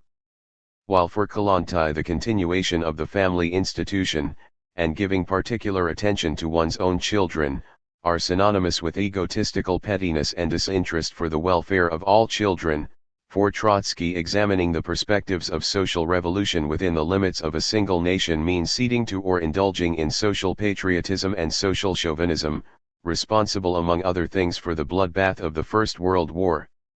Also, the idea of a socialist revolution that is carried out and completed in a single country is a point of view that is fundamentally national reformist. It is neither revolutionary nor internationalist. 358. These are statements from 1928, 10 years later the Fourth International is founded, which takes up, and then radicalizes, the abstract universalism from earlier, and therefore defines itself as the party of the world socialist revolution. It would be easy to use against Trotsky his own argument from the polemic against Kollontai. Just as ignoring and avoiding personal responsibilities in relation to one's own kids and relatives doesn't represent a true overcoming of domestic responsibilities, neither is it synonymous with internationalism to lose sight of the fact that the concrete possibilities and tasks of revolutionary transformation are first centered in a determined national terrain. Distance and indifference to one's own country can certainly have a non-progressive meaning. In Tsarist Russia, Herzen, an author dear to Lenin, observed that the aristocracy was much more cosmopolitan than the revolution. Far from having a national base, their dominion was rooted in the denial of the very possibility of a national base, in the deep division, between the civilized classes and the peasantry, on one side, a restricted elite inclined to behaving themselves as a superior race, and the immense majority of the population on the other. 359. Without eliminating the racialization of the subaltern classes, and without upholding the ideas of the nation and national responsibility, one isn't a revolutionary. Stalin understands this well, as the speech delivered on February 4, 1931 demonstrates. On this occasion, he presents himself as a revolutionary and internationalist leader, who is at the same time a statesman and Russian national leader, committed to resolving the problems that have held back the nation for some time. We Bolsheviks, who have carried out 3 revolutions, who have emerged victorious from a hard civil war, must also deal with the problem of overcoming Russia's traditional industrial backwardness and military weakness. In the past we had no nation, nor could we have one. 360 With the overthrow of the old regime and the arrival of Soviet power, national nihilism is more unwise than ever. The revolutionary cause is at the same time the cause of the nation. The emphasis now appears to shift from the class struggle, with its internationalist dimension, to the construction of the national economy. But more precisely, in the concrete political situation that's been created, the class struggle becomes the task of achieving technological and economic development for the socialist country, putting it in the position of confronting the terrible challenge that's approaching, and offering a real contribution to the emancipatory and internationalist cause. The class struggle not only takes on a national dimension, but it appears to configure itself in Soviet Russia as a banal and routine task. In the period of reconstruction, expertise decides everything, therefore, it is necessary to learn skills and become masters of science. In fact, this new task is no less difficult and demanding than the storming of the Winter Palace. We Bolsheviks must conquer science and become specialists. It's certainly not an easy objective to reach, but there's no fortress Bolsheviks can't storm. 361. The policy during the Great Patriotic War finds its first expression in the years when Soviet Russia is committed to a colossal endeavor of industrialization and reinforcing national defense. In the lead-up to Nazi aggression, we have seen Stalin stress the need-linked national sentiment and the idea of the nation to a healthy nationalism, correctly understood, with proletarian internationalism. In the concrete situation that arose following the Third Reich's expansionist offensive, universalism's advance passed through the concrete and individual struggles of the nations determined not to let themselves be reduced to slavery at the service of Hitler's master race. Truly advancing internationalism was the resistance by nations most directly threatened by the Nazi Empire's program of enslavement. Just 3 years earlier, as confirmation of the fact that we are in the middle of a learning process that's encouraged or imposed by the concrete necessity of developing the struggles of national resistance against imperialism, Mao Zedong states, to separate the content of internationalism from its national form is the habit of those who don't understand anything about internationalism. With regards to us, however, we must closely link them together. Some of our worst errors were committed because of it, and they must be corrected with the utmost dedication. 362. Gramsci similarly distinguishes between cosmopolitanism and an internationalism which knows and in fact must know how to be profoundly national as well. Aside from the rejection of the nuclear family and the theorization of a type of collective parenthood, our children, at the general political level, abstract universalism is clearly seen in the proposal of a collective management, seen once again as the dissolution of personal responsibilities and duties taken on individually. It's not a coincidence that Kollontai is for some time part of the workers' opposition, whose slogans at the factory level and in the workplaces of the party, and in union and state administration, are power to a collective organ, collective will, common deliberation, collective management. 363.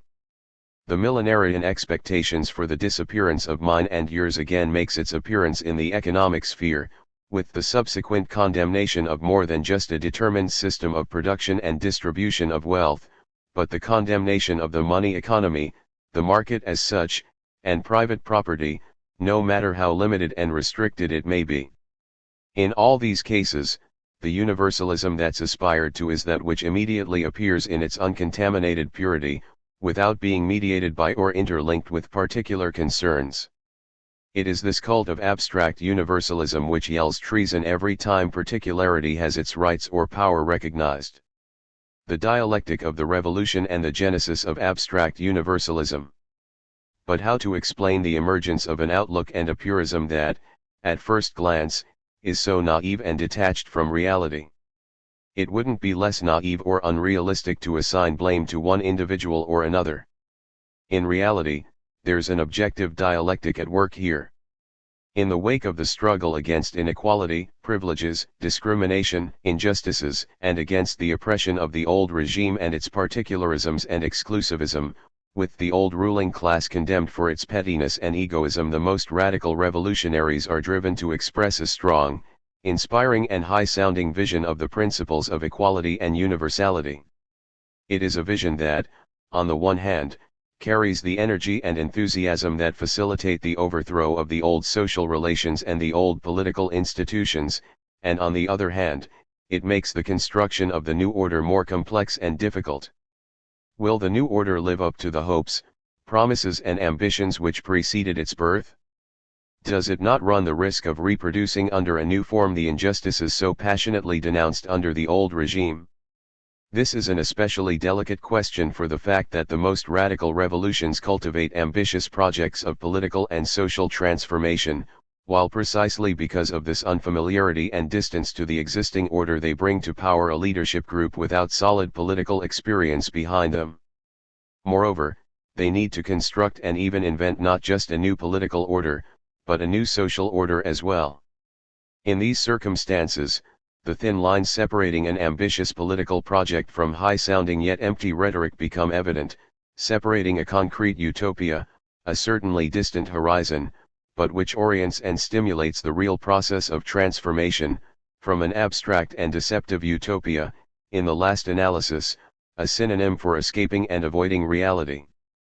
To be victorious, not only in the short term but in the long term as well, a revolution must be able to give concrete and lasting content to the ideals of equality and universality that have accompanied it in attaining power. And to do it, the new leadership group is called upon to let go of those naive ideas which they tended to hold onto in the moments of enthusiasm, and they are called upon to accomplish such a task not in a vacuum, but in a historically charged space where those ideas weigh upon economic and political limits, the relation of forces, and have their presence felt in the contradictions and the conflicts which inevitably emerge. It's in journeying through this difficult passage where the revolutionary front, which up until this moment has at least appeared united, starts showing its first internal cracks and fractures, and where disillusionment, discontent, and accusations of betrayal make their appearance.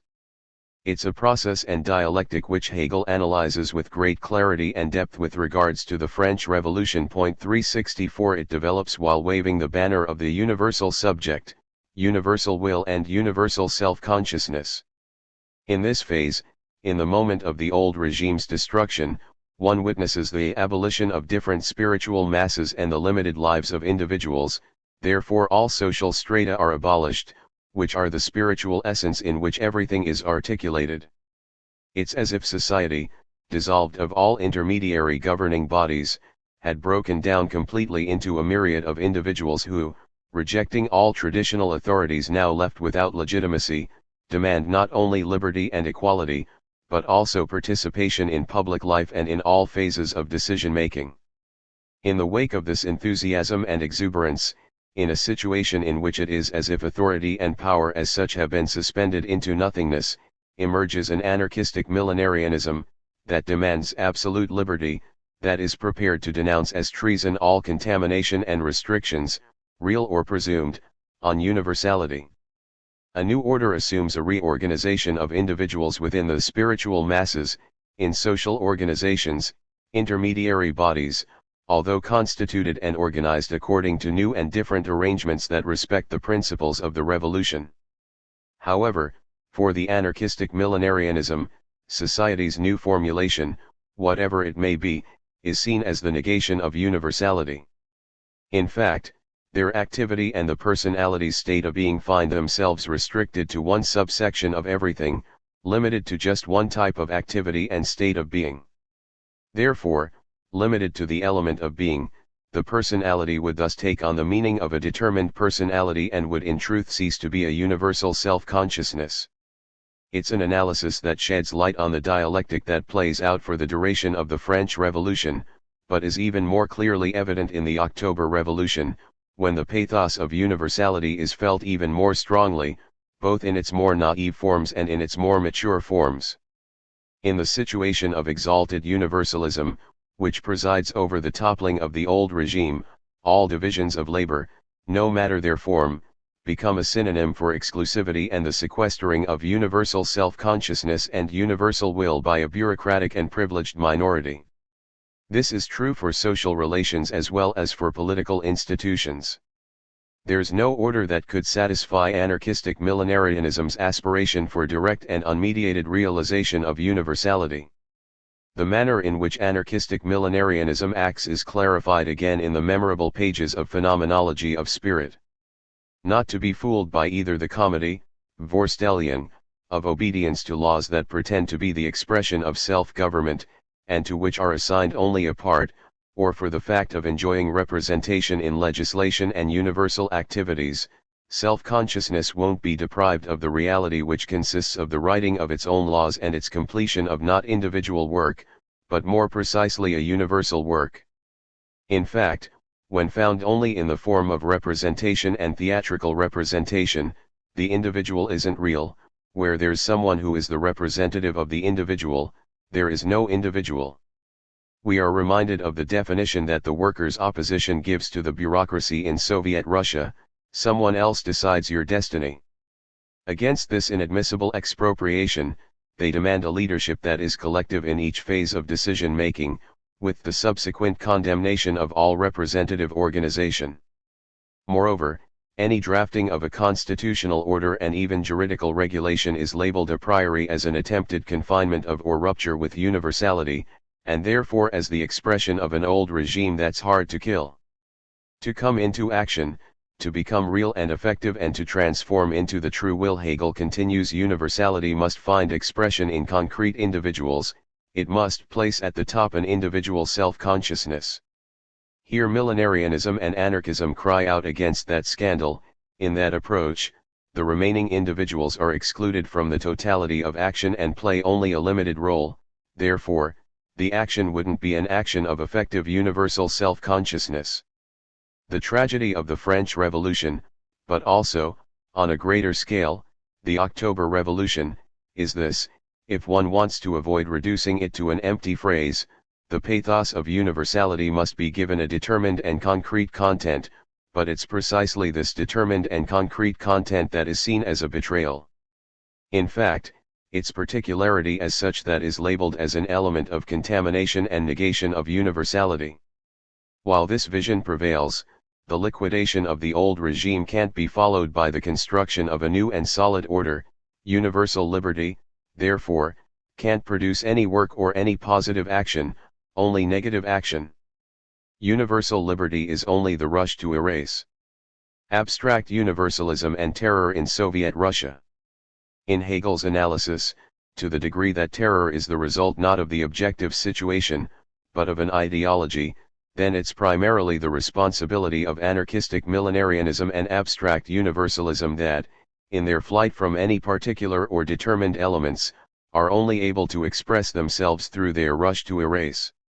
With regard to the Bolshevik Revolution, one must not lose sight of the permanent state of emergency provoked by imperialist intervention and siege.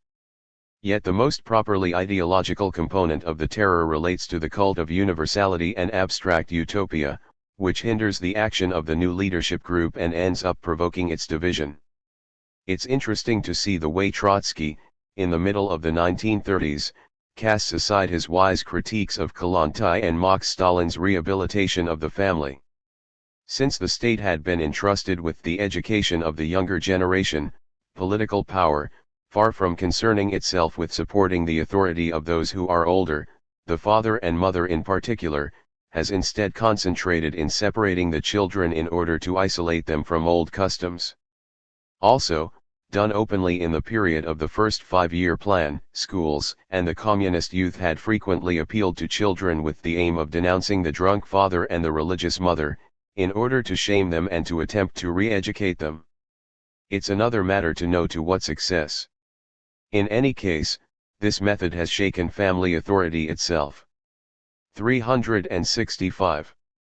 In participating in the spread of the old customs, and therefore of the ideology and particularism of the old regime, the family is identified as one of the obstacles that the forward march of universality is called upon to strike at or topple. The denunciation of family authority causes not a reduction of violence, but an increase of it. The condemnation of the constitution and of law as instruments of bourgeois domination has the same result. Working from these conclusions, it becomes impossible to put form to and even think of a socialist state and law.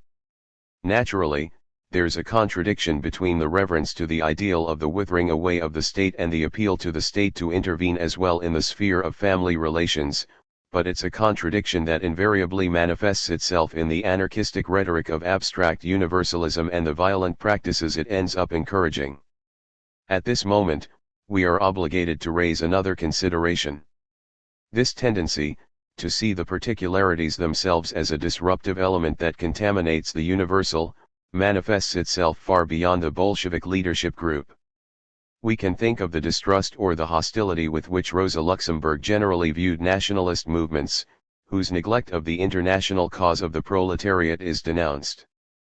After the October Revolution, the great revolutionary, on the one hand, criticizes the Bolsheviks for their lack of respect for democracy and its liquidation, yet on the other hand, she encourages them to crush with an iron fist any nationalist tendencies arising from the peoples without history, rotten corpses that arise from their secular graves. 366. And now let's see how Stalin describes the effects of the socialist revolution on the national question. Shaking the lowest stratum of humanity and driving them into the political scene, it brings new life to a whole series of new nationalities, previously unknown or poorly known. Who could have thought that the old Tsarist Russia represented nothing less than 50 nations and national groups? However, the October Revolution, in breaking the old chains and putting on stage a whole series of nationalities and forgotten peoples, gave them a new life and new development. 367. We now reach a paradoxical conclusion, at least from the point of view of the usual historical evaluations and the ideological stereotypes dominant nowadays. In relation to the peoples who emerge from their secular graves, according to Luxemburg's wording, or the forgotten peoples, according to Stalin's wording, it's the first who reveals a much more threatening and repressive attitude. Naturally, with regards to the judgment on those who actually wielded power, it's a matter of seeing if, and up to what point, praxis corresponded to theory. It remains true that Luxemburg's abstract universalism is shown to be potentially more loaded with violence, for in the course of her evolution she has tended to read national demands as a deviation from the real path of internationalism and universalism. We will reach a similar conclusion, again on the topic of the national question, if this time we compare Stalin and Koskai. Against the theory formulated by the German Social Democratic leader, on the basis of which, with the victory of socialism in a country or group of countries, and even just with the development of bourgeois democratic society, national differences and particularities would disappear, or tend to disappear. The former objects, such a vision, that superficially ignores the stability of nations, ends up opening the door to a war against national cultures, national minorities, oppressed peoples, and to a policy of assimilation and colonization, to a policy desired, for example, by the Germanizers and Russophiles of Poland. 368 In this case as well, it is a universalism unable to accept the particular that encourages violence and oppression. Still, in the context of comparing different theories, this abstract universalism is closer to Koskai than to Stalin. Similar to the German Social Democratic leader, Luxemburg also strongly criticizes the Bolsheviks for their petty bourgeois agrarian reform, which conceded land to the peasantry. To this outlook, one can counterpose Bukharin, according to whom, in the conditions of Russia at that time, with a monopoly on political power solidly in the hands of the Bolsheviks, it is precisely private interests and the drive of the peasantry and others to enrich themselves that could contribute to the development of the productive forces and, in the last analysis, to the cause of socialism and communism. 369 A significant transformation occurred with Bukharin, if during Brest-Litovsk. With regard to the national question, he had shown an abstract universalism. Here in relation to NEP and the agrarian question, the process of building universality must also advance through the opportune utilization of particular interests. We are witnessing a learning process and self-critical reflection of extraordinary interest, and that helps us understand what has happened in countries like China and Vietnam in our time. Bukharin goes on. We imagine things in the following form: we take power, we take nearly everything into our grasp, we immediately put into motion a planned economy, it doesn't matter if difficulties arise, some we eliminate, others we overcome, and the whole thing has a happy ending. Today we clearly see that the question is not solved this way. The aspiration to organize production coercively, by way of orders, leads to catastrophe. In overcoming that caricature of socialism, communists are obligated by experience to take into account the enormous importance of private individual incentive with the development of the productive forces in mind, and of course a development of the productive forces that leads us to socialism and not to a full restoration of a so-called healthy capitalism. 370. To protest, however, like Trotsky and the opposition would do, against the degeneration of Soviet Russia due to the persistence of the private economy in the rural areas and of a class collaboration by communists with the peasantry, and with the bourgeois strata tolerated under NEP, would have led to the end of civil peace and an enormous St. Bartholomew's Night. 371. Was Bukharin's defeat crucial only because of the need to accelerate the country's industrialization as much as possible in preparation for war, or did the stubborn hostility to all forms of private property and the market economy also contribute to it? It's a question that we will deal with later. For now, we can have one point of reference: the concentrationary universe reaches its peak during the forced collectivization of agriculture, and with an iron-fist treatment of bourgeois and petty bourgeois tendencies within the peasantry, generally members of the peoples without history, to use the unfortunate language that Luxemburg borrowed from Engels. Aside from the brutality of this or that political leader, there can be no doubt about the fatal role played by a universalism incapable of integrating and respecting the particular. The pages that we've used from Hegel, the author in whom Lenin identifies the roots of historical materialism, 372, are like a refutation in advance of the explanation of Stalinism contained in the so-called secret report of 1956, presented at the 20th Congress of the Communist Party of the Soviet Union. It would be, of course, dishonest to pretend that Khrushchev was at Hegel's level, but it's curious that the tragedy and the horror of Soviet Russia continued to be the responsibility of a single figure, in fact, of a single scapegoat, as if the extraordinary analysis that the phenomenology of spirit dedicates to absolute liberty and the terror had never existed. What it means to govern, a painful learning process. Let's return to the Hegelian analysis of the French Revolution's dialectic, and of the great revolutions in general.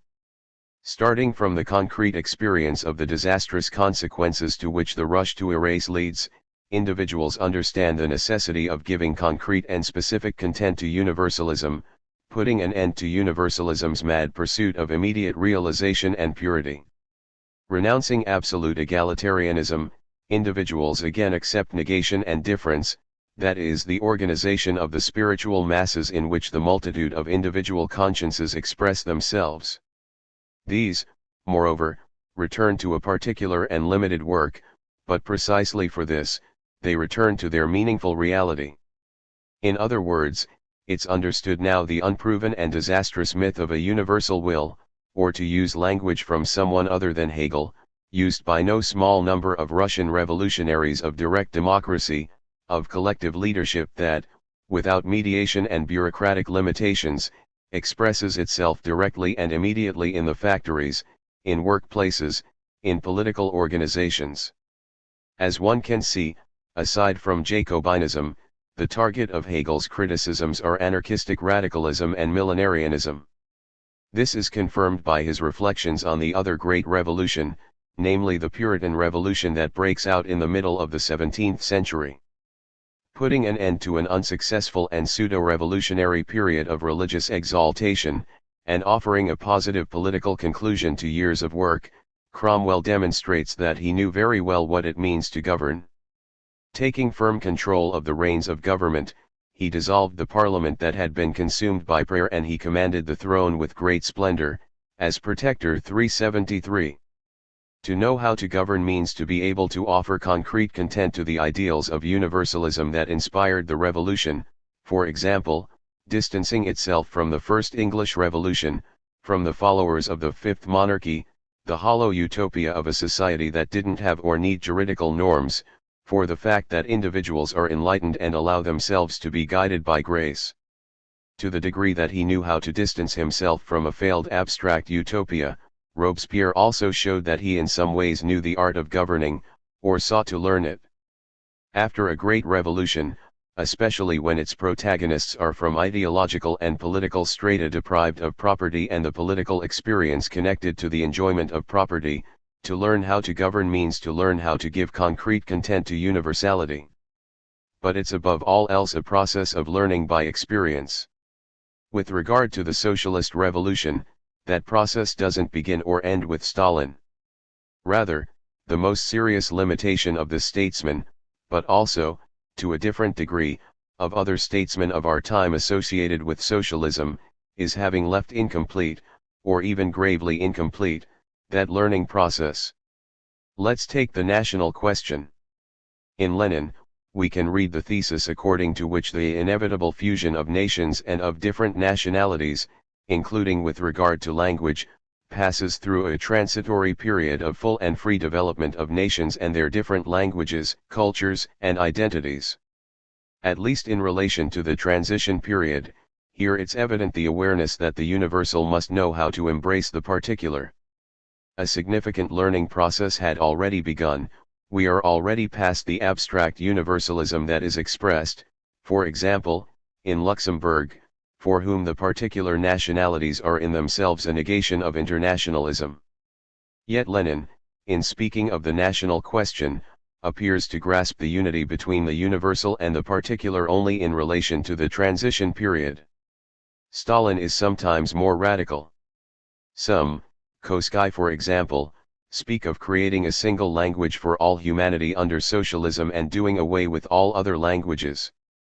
I don't really believe in this theory of a single language for all of humanity.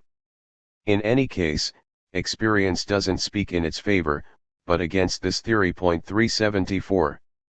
Judging by this passage, not even communism should be characterized by a single language for all of humanity. It's as if Stalin was afraid of his own courage. Moreover, he prefers to delay the fusion of nations and national languages to the moment in which socialism has triumphed on the world stage. 375 Maybe only in the last years of his life, when at that point he had indisputable authority within the international communist movement, does Stalin prove to be more daring. He doesn't limit himself to stressing that history shows a great stability and an enormous resistance by languages to forced assimilation. 376. Now his theoretical elaboration goes yet further. Language is radically different from a superstructure. It isn't created by any single class, but by a society as a whole, by all the classes of society, thanks to the efforts by hundreds of generations. Therefore, it's absurd to speak of a language's class nature. 377. But then why should national languages disappear? And why should the nations as such disappear, if it's true that the language community represents one of the most important signs of a distinct nation? 378 However, despite all this, orthodoxy ends up coming out on top. Communism continues to be thought of as the triumph of the common international language, and ultimately as a single nationality. 379 At least with regard to that mythical final stage, the universal can again be thought of in its purity, free of the contamination of the particularities of languages and national identities. It's not solely an abstract problem of theory. The attachment to orthodoxy certainly didn't contribute to the understanding of the permanent contradictions between nations that aimed for socialism and considered themselves committed to the construction of communism. It's these contradictions that played a primary role in the process of crisis and dissolution of the socialist camp. In other fields of social life we again see Stalin take part in a difficult struggle against an abstract utopia, but stopping halfway, to avoid compromising traditional orthodoxy. In 1952, therefore on the eve of his death, he feels obligated to criticize those that want to liquidate the market economy as such. In a polemic on this, Stalin wisely observes, "They say that market production in any condition must necessarily lead to capitalism. That's not true. Not always, not in any condition. One cannot identify capitalist production with market production. They are two different things. There could very well be market production without capitalists. However, again in this case, orthodoxy proves to be an insurmountable barrier. The disappearance of the market economy is delayed until the moment in which all the means of production are completely collectivized, with the surpassing, therefore, of cooperative property itself. 380. At last, the problem that's perhaps decisive. We saw Stalin theorize a third function in addition to repression and class struggle at the national and international level. A prominent jurist was right to point out that the report to the 18th Party Congress of the CPSU had put before us a radical change in the doctrine developed by Marx and Engels. 381. It was a change that Stalin had reached from his experience in government, from a concrete process of learning that had already left its traces in Lenin's final thoughts and political decisions, but that had now taken another step forward. Trotsky had argued very differently. He had hoped to synthesize the positions of Marx, Engels, and Lenin in the following form: the generation that had conquered power, the old guard, began the liquidation of the state, the following generation will complete this task. 382. If this miracle did not come to pass, who could be blamed if not the traitorous Stalinist bureaucracy? It may seem misleading to use these philosophical categories to explain the history of Soviet Russia, but it's Lenin himself who legitimizes this approach. He cites and supports the excellent formula in Hegelian logic, according to which the universal must be able to embrace the richness of the particular. 383. In expressing himself in that way he's thinking, above all else, of the revolutionary situation, that is always determined by and reaches its point of rupture at the weakest link, in a particular country. Nevertheless, this excellent formula was not considered for the phase following the seizure of power by either Lenin or the Bolshevik leadership group. When they are confronted with the problem of building a new society, these efforts to bring the richness of the particular into the universal run into the accusation of betrayal. It's well understood that that accusation is aimed at Stalin in particular. Having governed the country born out of the October Revolution for more time than any other leader, it's precisely from this experience in government that he realized the emptiness of the millenarian expectations for the disappearance of the state, nations, markets, and money, and he also directly experienced the paralyzing effect of a universalist vision that tends to classify as a contamination the attention given to the particular needs and interests of a state, a new nation, a family, or a determined individual. If it's true that ideology plays a significant role in the prolongation of the second time of troubles, it's necessary, then, to point out that Stalin's antagonists are particularly guilty of this. Stalin, thanks also to his concrete experience in government, seriously committed himself to the learning process through which, according to Hegel's teachings, the leadership group of a grand revolution is forced to pass through. For the complex and contradictory course of the Stalin era. From a new attempt at Soviet democracy to St. Bartholomew's Night. In any case, it's important to stress, as one of the authors of the Black Book of Communism ironically recognizes the need for the contextualization of Bolshevik political violence at first, and Stalin's violence later on, within the long duration of Russian history, it's important not to lose sight of Stalinism's matrix, which was the First World War, the revolutions of 1917, and the civil wars as a whole. 384. And therefore, emerging when no one could yet predict Stalin's rise to power, and even before the Bolshevik Revolution, Stalinism isn't the result of an ideology or an individual's thirst for power, but more precisely the result of the permanent state of emergency which consumes Russia in 1914. As we've seen, from the start of the 19th century a number of very different personalities didn't miss the troubling signs of a gathering storm over the country that sits between Europe and Asia. The storm manifests itself in all its violence with the outbreak of the First World War. One must start from here, and from the incredibly long duration of the second time of troubles. It's not by chance that we're dealing with a phenomenon that unfolds in a totally nonlinear manner. We see it ease in moments of relative normalization, and we see it manifest in all its severity when the state of emergency reaches its zenith. Let's start with a preliminary question: at what point could we refer to Soviet Russia as a personal and absolute dictatorship? Respectable historians appear to be in agreement on an essential point: at the start of the 1930s Stalin was not yet an autocrat. He was not free from criticism, dissension, and authentic opposition within the Communist Party. The absolute power of a leader shielded by a cult of personality had not yet emerged. The Leninist tradition of the dictatorship of the party and oligarchic power persisted. 385 The historians cited here use the two terms interchangeably. By all measures, the second poorly describes a regime that encourages an incredibly strong level of social mobility for the subaltern classes and that opens political and cultural life to social strata and ethnic groups that were totally marginalized up until then. It seems evident that, at least starting from 1937, and starting with the outbreak of the Great Terror, the dictatorship of the party gives way to autocracy. Should we then identify two phases within Stalinism? Despite questioning the traditionally monolithic interpretation, this periodization doesn't represent a genuine step forward in the comprehension of those years.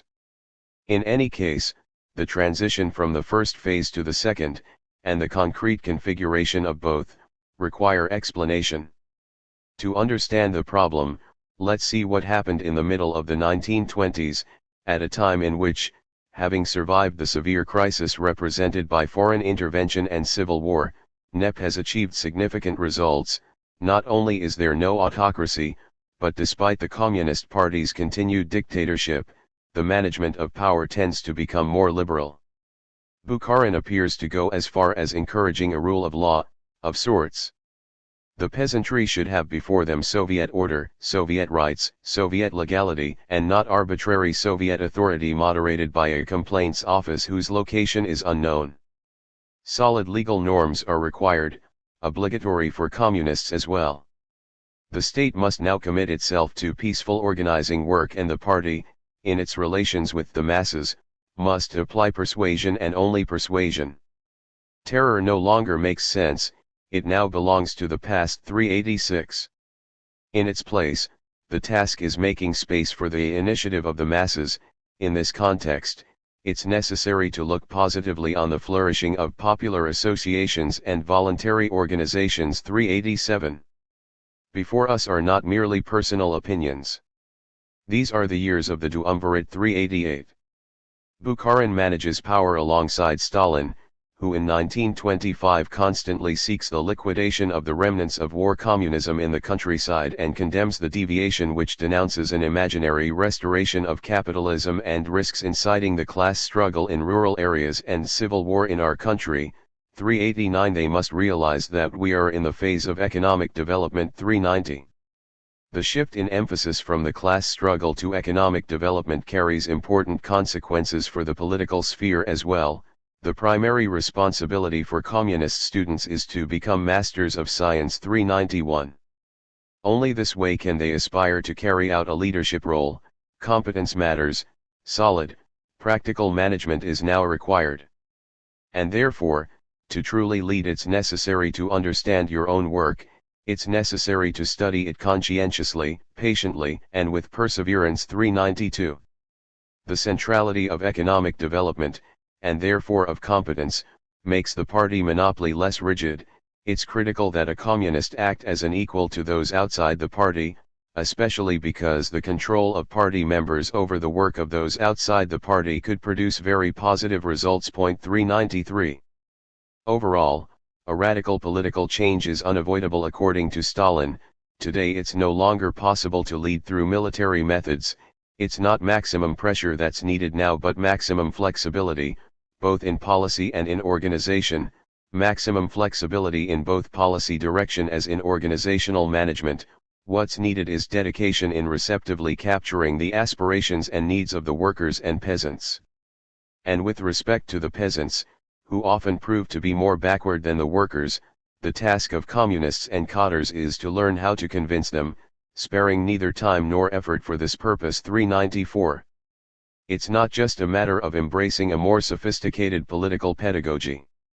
What's necessary is doing away with merely formal elections conducted from above, and bad practices which included lack of rigor, abuse of power, and arbitrary behavior by administrators.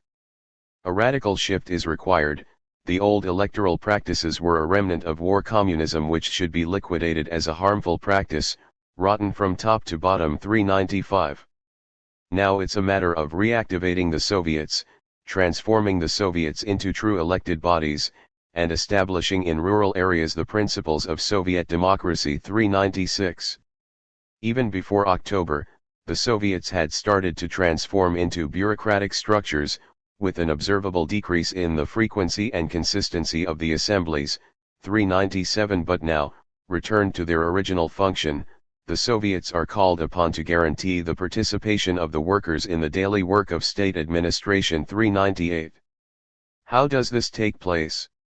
It takes place through organizations based on mass initiative, all kinds of commissions and committees, conferences and delegate meetings that spring up around the Soviets, economic bodies, factory committees, cultural institutions, party organizations, youth league organizations, all kinds of cooperative associations, and so on and so forth. Our comrades sometimes fail to see that around the low units of our party, Soviet, cultural, trade union, educational, YCL and army organizations, around the departments for work among women and all other kinds of organizations, there are whole teeming anthills organizations, commissions and conferences which have sprung up of their own accord and embrace millions of non-party workers and peasants, anthills which, by their daily, inconspicuous, painstaking, quiet work, provide the basis and the life of the Soviets, the source of strength of the Soviet state. 399. For all these reasons, it's wrong to identify the party with the state. Moreover, to do so is a distortion of Lenin's thinking. Further, once the position of the new state is consolidated, both internally and internationally, it's necessary to extend the constitution to the entire population, including the bourgeoisie. 400. At this moment, taking up some of the formulations used by Marx to celebrate the Paris Commune, Stalin takes an interest in the idea of the reduction and even the withering away of the state apparatus. The revitalization of the Soviets and political participation could be a step in that direction. It's a matter of transforming our state apparatus, linking it to the popular masses, and making it sound and honest, simple and inexpensive. 401. On top of this, associations that emerge from civil society should be encouraged. They unite the Soviets with the rank and file, they merge the state apparatus with the vast masses and, step by step, destroy everything that serves as a barrier between the state apparatus and the people. 402. In conclusion, the dictatorship of the proletariat is not an end in itself. The dictatorship is a means, a way of achieving socialism. But what is socialism? Socialism is the transition from a society with the dictatorship of the proletariat to a stateless society. 403. What's on the agenda is certainly not the end of the dictatorship of the proletariat and the party, but rather their evident moderation. This political openness shared by Bukharin and Stalin, but classified by the followers of Zinoviev as Bolshevism of the middle peasantry. 404 was followed by the crisis which leads to the liquidation of NEP, the coerced collectivization of agriculture and industrialization in forced stages, with the subsequent expansion of the universe concentrationary universe. What determines the change isn't, as is often claimed, the ideological zealotry of the leadership group, that is, the obsession with eliminating the market and all forms of private property. At the same time, one can't underestimate the pressure from below, in not unimportant sectors of society. Nostalgia for the egalitarianism from before the introduction of NEP remains strong. Moreover, another factor comes into play. As if wanting to respond to the sort of analysis that's widespread today, on November 19, 1928, Stalin states that the Soviet Union is led by sober and calm people, concerned with the problem of how to defend the independence of a country significantly more backward compared to the hostile powers that encircle it. 405 Thus, they are driven by their concern over the international situation, an international situation seen as increasingly hostile. At the end of November 1925, the Treaty of Locarno is signed. Drawing France and Germany closer together, it mended relations between the Western powers that had fought each other during the First World War, thus formalizing the USSR's isolation. It's not hard to find voices seeking a European crusade against communism 406. And in Moscow, top-level figures like Zinoviev, Radek, and Kamina dramatically stress the rising risk of an invasion. 407. Months later, the coup d'état in Poland marks Pilsudski's rise to power, a declared enemy of the Soviet Union. In his office the painting of Napoleon crossing the Alps is prominently displayed, but Pilsudski admires him for his invasion of Russia. That last endeavor had Polish participation.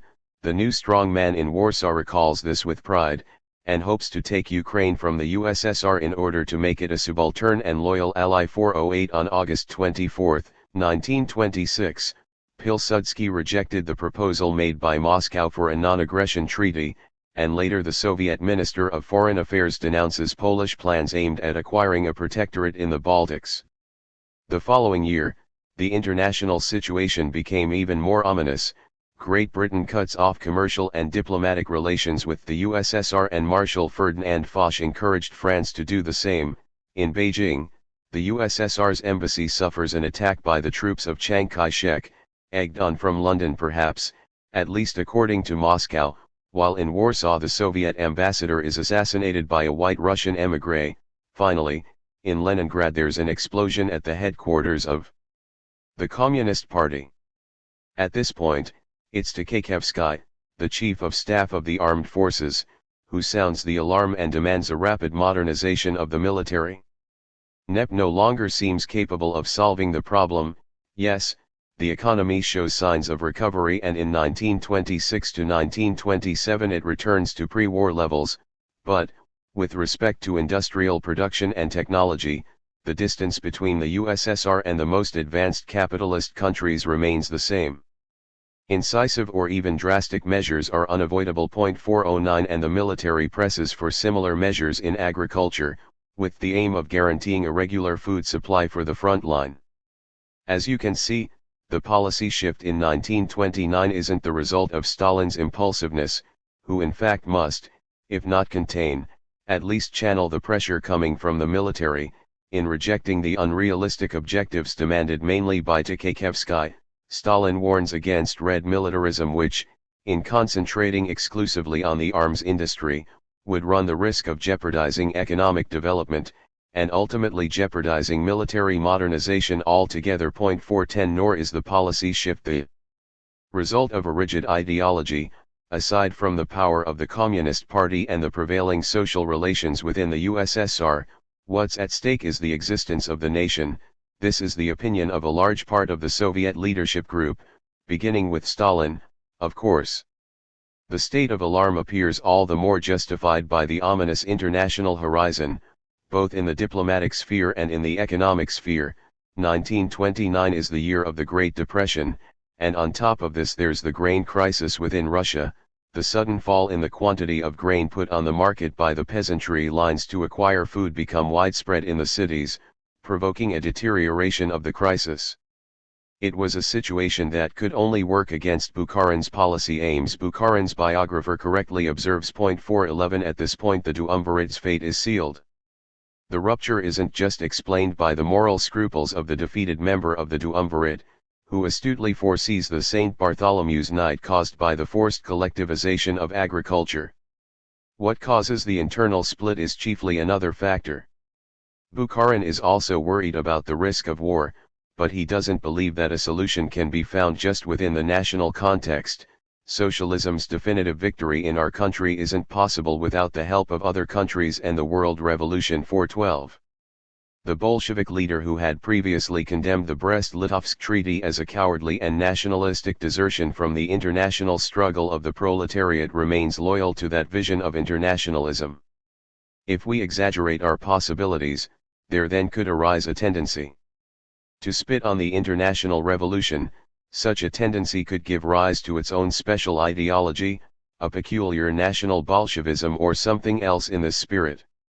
From here it is a few small steps to a number of even more harmful ideas. 413. Stalin, however, more realistically works off the premise that the capitalist world has stabilized. The defense of the USSR is primarily a national task. It's not just a matter of advancing the country's industrialization through forced stages. As the grain crisis showed, the flow of food from the countryside and to the cities and the army is by no means guaranteed.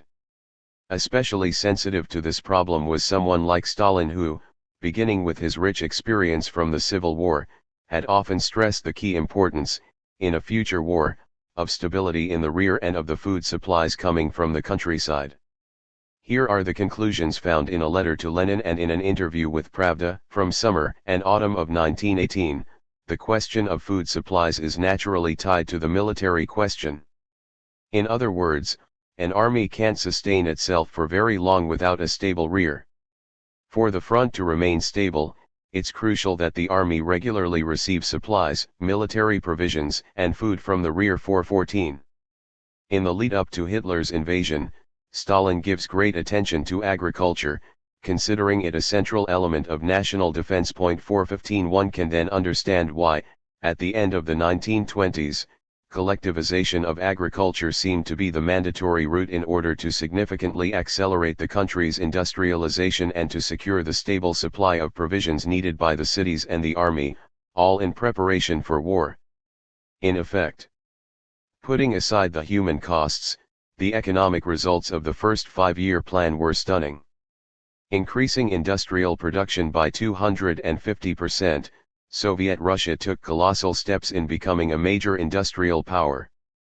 Obviously, the great leap forward in Soviet Russia's industrial economy brought with it a great leap forward for the arms industry, with military spending increasing by a factor of 5 between 1929 and 1940. 416. More modest are the results achieved in agriculture. Nevertheless, centralization and the decline of subsistence farming create more favorable conditions for a large army's regular provision. From socialist democracy to the Great Terror. Having survived the St. Bartholomew's Night that was the forced collectivization of agriculture, with the terrible social and human costs that come with it, the political relaxation that we previously encountered appears to re-emerge. After the victory over the Kulaks, Kaganovich observes in September of 1934 it's necessary to move completely toward legality and educate our people with socialist legal consciousness. Yes, without the massive education of 160 million people with the spirit and consciousness of the law, it won't be possible to achieve the consolidation of our legal system. 417. All of this is even more necessary because, as Stalin emphasizes, in the USSR there are no longer antagonistic classes. 418. Therefore, there's no reason to delay the introduction of universal suffrage, direct and equal, by secret ballot. 419 and unrestricted universal suffrage. 420. Therefore, the constitutional amendments which purpose taking away electoral rights from the clergy, ex-White Guards, all the X's, as well as individuals who don't carry out publicly useful work, are rejected. Nor does it make sense wanting to give these groups only the right vote, but not the right to be elected, and it also makes sense to reject the proposal prohibiting the holding of religious ceremonies. Now it's possible to advance towards socialist democracy. 421. It's not just a matter of propaganda, which certainly plays an important role. Before us is a political vision that provokes a fierce polemic by Trotsky, who identifies in it Stalin's liberalism, the abandonment of the council system and the return of bourgeois democracy, in which class differences are eliminated and the subject is the citizen in the abstract. This policy turn is easily understood. The primary concern of the Soviet aristocracy is ridding itself of the Soviets of workers and soldiers of the Red Army. 422. The antithesis between the two perspectives is clear. Having avoided the danger posed to the country's independence by a backwards countryside, dominated by kulaks capable of blocking the flow of supplies to the city and the army, and with the dictatorship of the Communist Party secured, Stalin has no interest in further exacerbating the political and social conflict. It's the drive to rapidly industrialize which compels him to seek the promotion of non-party elements to management posts in the factory and within society. It's unacceptable to take a closed attitude toward them. There's nothing more stupid or reactionary, Our policy doesn't consist, in any way, of transforming our party into a closed caste. What's needed is to make every effort to win over specialists, engineers, and technicians from the old school to the cause of the country's industrial and technological development. 423. On the other hand, it's not possible to promote industrial and technological development without also providing material incentives for the training of workers and specialized technicians, and here arises the polemic against leftist leveling of salaries.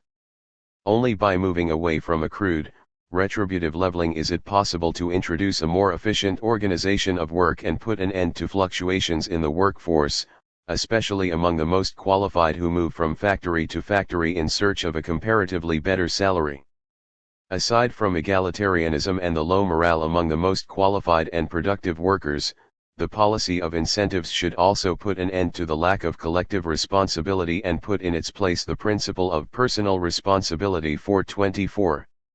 It's precisely at this moment when conditions mature for the outbreak of the Third Civil War, the one that will decimate the very ranks of the Bolsheviks. Trotsky's position is very tough on what he defines as neo-nep. Yes, in the CPSU a deviation to the right is happening, increasingly apparent, with the favoring of the higher strata of the people and the counterattack by kulaks. The bureaucracy is ready to make economic concessions to the peasantry, to their interests and their petty bourgeois tendencies. More generally, also as a consequence of the turn toward the market, monetary calculus and the resulting increased cost of living, far from advancing toward socialism and the overcoming of inequality and class divisions, Soviet society is increasingly characterized by new processes of class stratification. 425. This internal retreat would be met, with respect to international politics, by the renouncing of all revolutionary and internationalist ambitions by the conservative and petty nationalist bureaucracy of the Soviet Union. 426. Now the only guiding principle is the status quo, as confirmed by the entry of the Soviet Union into the League of Nations. 427. Obviously, neither Stalin or Trotsky are oblivious to the deteriorating international situation, but their response to this problem is different and opposing. For Stalin, it's a matter of concentrating on the industrial and technological development of Russia, mending as much as possible the divisions caused by the October Revolution and by collectivization in the countryside, and presenting the party as the guiding force for the nation as a whole. The stability that has been achieved internally could allow for, at the same time, the promotion of a policy of international alliances capable of guaranteeing the USSR's security. In Trotsky's opinion, however, as momentous as Soviet Russia's industrialization may be, it can only defeat an assault by the more advanced imperialist countries if it has the support of the proletariat within the aggressor nations. 428. Therefore, the accommodation with the bourgeoisie, both internally and internationally, not only constitutes a betrayal, but it prevents the homeland of the October Revolution from winning over the revolutionary international proletariat, the only force that can save it.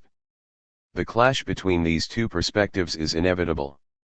Kirov is assassinated on December 1, 1934, the French-Soviet Pact is signed on May 2, 1935, between these two dates the above-mentioned intervention by Trotsky takes place.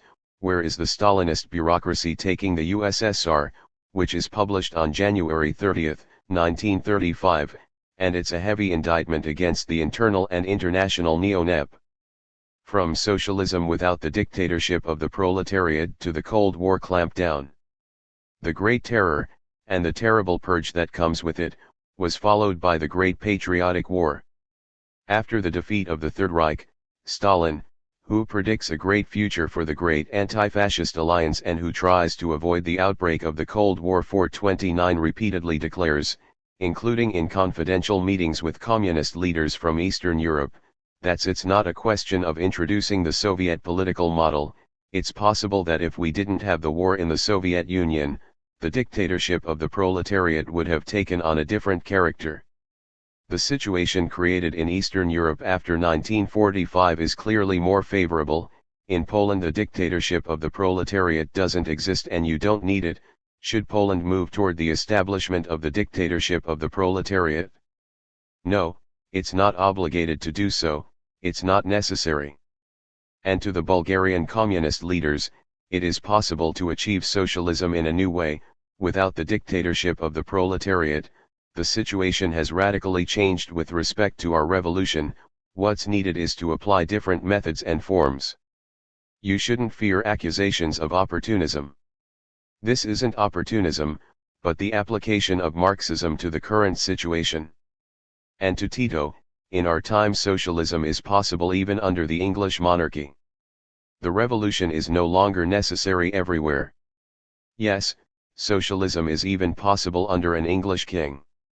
For his part, the historian who recorded these declarations adds, as these observations show, Stalin was actively rethinking the universal validity of the Soviet model of revolution and socialism 430. Maybe one can go further and say that he's also reconsidering the general relationship between socialism and democracy, with even the Soviet Union in mind. To formulate the hypothesis of a socialism under an English king means to put up for discussion, in some form, if not the monopolistic concentration of power in the hands of the Communist Party, then at least the terrorist dictatorship and autocracy. The policy implemented in the Soviet occupation zone of Germany is instructive.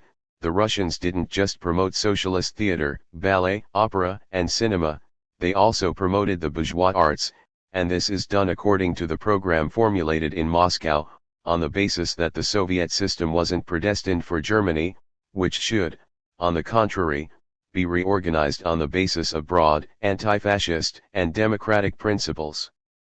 Thus, during the first 3 years after the war, there was no real cultural division in the capital, and the Soviet zone continued to play a vanguard role in the cultural field. 431. The start of the Cold War suddenly interrupts that experience and that reflection. The central problem now is the creation of a security cordon around a country brutalized by the Nazi invasion and occupation, with the aim of avoiding a repeat of the tragedies of the past. While the question of the Gulag's at least partial dismantlement is raised in the USSR even before Stalin's passing, 432, a complete thaw becomes impossible. After Hiroshima and Nagasaki, the Soviet Union must concentrate on a new forced march to catch up with the new Western technological revolution. It has liberated itself from German occupation, but it can't allow itself to rest. A new terrible threat has emerged. 433, especially because a few years later, on November 1, 1952, the explosion of the first hydrogen bomb occurs, 1,000 times more powerful than those dropped on the 2 Japanese cities. When the United States government announced the results of the test, in other countries there were reactions of shock and terror. It's obvious that a bomb of such extraordinary power couldn't be used against military objectives. If it wasn't a weapon of war, it could only be a weapon of genocide and political blackmail. Stalin received a report on the American test in the middle of November, and it served only to confirm his conviction that the United States was seriously preparing itself for a war against the Soviet Union. 434. Not an unfounded concern if we consider January of 1952. To reverse the stalemate in military operations in Korea, Truman entertains a radical idea which he records in his diary. They could deliver an ultimatum to the USSR and the People's Republic of China, clarifying in advance that failure to comply means that Moscow, St. Petersburg, Mukden, Vladivostok, Peking, Shanghai, Port Arthur, Daren, Odessa, Stalingrad, and all the industrial centers of China and the Soviet Union would be eliminated. 435. In the 3 decades of Soviet history led by Stalin, the principal aspect is not the transition from dictatorship of the party to autocracy, but more precisely the repeated attempts to transition from the state of emergency to a state of relative normality, attempts which fail for reasons both internal, abstract utopianism and millenarianism that prevent the recognition of what has been achieved, and international, the permanent threat that looms over the country that emerged out of the October Revolution, or better yet the combination of them. If millenarianism is, in part, an expression of tendencies intrinsic to Marxism, it's also a reaction to the horror of the First World War, which even in circles and personalities distant to Marxism gives rise to the aspiration for a totally new world, unrelated to a reality capable of producing or reproducing such horrors. With the outbreak of the Third Civil War, within the ranks of the Bolsheviks, and with the approach of the Second World War, breaking out in Asia before Europe, this series of failures finally results in the arrival of autocracy, exercised by a leader who's the object of a genuine cult of personality. Bureaucracy or zealous faith? What can we make of the leadership group that achieved victory during the Third Civil War and that sought to put an end to the second time of troubles at the exact moment when new and colossal storms formed on the horizon? We saw that while Khrushchev, through tortured illusions, makes Kirov the victim of a plot organized by the Kremlin, Trotsky classifies him as an accomplice to the tyrant and a top-flight defender of the hated usurper and parasitical bureaucracy which is to be swept away once and for all by the next revolution. But is the man assassinated by Nikolov really a bureaucrat? Let's return to the Russian historian cited earlier, a critic of the myth of the assassination inspired by Stalin, to see how they describe the victim. So who was Kirov? He was a loyal leader, humble and devoted to the cause. And that's not all. What characterized him was his attention to the most minor of problems in the daily lives of his colleagues, a great modesty, tolerant of different opinions, and respectful toward cultures and traditions of other peoples. 436. This flattering judgment ends up putting Kirov's entire social group under a favorable light, and that ultimately puts Stalin in a favorable light, as the former was his intimate and trusted collaborator. This is absolutely not a bureaucratic elite without ideals, only interested in their careers.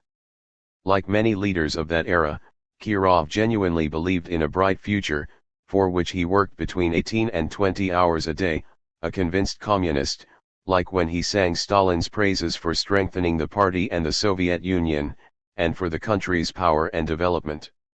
This zealous faith was perhaps the tragedy of an entire generation. 437. In any case, it's the leadership group as a whole that demonstrates its work dedication and self-sacrifice. We previously learned of the enormous workload that the Soviet leader managed to take on. At least during the years of the war, Stalin worked 14 or 15 hours a day in the Kremlin or at the dacha. In autumn of 1946, Stalin went to the south to enjoy a vacation for the first time since 1937.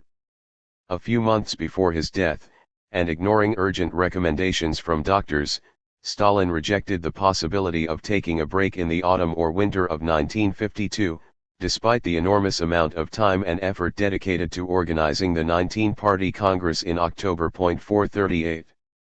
A similar assessment can be made of one of Stalin's close collaborators, Lazar M. Kaganovich, who displays frenzied commitment in overseeing the construction of the Moscow subway.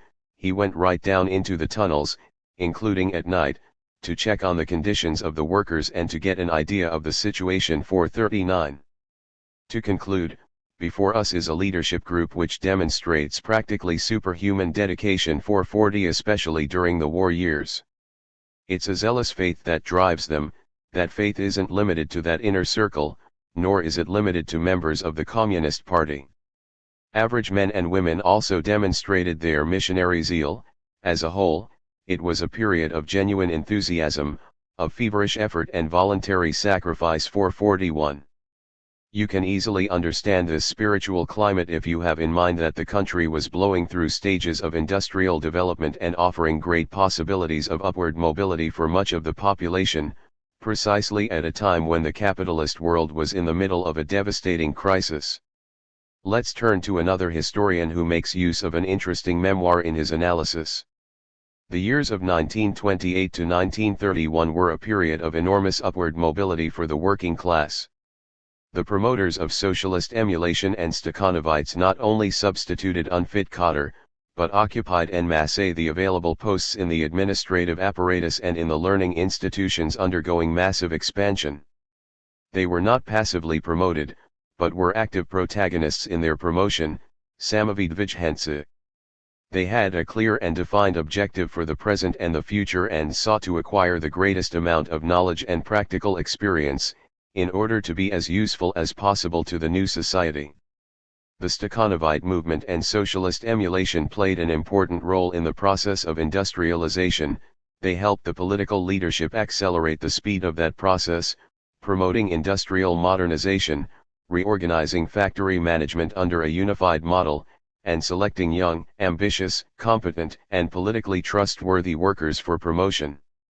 The emergence of these workers as a political force had an enthusiastic effect over party, industrial, and union leaders. 442. An authoritative account confirms and deepens the image sketched out above. In 1932, in Riga, capital of Latvia, a young American diplomat, destined later to become famous as the advocate for Soviet containment, namely George Kennan, sends a cable to Washington which contains a very interesting analysis. First of all, he highlights that in the Soviet Union life continues being administered in the interest of a doctrine, that is, in the interest of communism. It's a worldview that can count on a wide consensus. The industrial proletariat enjoys high social recognition, so much so that according to him it largely compensates for material disadvantages related to the accelerated program of economic development. The youth, or a certain part of the youth, appear extremely enthusiastic and happy, as can only occur among human beings completely dedicated to tasks that have no relation to their personal lives, that's to say people completely immersed in the inspiring project of building a new society. In this sense, one can speak of an unlimited self-confidence, and the happiness and mental health of the Russian youth. But then comes a warning that, in light of the subsequent historical experience, may be considered prescient. From the most morally united country in the world, Russia can overnight become the worst moral chaos. 443. Such a state of high moral tension could hardly withstand the passing of time, and the inevitable difficulties and failures in the project of building a new society, thus the situation could easily turn against them. But it remains true that in 1932, before Kirov's assassination, Soviet Russia appears, in the eyes of the future advocate for containment, as the most morally united country in the world. Of course, here Kennan is more familiar with the reality in the cities, where, despite the contradictions, the changes had, in fact, aroused the enthusiasm of a large part of the youth, intellectuals and industrial workers. 444 than he is with the reality in the countryside. There the forced collectivization of agriculture had provoked, according to the far-sighted warning by Bukharin, a St. Bartholomew's night for the rich peasantry and, more generally, for an enormous number of peasants often belonging to national minorities.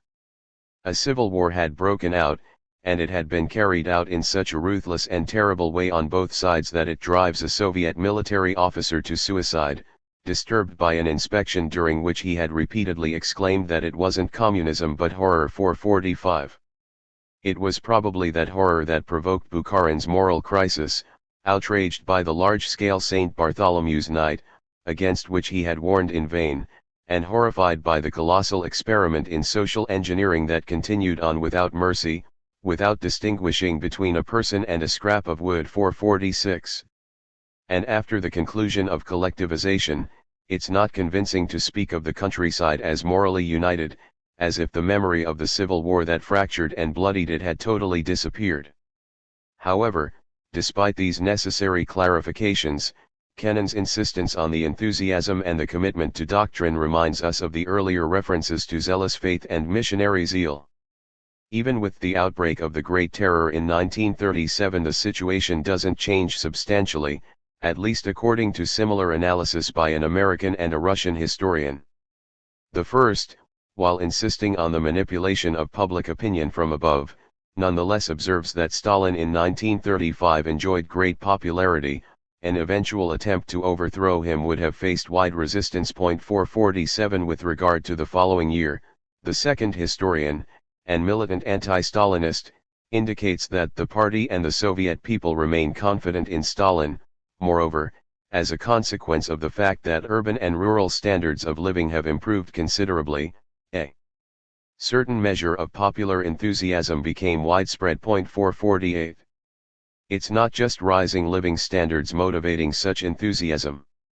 There's more, the genuine development of nations until that moment marginalized, the conquest on the part of women of legal equality with men, along with an improvement in their social status, the emergence of a solid social welfare system which includes pensions, medical assistance, protections for pregnant women, family pensions, the significant development of education and the intellectual sphere as a whole, with the expansion of the network of libraries and reading rooms, and the increasing love for the arts and poetry. It's the chaotic and exhilarating arrival of modernity, urbanization, nuclear family, social mobility. Point 449. It has to do with processes that characterize the entire history of Soviet Russia, but that take off precisely during the Stalin years. The popular masses, traditionally condemned to illiteracy, burst into the schools and universities. They then become a whole new generation of skilled workers, technicians, and expertly trained administrators, quickly called upon to carry out a leadership role. New cities are founded and old cities are rebuilt. The opening of new and colossal industrial complexes goes hand in hand with the upward mobility of skilled and ambitious citizens of working class or peasant origin. 450. Ultimately, it's referred to as a mixture of brutal coercion, remarkable heroism, disastrous madness, and spectacular achievements. 451. Maybe it's not even these results, and the consequent economic improvements, that constitute the principal aspect of the radical social transformation of the workplace during the transition from the old regime to the new regime. In Tsarist Russia, workers demanded more respectful treatment by their employers. They wanted them to call them by the polite you, vi, instead of the familiar one, ti, which they associated with the old serf regime. They wanted to be treated as citizens. It was often this issue of respectful treatment, rather than the bread and butter question of wages, which fueled workers' strikes and demonstrations. Point 452. Long having sought after it in vain, the serfs obtained their recognition, in the Hegelian sense of the term, with the arrival of Soviet power. And this is true not just for the workers, but for national minorities as well, as we shall see. It is this combination of spectacular achievements in economic development and the toppling of the old regime's hierarchies, confirmed by the possibility of unprecedented social mobility, which encourages a sense of exaltation among the people. On top of the recognition achieved by workers is the recognition achieved by the Soviet people as a whole, a Soviet people now at the point of catching up with the most developed countries, ridding themselves of the traditional image of backwardness. This explains the feeling of exhilaration in participating in the construction of a new society and a new civilization, which advances despite the mistakes, sacrifices, and terror. Moreover, it's interesting to reread the principal accusation made against the Soviet bureaucracy's leadership, formulated by Trotsky before the Great Terror. It's as if suddenly the indictment gives way to acknowledgments that are so important that they turn the indictment on its head. Gigantic achievements in industry, enormously promising beginnings in agriculture, an extraordinary growth of the old industrial cities and the building of new ones, a rapid increase in the numbers of workers, a rise in cultural level and cultural demands. Such are the indubitable results of the October Revolution, in which the prophets of the old world tried to see the grave of human civilization. With the bourgeois economists we have no longer anything to quarrel over. Socialism has demonstrated its right to victory, not on the pages of Das Kapital, but in an industrial arena comprising a sixth part of the Earth's surface. Thanks solely to a proletarian revolution, a backward country has achieved in less than 20 years successes unexampled in history. 453. With economic development, not only new social strata but entire nations gain access to culture. In the schools of the Union, lessons are taught at present in no less than 80 languages. For a majority of them, it was necessary to compose new alphabets, or to replace the extremely aristocratic Asiatic alphabets with the more democratic Latin. Newspapers are published in the same number of languages, papers which for the first time acquaint the peasants and nomadic shepherds with the elementary ideas of human culture. Within the far-flung boundaries of the Tsar's empire, a native industry is arising. The old semi-clan culture is being destroyed by the tractor. Together with literacy, scientific agriculture and medicine are coming into existence. It would be difficult to overestimate the significance of this work of raising up new human strata. 454. In regards to the relationship with backwards nationalities, the hated bureaucracy in spite of everything carries out a progressive work. It is laying down a bridge for them to the elementary benefits of bourgeois and even pre-bourgeois culture. 455. Based on this image, it remains a mystery how Trotsky could have thought the anti-bureaucratic revolution was just around the corner. But this is not of interest to us now. The acknowledgements, let slip by the opposition leader, are an indication of the prestige and consensus which the Soviet leadership still enjoyed. The spread of a new Soviet patriotism can't be explained in any other way. It's a sentiment that's certainly very deep, sincere, and dynamic. 456. 1937 and 1938 are the biennium of the Great Terror. Not even in its worst phase does Stalin's regime lose its base of social consensus and its enthusiastic supporters, who continue to be motivated by both ideology as well as the opportunity for social advancement. It's a mistake to read this permanent consensus as merely an artifice of state censorship and repression. 457. A tragic and paradoxical interaction takes place, as a consequence of robust economic and cultural development, as well as the horrifying vacancies created by repression. Tens of thousands of Stakhanovites become factory managers, and a similar upward mobility takes place in the armed forces. 458. In August of 1939, during the negotiations over the Non-Aggression Pact, the chief translator of the German Foreign Ministry visits Moscow and describes as follows the spectacle before him in Red Square and at the mausoleum dedicated to Lenin. Before the mausoleum, a long line of Russian peasants waited patiently to see Stalin's mummified predecessor in his glass tomb. Judging by their behavior and facial expression, the Russians gave me the impression of devout pilgrims. Those who have been to Moscow and haven't visited Lenin, an embassy staffer tells me, are worthless to the people of the Russian countryside. 459. The generalized veneration of Stalin's predecessor was also an indication of the wide base of social consensus that the successor continued to enjoy. In any case, the deep divisions caused by the Great Terror are at least partially healed by the patriotic unity that takes hold during the resistance against the Nazi war of enslavement and annihilation. What's certain is, and we cite once more a historian above suspicion of being an apologist for communism and Stalinism, the victory brings about an unparalleled increase not only in the international prestige of the Soviet Union, but also in the regime's authority within the country, so that Stalin's popularity reached its apex in the years following the war. 460. This popularity remained intact until his death, and was also felt outside the USSR, and to a certain extent, even felt outside the international communist movement. A concentrationary universe full of contradictions.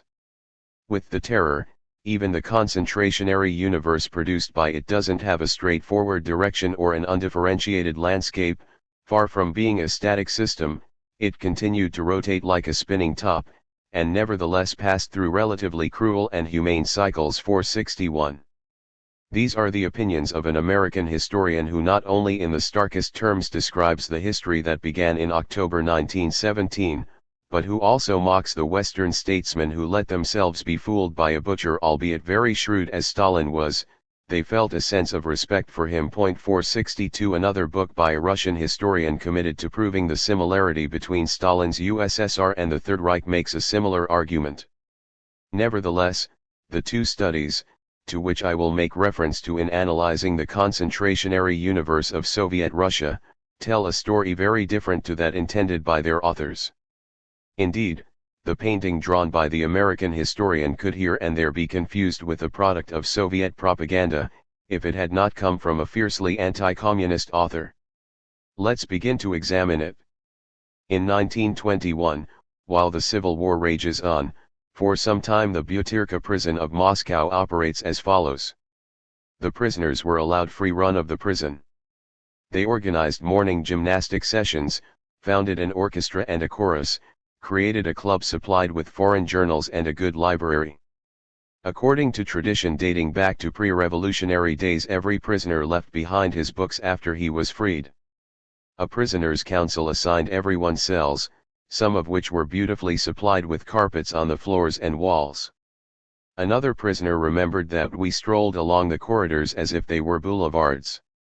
To Babina, Prison life seemed unreal, can't they even lock us up seriously? Another socialist revolutionary, arrested in 1924 and sent to Savatayevo, is happily surprised to find herself in place that didn't resemble a prison at all. Not only can the political prisoners obtain abundant provisions of food and clothing thanks to their contacts, but they could turn their prison cell into the women's branch of the socialist revolutionaries. Some years later, on the Solovetsky Islands, we see that the prisoners, many of them having been scientists in St. Petersburg, not only had access to a theater and a library with 30,000 volumes, but also had a botanical garden, including a museum of flora, fauna, and of local art and history. 463. It's true, the situation in the prison system at that moment in time was not uniform. However, the ones just stated are not isolated cases.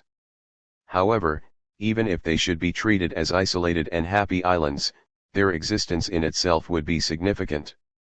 Of course, there was no absence of protests, but it's interesting to read the demands, partially accepted, made during a hunger strike by political prisoners, in large part Trotskyists. Expand the library, include newspapers published in the USSR, at least with editions of the key Communist International, completely update the economics, politics, and literature sections, and the sections with the works of minority languages. Allow the subscription to at least one foreign newspaper. Allow the enrollment in courses by correspondence. Organize for such purposes a special cultural fund, as happens even in criminal penitentiaries. Allow the introduction into prison of all foreign publications permitted in the USSR, in particular the permitted foreign newspapers, including the bourgeois ones. Allow the exchange of books between prisoners and guards. Acquire paper in quantities of no less than 10 notebooks per person each month. 464. This is in June of 1931, and the date is significant. While it brings with it a massive expansion of the concentrationary universe, Stalin's rise to power and the campaign launched by him for the liquidation of the kulaks as a class didn't dramatically alter the situation existing within that universe. This is not just true for the political prisoners. The beginning of the 30s, were almost prosperous and even liberal for prisoners. The management of the Gulag showed a certain level of religious tolerance and accepted the petition for a vegetarian diet put forward by the members of certain religious sections. 465. What follows is an excerpt on the penal colonies in the far north at the start of the 1930s. Needing hospitals, camp administrators built them, and introduced systems for training prisoner pharmacists and prisoner nurses. Needing food, they constructed their own collective farms, their own warehouses, and their own distribution systems. Needing electricity, they built power plants. Needing building materials, they built brick factories. Needing educated workers, they trained the ones that they had. Much of the ex-Kulak workforce turned out to be illiterate or semi-literate, which caused enormous problems when dealing with projects of relative technical sophistication.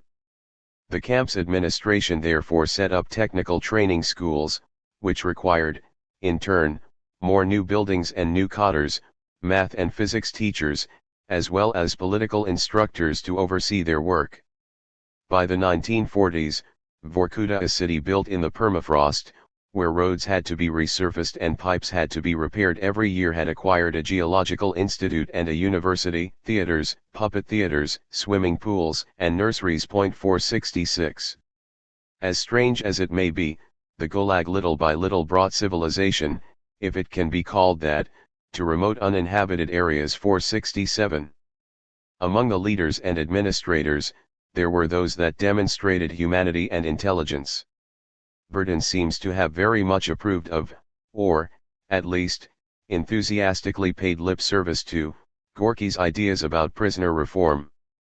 Glowing with paternalistic goodwill, Burton provided his inmates with film theaters and discussion clubs, libraries, and restaurant-style dining halls. He planted gardens, complete with fountains and a small zoological park. He also paid prisoners regular salaries, and operated the same policy of early release for good work as did the commanders of the White Sea Canal. 468. On the other hand, because of the famine, the need to increase the prisoners' productivity, the lack of organization and often incompetence, and the rapacity of the local leaders, tragedies abound. 469. Particularly atrocious is the tragedy that in 1933 hits the exiles who were supposed to cultivate the island of Nautino, western Siberia. It's a task that quickly proves desperate, lacking equipment, with medicine and food in large part used up during the journey, on a completely virgin island, without any structures or homes. The deportees sought to survive by eating the dead bodies or carrying out genuine acts of cannibalism. They are details taken from a letter sent by a local communist leader to Stalin and later passed on to all Politburo members, who were noticeably upset by it. The Nautino tragedy had a notable impact and was subject to investigation by a number of commissions. 470. It's evident that it wasn't homicidal intention that caused the horror. We are dealing with a significant example of how things could go badly due to a lack of planning. At least until 1937, in the Gulag people would die by misfortune, as a consequence of poor organization. 471. What characterizes the Soviet concentrationary universe is, firstly, the fixation on development, and that fixation, if on the one hand provokes the infamy of Nautino, on the other hand has very different consequences. As in the society as a whole, they hope to encourage socialist emulation among the prisoners. Those who stand out can enjoy additional food and other privileges. And that's not all. Eventually, top performers were also released early. For every 3 days of work at 100% norm fulfillment, each prisoner received a day off his sentence.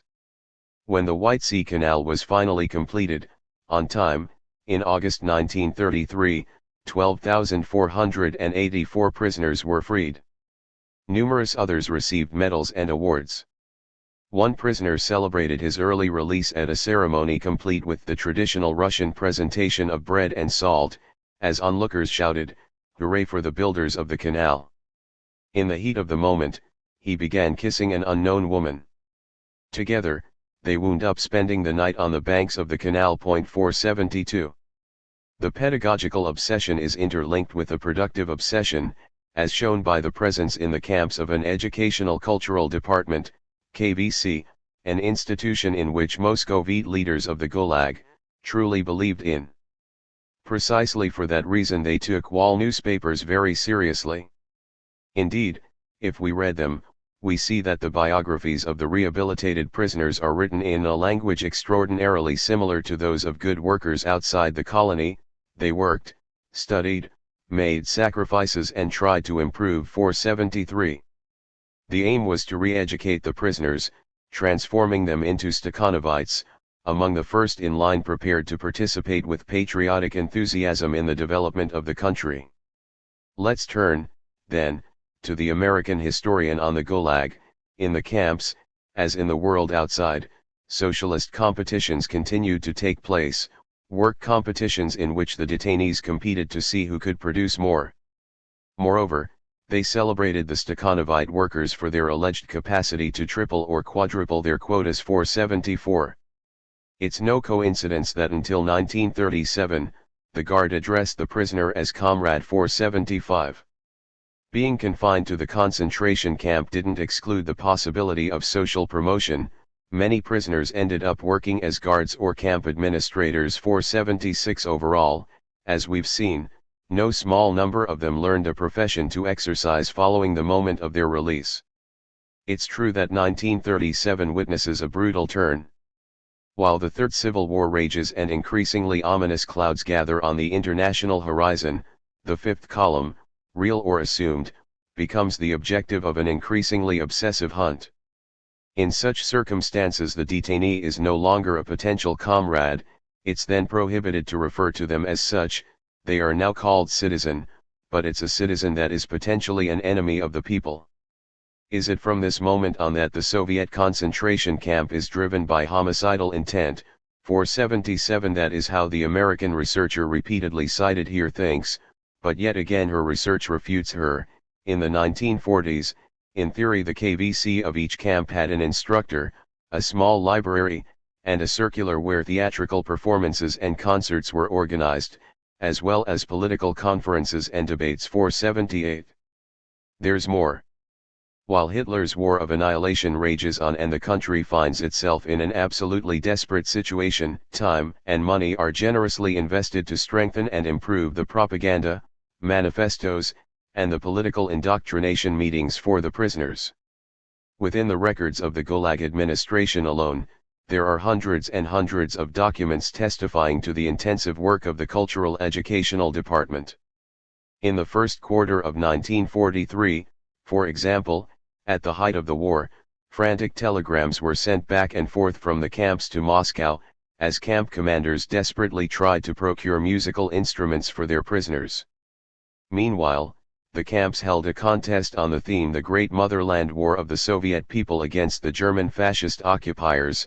50 camp painters and 8 sculptors participated. 479.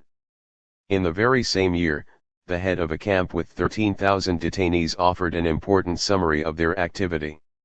He notes grandly that in the second half of that year, 762 political speeches were given, attended by 70,000 prisoners, presumably, many attended more than once. At the same time, the KVC held 444 political information sessions, attended by 82,400 prisoners. It printed 5,046 wall newspapers, read by 350,000 people, it put on 232 concerts and plays, showed 69 films, and organized 38 theatrical groups. 480. Certainly, with the start of Hitler's invasion, the detainees experience the dramatic consequences of the shortages, but that has nothing to do with the emergence of homicidal intention. The high mortality rates in the concentration camps in certain years partly reflect the events taking place on the outside. In the winter of 1941 to 1942, when a quarter of the Gulag population dies of hunger, maybe 1 million residents die of hunger in Leningrad, surrounded by the German blockade. And the shortages and malnutrition were widely felt across the Soviet Union. 481. Yet even in such a desperate situation, in January of 1943, the Soviet government created a food fund specifically for the Gulag and, at any rate, the supply situation improved when the tide of the war turned in favor of the Soviet Union. 482. We are so far from the emergence of homicidal intention that the atmosphere of national unity brought out by the Great Patriotic War is felt even within the Gulag. In the meantime, it experiences a massive reduction in population as a result of a series of amnesties. We especially see ex-prisoners heroically take part in combat. They express their satisfaction and pride in the fact that they have access to technologically advanced weapons produced thanks to the industrialization of the country, which was marked by the first consistent expansion of the concentrationary universe. They have careers in the Red Army, are accepted into the Communist Party, and win honors and medals for their military courage. 483. With the alternation between relatively prosperous and liberal phases and clearly economically and juridically worse phases for the prisoners, the history of the Gulag reflects the history of Soviet society. The efforts to achieve Soviet democracy in the society as a whole, the democratic socialism and even a socialism without the dictatorship of the proletariat, correspond with the efforts to re-establish socialist legality or revolutionary legality in the Gulag. It's for that reason that harsh denunciations of the Soviet concentrationary universe come from inside and from its top leadership. In 1930, it's Yagoda who seeks to intervene in the entire prison system, which is rotten to the core. In February of 1938, it's Vinchinsky himself, General Prosecutor of the USSR, who denounces the prison conditions, insufficient and, in some particular cases, almost completely intolerable, that reduce men to savage animals. Some months later it's Lavrenti Beria, chief of the secret police under Stalin, who supports a policy that encourages severe punishment to the interrogators who consider beatings to be the principal method of investigation, and who cripple prisoners when they don't have sufficient proof of their anti-Soviet activity. 484. It's not a question of ritual denunciations. When exposed, those guilty of abuses are severely punished, punishment that even includes death sentences. Many are fired, there's even conflict between magistrates and the repressive apparatus, which opposes the introduction of rules that seem to be an extremely undesirable intrusion. 485. With the aim of strengthening oversight, the submission of complaints and petitions by detainees is encouraged. Other times they seek to improve the situation by using amnesty and reducing overcrowding in the camps. 486. In the period between one denunciation and another, a real improvement is noticed. These are the liberal phases, hastened at times by the outbreak of new crises. But in the combination of objective circumstances and subjective responsibility, the Gulag, as well as society as a whole, is unable to overcome the state of emergency. Tsarist Siberia, Liberal Britain Siberia, and the Soviet Gulag. Should we compare, or directly associate, the Soviet Gulag with the Nazi concentration slaughter? It's a question that could be answered with another: why limit the comparison between just these two realities? In Tsarist Russia, conquest declares, following Solzhenitsyn's example, the concentrationary universe was less crowded and less cruel than during Lenin's time, and especially under Stalin. 487. It's worthwhile to recall what Anton Chekhov had written in 1890. We have allowed millions of people to rot in prisons, to rot for no purpose, without any consideration, and in a barbarous manner. We have driven people tens of thousands of versts through the cold in shackles, infected them with syphilis, perverted them, multiplied the number of criminals, but none of this has anything to do with us. It's just not interesting. 488. During its centuries-long duration, the Tsarist concentrationary universe, that at least starting with Peter the Great, in a way similar to the Gulag, seeks to acquire the labor force necessary to development the most desolate and least developed regions, has often shown signs of extreme cruelty. A painful trail led the condemned to exile or forced labor in Siberia. Aside from being beaten with batons, many suffered mutilations of hands, feet, ears, as well as the humiliation of being branded with fire. Yes, in the 19th century they sought to end the most extreme and cruel practices, but it's a question of half measures that in the majority of cases weren't successful. 489. From all this emerges how fragile the effort is to diminish the importance of Tsarist Siberia, with the aim of isolating the Soviet Gulag and associating it to the Nazi concentration slaughter. Yet there's another consideration of greater importance: it's methodologically incorrect to compare a situation of normality to a situation of acute emergency. Read with greater scrutiny, the comparison made by Conquest can lead to a result different from that proclaimed by him. It's only in pre-revolutionary Russia that detention and deportation by administrative means are considered a normal practice, even in the absence of conflicts and specific dangers. In Soviet Russia, however, the state of emergency has a powerful effect on the genesis and configuration of the concentrationary universe, which becomes yet more brutal as it gets further away from conditions of normality. Now it's necessary to take one step further. Aside from Tsarist and Soviet, Russia and Germany, it's necessary to bring other countries into the comparison. A two-part function is also inherent to liberal Britain's concentrationary universe. With respect to the Irish dissidents, it was observed that between the 18th and 19th centuries, they had their official Siberia in Australia, which at least up until 1868 consumed representatives of nearly all the existing radical movements in Great Britain. 490. That's in relation to repression. But it's necessary not to lose sight of the economic function of liberal Britain Siberia. Soon after the Glorious Revolution, there's a massive increase in the number of criminal acts subject to the death penalty. This even comes down upon those guilty of the theft of a shilling or a handkerchief, or on those responsible for cutting down a decorative plant. Not even 11-year-old boys are spared. This terrorist legislation, that with some attenuation lasts until the 19th century, offers an alternative: the lucky ones will be placed in penal servitude, which forces them to work for a certain number of years in the underutilized and unexplored colonies, first in North America, and later in Australia. In other words, even in the economic sphere Australia became a Siberia for liberal Britain. Its purpose diminished to the degree that labor came in, first with black slaves, and later with the Chinese and Indian coolies, as well as other colonial peoples. 491. The British Siberia is no less cruel than the Tsarist one. On this totalitarian society, which is built in Australia while at the same time an extermination of the Aborigines is carried out, a summary is sketched out based on the available autobiographical literature, and that proves to be especially frightening.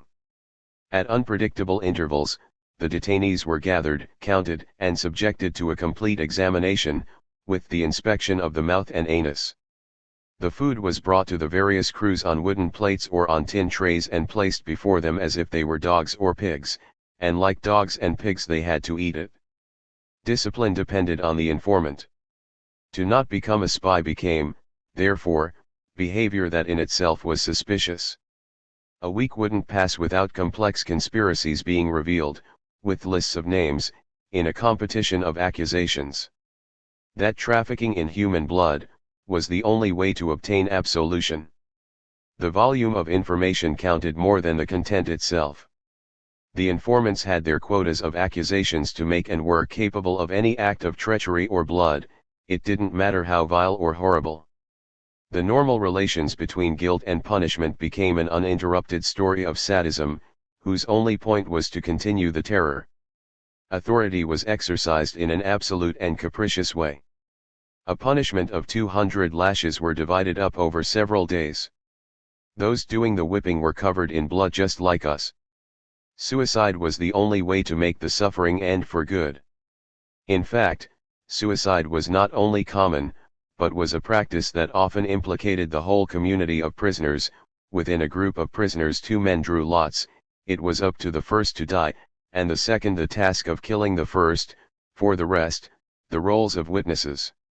In this way, during the few days of traveling and during the trial, which occurred in Sydney, some distances from Siberia itself, before being hanged, the murderer could enjoy the status of a normal prisoner. In truth, it was an indirect and delayed suicide. And this pause allowed the witnesses to catch their breath, before returning to hell and eventually attempting another lottery. 492. The concentrationary universe in Soviet Russia and in the Third Reich. Moreover, the concentration camp explicitly emerges in the liberal West during the Second World War as well. On the other side of the Atlantic, Franklin D. Roosevelt orders citizens of Japanese origin, including women and children, to be interned in concentration camps. However, the United States is clearly in a more favorable geopolitical situation than the Soviet Union. In any case, after the Battle of Midway, no longer could one speak of military and security concerns. Yet the Americans of Japanese origin continued to be confined to the concentration camps. Beginning gradually, their freedom is only completely obtained in the middle of 1946, nearly a year after the end of the war. Even slower is the return home of Latin American citizens of Japanese origin deported to the United States from 13 Latin American countries. Only in 1948 were the last ones freed from the internment camp or concentration camp in Crystal City, Texas. 493. Certainly it would be rash, at the very least, to explain this event not from the war and the state of emergency, but with the ideology of a president accused of totalitarianism by his adversaries due to his economic interventionism during the Great Depression, and also the loose interpretation of the Constitution used to drag a very reluctant country into war. Supra, ch. 1, 6. Here we encounter another aspect that the usual historical comparison hides, the concentrationary universe that's also developed in the liberal West during the 20th century, taking on horrible forms at times. At the outbreak of the war, the German exiles who are confined to French concentration camps have the impression that they are destined to burn. 494. Surely outrageous is the mistreatment, when the war had already ended, inflicted on German prisoners by the United States, as documented at the time by the Canadian historian James Back, and would be acknowledged by the official lawyers of Dwight D. Eisenhower, even if it was done against his will and with some hesitation. More recent research has brought other details to light. I will limit myself to citing just one of them. An American commission found that, at that time, of the 139 detainees examined, 137 had their testicles permanently destroyed from the beatings they endured. 495.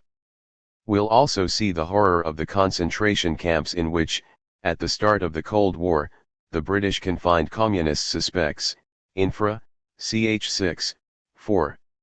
To conclude, it's necessary to recall the Gulag in Yugoslavia in which, starting in 1948 and after the split with the USSR, communists loyal to Stalin are imprisoned. 496. At least in this case, the Stalinists are no longer the authors, but the victims of the concentrationary universe, established by a communist country, yes, but at that time allied to the West. Even if one sought to start from the basis of the exceptional scale and severity of the Soviet Gulag, the principal problem still remains unresolved. It's always necessary to distinguish the role of ideology from the role of the objective conditions, the exceptional gravity of the threat and the general hardship that characterized the USSR. Compared to such complex analysis, far easier is the deductivism that traces everything back to ideology and the similarity of the concentrationary universes produced by the two totalitarian ideologies. Yet in any case, let's focus on Soviet Russia and the Third Reich. With regard to the first, the concentrationary universe arises while the second time of troubles continued to rage. In the 1930s, political power didn't exercise full control over its territory. Common criminality itself caused by the serious fractures that occurred in the country, that had destroyed the traditional structures of social organization, had reached truly worrying levels. 497. Much more serious is the situation in the Far East regions, that are described as follows. Insecure locations, poorly controlled by the authorities, where marginalized and lawless people are concentrated, where armed gangs attack the isolated kolkhozes and kill the few representatives of Soviet power. Locations of arbitrary force and violence, where everyone is armed, human life has no value and the hunt of man, when it happens, substitutes the hunt of animals. Locations in which the state, at least that defined by Max Weber as the system that successfully exercises the right to legislate over a territory, while retaining a monopoly on the use of legitimate force, is almost absent. 498. From the attack on the German ambassador in Moscow, carried out in July of 1918 during the session of the Fifth Pan-Russian Congress of Soviets by a member of a party, Socialist Revolutionaries, that was part of the government, at least up until the assassination of Kirov by a young communist at his office's front door, Soviet power is confronted by terrorism, a phenomenon with a long history in Russia, and it fears the infiltration of the state apparatus at all levels by an opposition determined to topple from power the usurpers and traitors.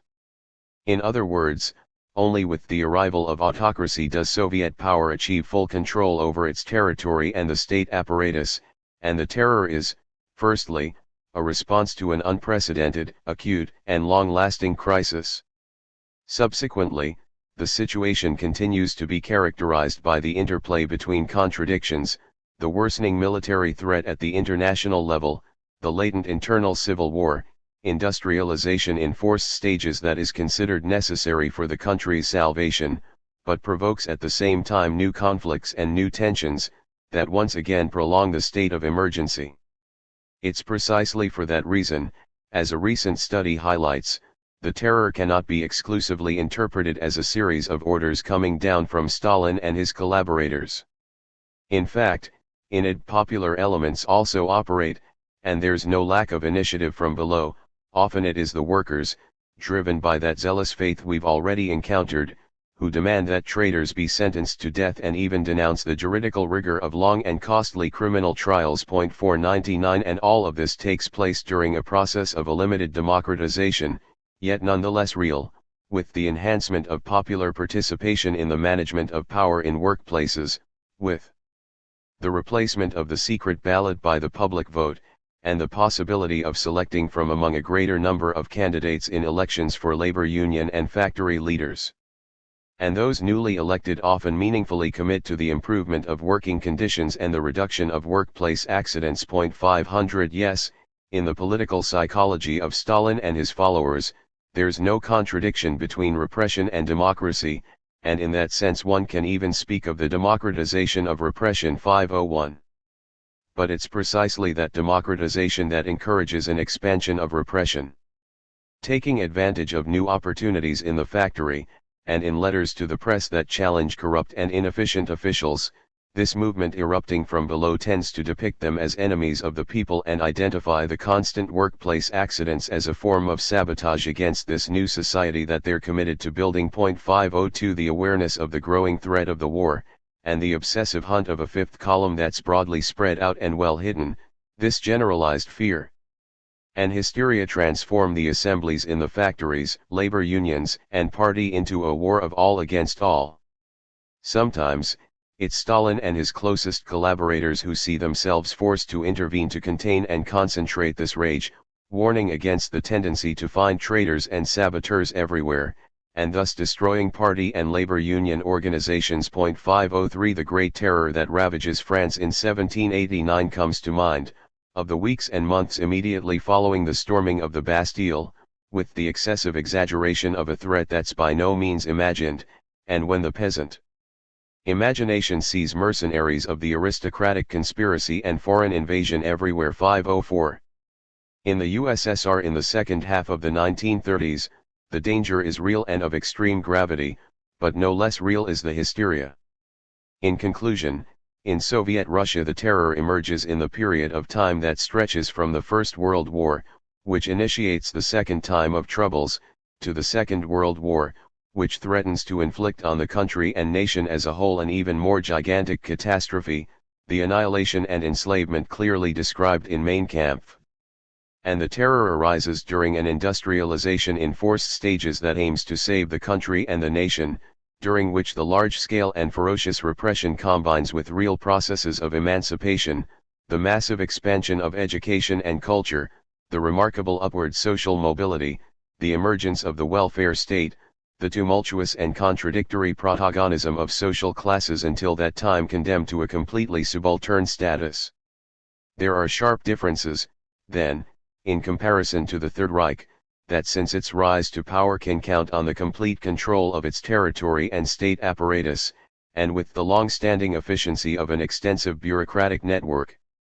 While in Russia ideology plays a secondary role in the state of emergency, having predated the October Revolution of 1917, and eventually prolonged by revolutionary millenarianism, that received partial opposition from Stalin. In Germany, the state of emergency and the concentrationary universe linked to it is from the start the consequence of a very determined political project and a very determined ideological vision. Hitler comes to power with an explicit program of war and territorial expansion, with the aim of avoiding the collapse of the home front that took place during the First World War. He's determined to make use of a more ruthless terror. Nazi Germany's expansionism also aims at reasserting across the globe the supremacy of the white and Aryan race, and to take up and radicalize the colonial tradition, applying it to Eastern Europe itself.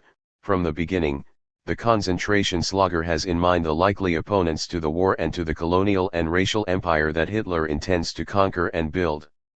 Required for the success of that program is the neutralization of the Judeo-Bolshevik virus, that sows subversion and erodes the foundations of civilization, putting into question the natural hierarchy of peoples and races. Therefore, it's necessary to liquidate the Jews, the communist commissars and cadre both in the territories to be conquered as well as in Germany itself. This is how the path is laid to treat the inferior races of Eastern Europe, following the example of what happened to the Native Americans, that they must be exterminated to make room for the German settlers, and also to be slaves in the service of the white and Aryan master race. Gulag, concentration slugger, and the absent third. Starting with the invasion, first of Poland and later of the USSR, the Nazi concentrationary universe appears to carry on and further aggravate the most tragic episodes from the history of colonial slavery. When, thanks to the trafficking of African slaves, the availability of slaves was almost unlimited, the slave owners had no economic interest at all in sparing them. They could coldly condemn them to death from overwork and replace them with others and extract from each of them the maximum profit possible. That was how, observes a 19th-century economist cited by Marx, the flourishing agriculture of the West Indies consumed millions of men of the African race. Indeed, the lives of blacks are sacrificed without any scruples. 505. The war unleashed by Hitler in Eastern Europe represents the new and even more brutal form of the slave trade. Captured and exploited in masse, the enslaved untermenschen, those that survived the Germanization of the territory, are forced to die from overwork, with the aim of building the civilization of the white master race and feeding its war machine. They suffer through conditions similar to those of blacks, in the Caribbean, to whom, moreover, the Führer explicitly compares them. The prison system reproduces the relations of the society in which it is expressed. In the USSR, inside and outside the Gulag, we fundamentally see in action a developmentalist dictatorship that seeks to mobilize and re-educate all forces, with the purpose of overcoming secular backwardness, becoming yet more urgent due to the approaching war that, by the explicit declaration of Mein Kampf, is to be one of enslavement and annihilation. In this scenario, the terror in the USSR is combined with the emancipation of the oppressed nationalities, as well as a strong upward social mobility and with access to education, culture, and even to management and leadership positions by parts of the social strata that until that time had been totally marginalized. The pedagogical concern with production and the social mobility related to it is felt, for better or for worse, even inside the Gulag. The Nazi concentrationary universe reflects, on the contrary, a racial hierarchy that characterizes the racial state, by that time established, and the racial empire to be built. In this case, the concrete behavior of those imprisoned plays an irrelevant or largely marginal role. Therefore, pedagogical concerns would make no sense. To conclude, the prisoner in the Gulag is a potential comrade obligated to participate in particularly hard conditions in the strengthening of production inside the country, and, after 1937, they are potential citizens, though having become unclear is the line of separation from being an enemy of the people and a member of the fifth column, whose neutralization had been imposed with the approaching total war. The prisoner in the Nazi lager is firstly an Untermensch, forever marked by their nationality or racial degeneration. In seeking to find a precise analogy for the Konzentrationslager, it's necessary to bring in the concentrationary universe that profoundly marked the colonial tradition, in whose wake Hitler explicitly intended to place himself, and which targets the colonial peoples or the people of colonial origin. It's here we have the central omission of the comparison. In that sense, we can speak of the absent third in the comparison in vogue today. Two illustrious historians both defined as extermination camps the militarized work camps of colonial India of 1877, as well as the concentration camps in which the Libyans were locked up by liberal Italy. 506 Even if one considers this classification exaggerated, the concentrationary universe of the Third Reich nonetheless reminds us of the racial logic and hierarchy that dominates the colonial empires of Italy and the West, as well as the concentration camps built by them. We are also forced to think of Nazism when we read the forms in which the Canadian Holocaust, or the final solution to our indigenous question, was perpetrated. The Commission for the Truth about the Canadian Genocide speaks of death camps, of men, women, and children who are deliberately exterminated, of a system whose objective is to destroy the greatest part possible of the native people through sickness, deportation, and murder itself. To achieve this, the champions of white supremacy don't hesitate in hurting innocent children, who die from beatings and torture, or after having been deliberately exposed to tuberculosis and other illnesses. Others go on to suffer forced sterilization.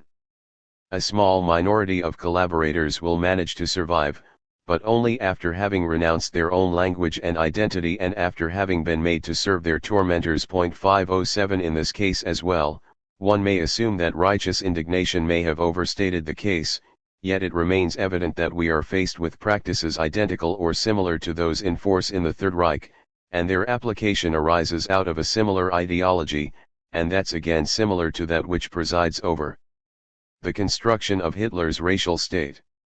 Let's move on now to the southern United States. In the decades following the Civil War, black prisoners, the overwhelming majority of the prison population, often rented out to private companies, were crowded into large wheeled cages that followed the encampments of construction and railroad tycoons. Even the official report states that the prisoners were excessively and at times cruelly punished, that they were poorly clothed and fed, that the sick were not treated because no hospital had been provided and they were closed in together with healthy patients. An examination done by the grand jury at the penitentiary hospital in Mississippi reported that all the patients showed signs on their bodies of the most inhumane and brutal treatment. A great many of them have broken shoulders, with sores, scars, and blisters, some with their skin cruelly ravaged from lashings. They lie there dying, and some of them on top of simple tables, so weak and emaciated that their bones were nearly visible beneath their skin, and many complained about the lack of food. Aside from this, we see living parasites crawling across their faces, and their clothes and the little they have to sleep on are ragged and often filthy. In the mining camps of Arkansas and Alabama, those sentenced to forced labor were made to work all winter without shoes, with their feet in the water for long hours. In these two states a work system was in force according to which a crew of 3 were obligated to extract a certain quantity of coal per day under penalty of flagellation for the entire crew. Those condemned to forced work in Florida's tear-birth forests, with their feet bound and carrying chains around their waists, were obligated to work at a brisk pace. 508. We have before us a system that makes use of chains, dogs, whips, and firearms, and that creates a living hell for the prisoners. The mortality rate is very significant. Between 1877 and 1880, during the construction of the railroads of Greenwood and Augusta, nearly 45% of the forced laborers die there, and they were youths in the prime of their lives. 509. Another statistic can be cited from the same time period. In the first 2 years in which Alabama rented out its prisoners, nearly 20% died. In the following year the mortality rate jumped to 35%. In the fourth year nearly 45% died. 510. With regard to mortality rates, a systematic statistical comparison of the concentration camps in the USSR and Third Reich would be interesting. Regarding the Gulag, it has been calculated that at the start of the 1930s, before the clampdown provoked by the attack on Kirov and by the growing threat of war, the annual mortality rate corresponded more or less to an average of 4.8% of the camp population. That being said, this statistical data doesn't include the gold mining camps around the Colima River. It's also necessary to have in mind the usual underestimations from the information by health departments. However, even substantially inflating the official numbers, it seems difficult to approach the mortality rate we've just seen among African American inmates. Moreover, there's significant reason to suspect underestimations.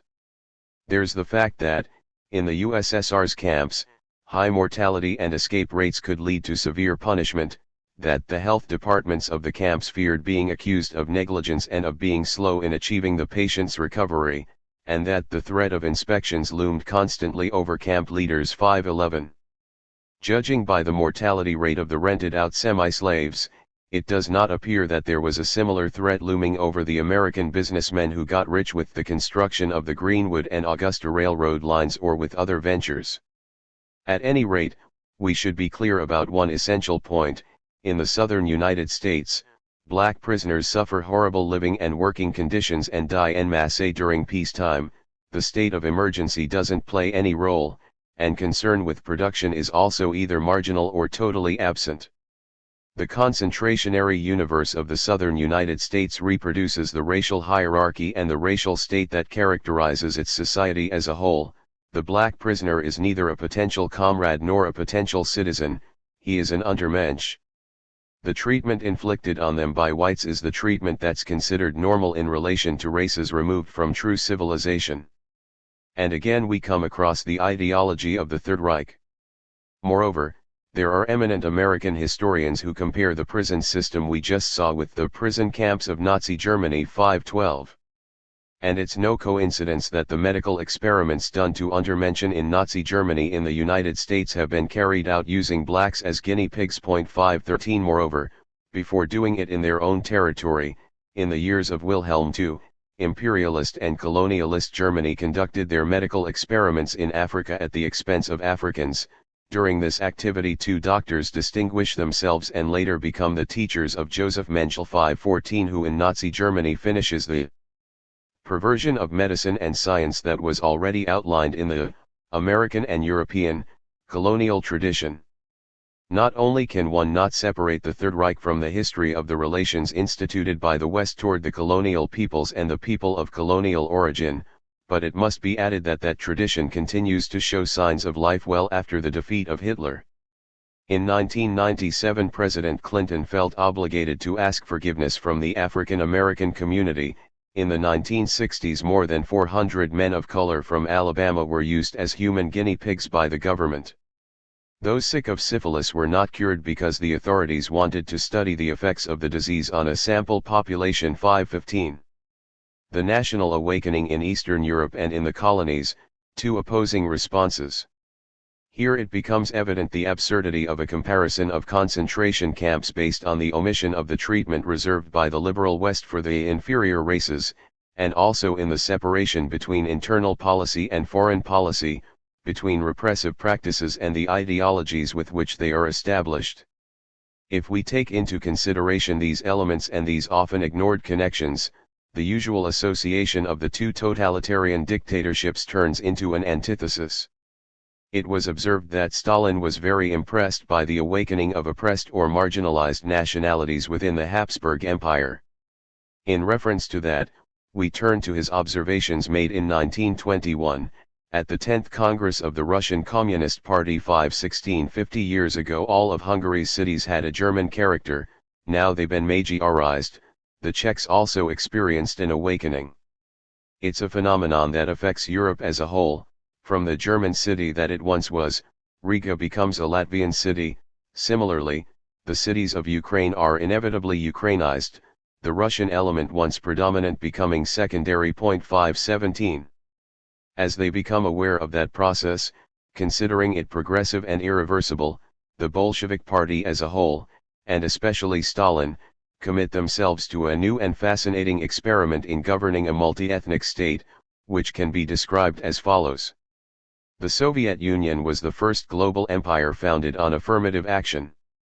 The new revolutionary government of Russia was the first among the old multi-ethnic European states to face the growing wave of nationalism and to respond to it by systematically promoting the national consciousness of its ethnic minorities and establishing for them many institutional forms typical for nation-states. The Bolshevik strategy was to assume leadership of that decolonization process that appeared inevitable, and they carry it out as a way to preserve the territorial integrity of the old Russian Empire. To that end the Soviet state created not only a dozen republics of ample dimension, but also tens of thousands of national territories spread out over the length of the Soviet Union. New national elites were educated and promoted to leadership positions in the government, schools, and in the industrial companies of these recently created territories. In many cases this made necessary the creation of written languages where previously it hadn't existed. The Soviet state financed the mass production of non-Russian language books, newspapers, magazines, movies, operas, museums, orchestras of popular music and other cultural products. Nothing similar had ever been attempted. 518. The novelty that this policy represents stands out even more if we compare it with the obsession for uniformity that in the middle of the 20th century dominates the United States and Canada. Forced to break ties with their birth community and with their very own family, native children must also renounce their dances and their strange clothing. They are forced to have short hair and, above all else, avoid the use of their tribal language as if it were the plague, breaking the rule that demands exclusive use of English carries severe punishment, and in Canada they are even subjected to electric shock. 519. With regard to the USSR, there's an essential point on which today there's a type of consensus. The republics received some before others a flag, an anthem, a language, a national academy, and in some cases even a commissar for foreign relations, and they retained the right, later utilized in 1991, to separate from the Federation. Although there hadn't been a specified procedure. 520. In Mein Kampf, Hitler is also fixated on the Slavicization and the erasing of the German element underway in Eastern Europe. In his eyes, however, it is neither a progressive nor irreversible process, but only the most radical measures can halt it and roll it back. It's not a matter of pushing forth a policy of assimilation and promoting a Germanization of the Slavic element in Austria. No, one can carry out the Germanization of the land, but never the men. It would be absurd to want to make a black or a Chinese person into a German, just because he learned German, or is prepared to speak German in the future and vote for a German political party. Such Germanization would, in truth, be a de-Germanization.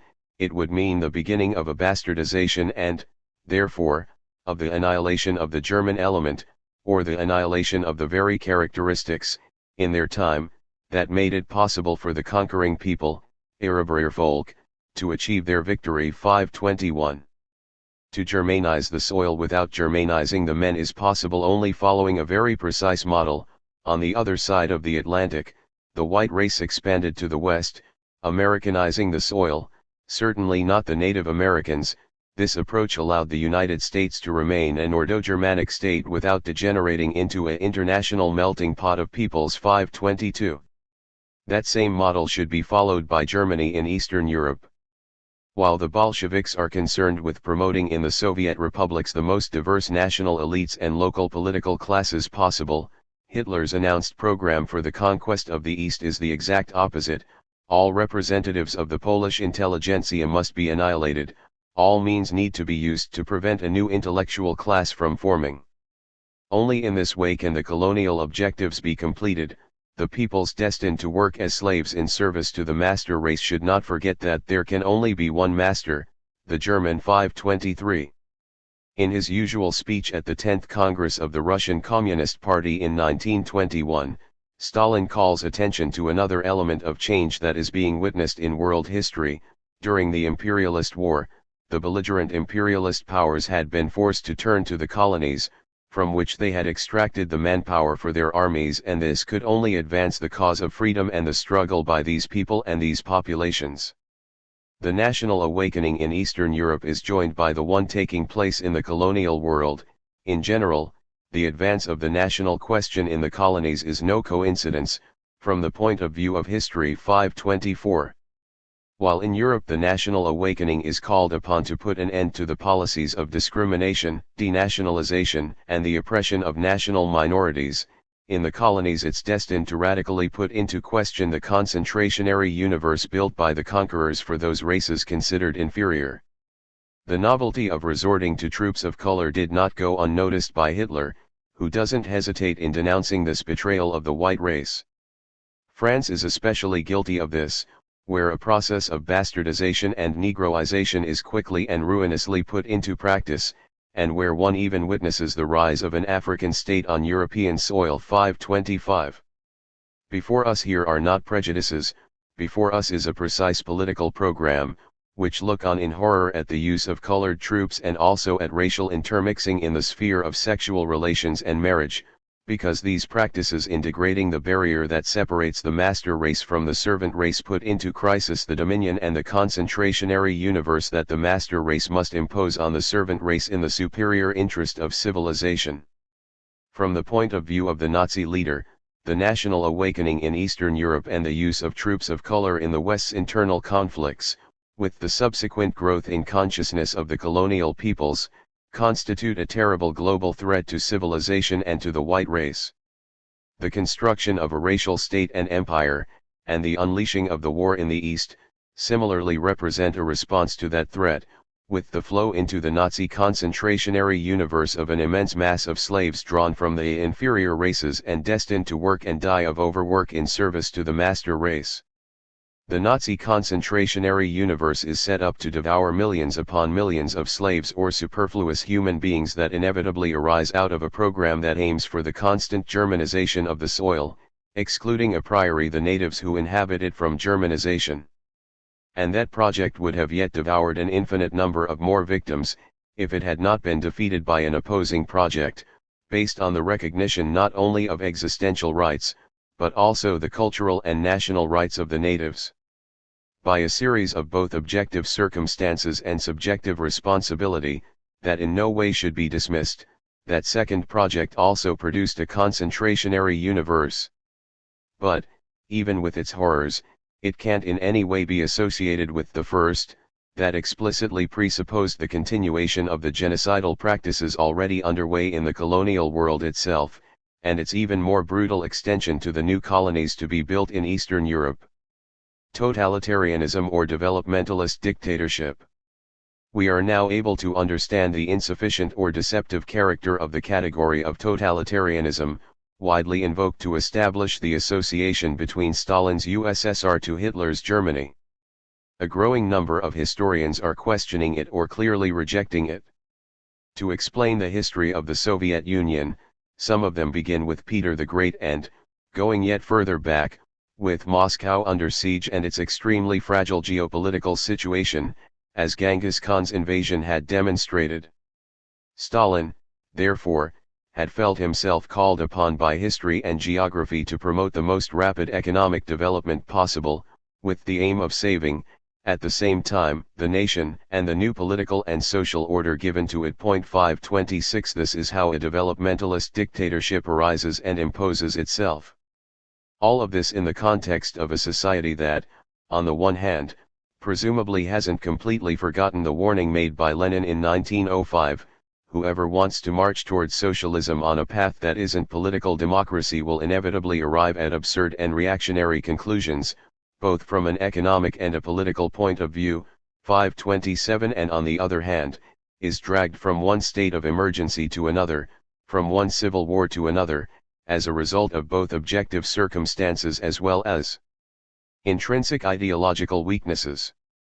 We are therefore faced with a society characterized not by totalitarian uniformity and alignment, but by the permanent duration and omnipresence of the civil war, that manifests itself even within families, divided as a consequence of the contrary attitudes taken by its members in relation, for example, to the process of collectivization in rural areas.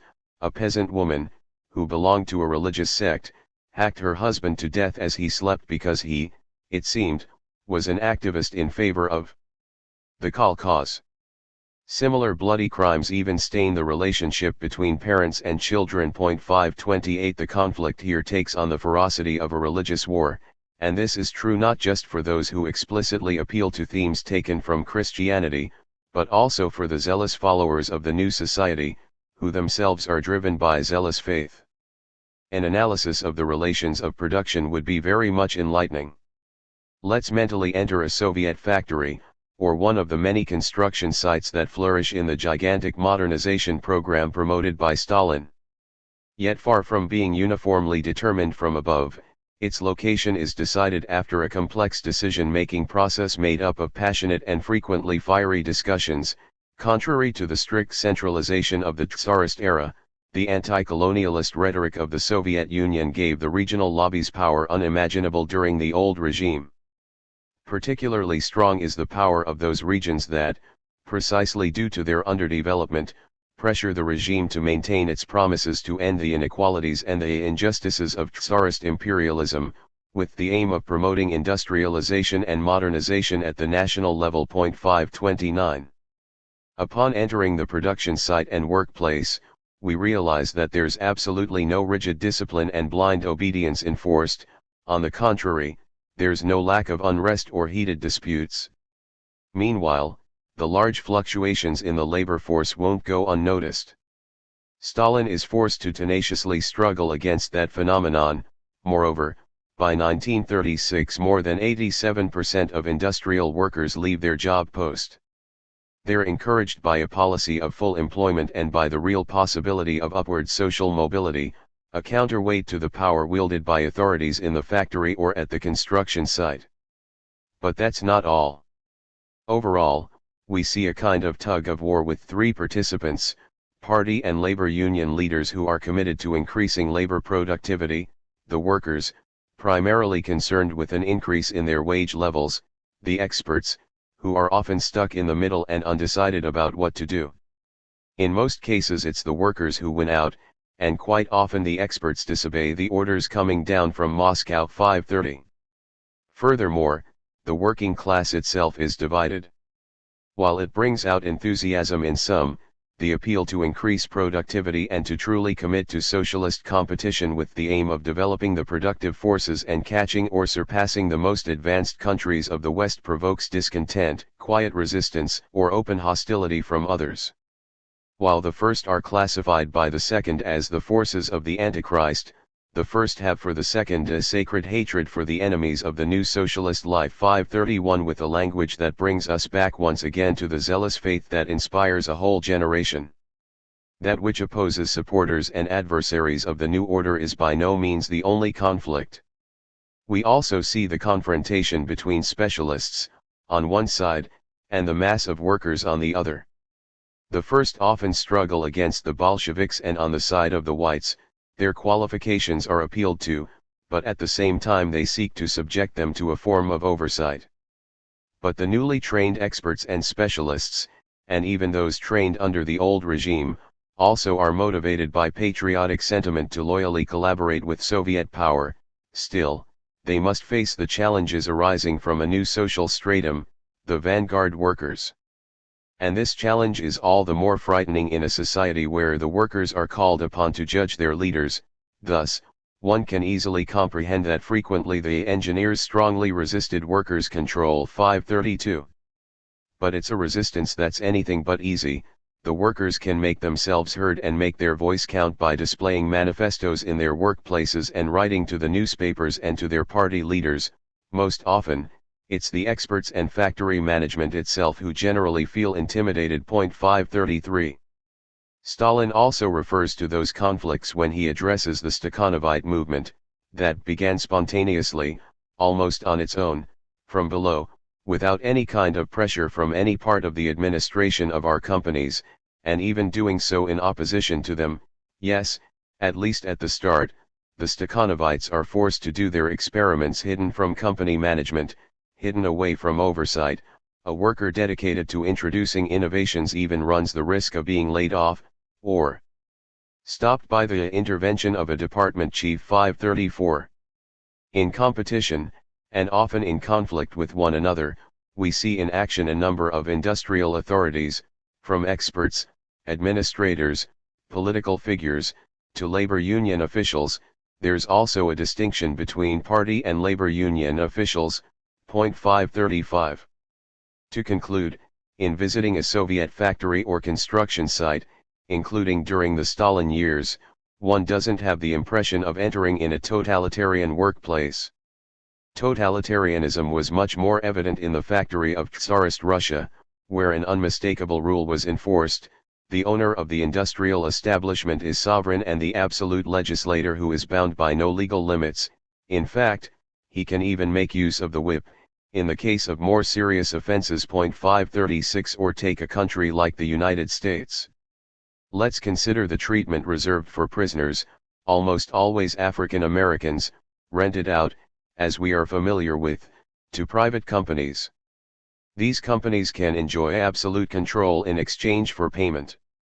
The guards had the power to chain the prisoners, to shoot at those who try to escape, to torture those who refuse to submit, and lash the disobedient, whether nude or dressed, an almost limitless power.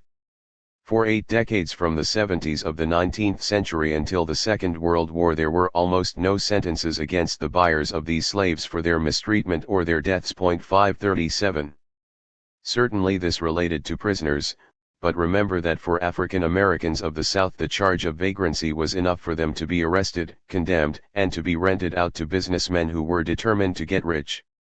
Other times, blacks were simply captured by landowners and made to provide forced labor.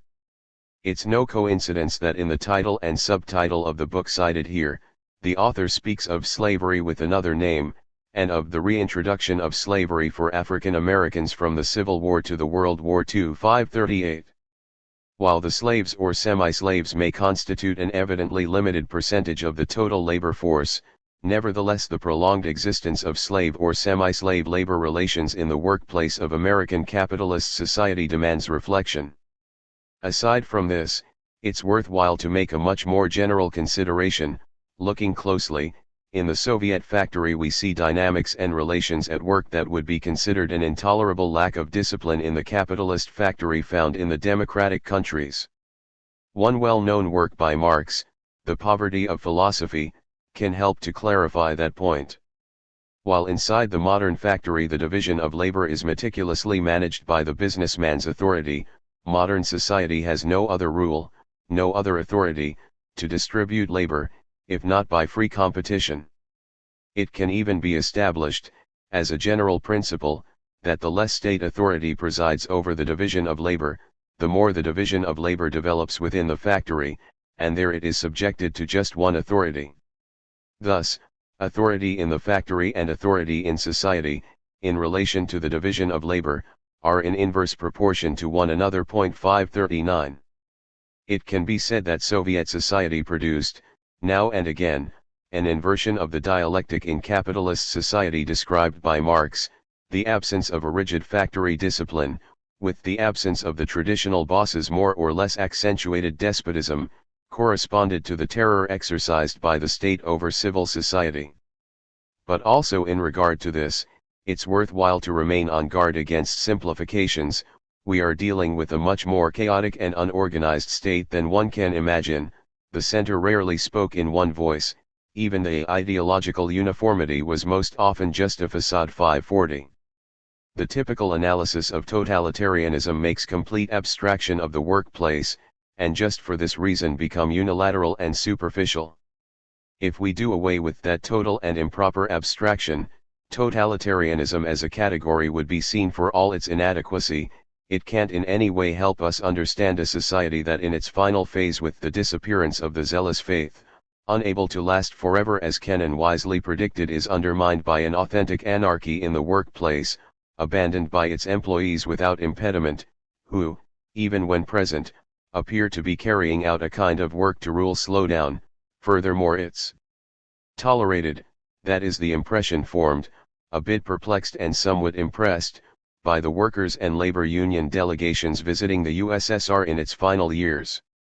In China, when it is beginning to abandon Maoism, in the public sector there continued to be in force practices that were described as followed by a Western journalist. Even the lowest employee, if they so wish, can decide to do absolutely nothing, stay at home for 1 or 2 years and continue to get their salary at the end of the month. This culture of idleness continued to make itself felt even in the private sector economy that was then emerging. Former state employees arrived late, then read the newspaper, went to lunch half an hour early, and left the office half an hour early, and frequently missed work for family reasons, because his wife was sick, as just one example. And the managers and specialists who sought to introduce discipline and efficiency in the workplace are forced to confront not only the resistance and indignation of the workers, it's an outrage to penalize a worker who misses work to take care of his wife, but are often threatened and even face violence from below. 541. It's very difficult to describe these relations using the category of totalitarianism. We are better instructed by sticking to the previously cited excerpt from Marx, The Poverty of Philosophy, which can help us understand a phenomenon that's completely inexplicable by the theory of totalitarianism. In the USSR, in the countries of Eastern Europe and in China, the more or less radical dismantlement of the totalitarian system takes place alongside a drastic strengthening of discipline in the workplace. To give one example, only in 1993 does China approve a law that allows layoffs due to absenteeism. 542. No doubt, especially in situations of acute crisis, workplaces are certainly not exempt from the terror in the USSR or in Maoist China. However, what characterizes daily life is a regime that's far from totalitarianism. In summary, one could say that the usual recourse to that term is only persuasive by working off a double and arbitrary abstraction. The omission of operating relations in the workplace and in the places of production makes it possible to draw the communist dictatorship and the Nazi dictatorship closer together, the silence on the terror and the concentrationary universe that took place at the expense of the colonies and semi-colonies, as well as within the metropole itself at the expense of the peoples of colonial origin, like the Native Americans and African Americans, makes it possible to create an abyss separating the Liberal West from the totalitarian states. In regard to the Soviet Union of Brezhnev and his successors, Stalin's USSR presents different characteristics, but the central element that separates them is the exceptional ideological and political mobilization that, before deflating and losing all credibility, for a long period of time manages to offer an essential contribution to the functioning of the economic and productive apparatus. They are decades in which a developmentalist dictatorship is established. It has a pace that is both chaotic and ruthless, and is characterized by the zealous faith of which social and ethnic groups take advantage, seeing on opening toward substantial upward social mobility, and which brings the recognition that until that moment was stubbornly denied to them. It doesn't make much sense to associate that tragic and contradictory experience to that of the Nazis, which is explicitly established for the purpose of war, colonial conquest, and the reaffirmation of racial hierarchies, that from its beginning can make use of a state apparatus and a consolidated, efficient bureaucracy, and that can impose itself across all spheres of social life. Nevertheless, that association is now commonplace. It's necessary to examine its genesis. 5. The distortion of history and the construction of a mythology, Stalin and Hitler as twin monsters. The Cold War and the reductio ad Hitlerum of the new enemy. With the start of the Cold War, each antagonist seeks to classify the other as the heir to the Third Reich that had just been toppled by both sides. No one observes Lukács would dare say today that Hitlerism, its ideology and its methods, belong completely to past history. 543. Indeed, on this the two sides appear to agree without much trouble. It's just that, while the communist philosopher makes use of the term imperialism to compare Truman and Hitler, 544, on the opposing side they resort to the term totalitarianism to unite Nazi Germany and the Soviet Union with one another. The two categories are wielded like weapons of war. The effort to associate the new enemy to the old one isn't limited to the denunciation of imperialism or totalitarianism.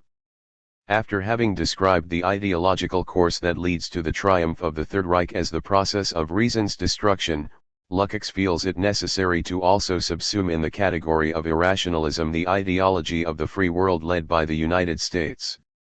The task is not without its difficulties, and the Hungarian philosopher denounces the new form of irrationalism hidden away under an apparent rationality. Yes, in the new situation that's been created, it's completely natural that in philosophy it's not a German type of irrationalism that's dominant, but the Machian pragmatic type, whose representatives are, among others, Wittgenstein, Carnap and Dewey. 545.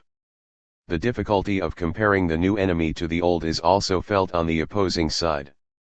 In sketching out the origins of totalitarianism, after having for quite some time insisted on the fatal role of imperialism, and in that sense having denounced Lord Cromer, who, by as late as the second post-war period, is included by Churchill among the heroes of the British Empire, 546, Arendt completes the comparison between Nazi Germany and Stalin's Soviet Union by referring, aside from totalitarianism, to the Pan movements, in such a way that another analogy emerges, the Pan-Germanism of the first corresponded to the Pan-Slavism of the second.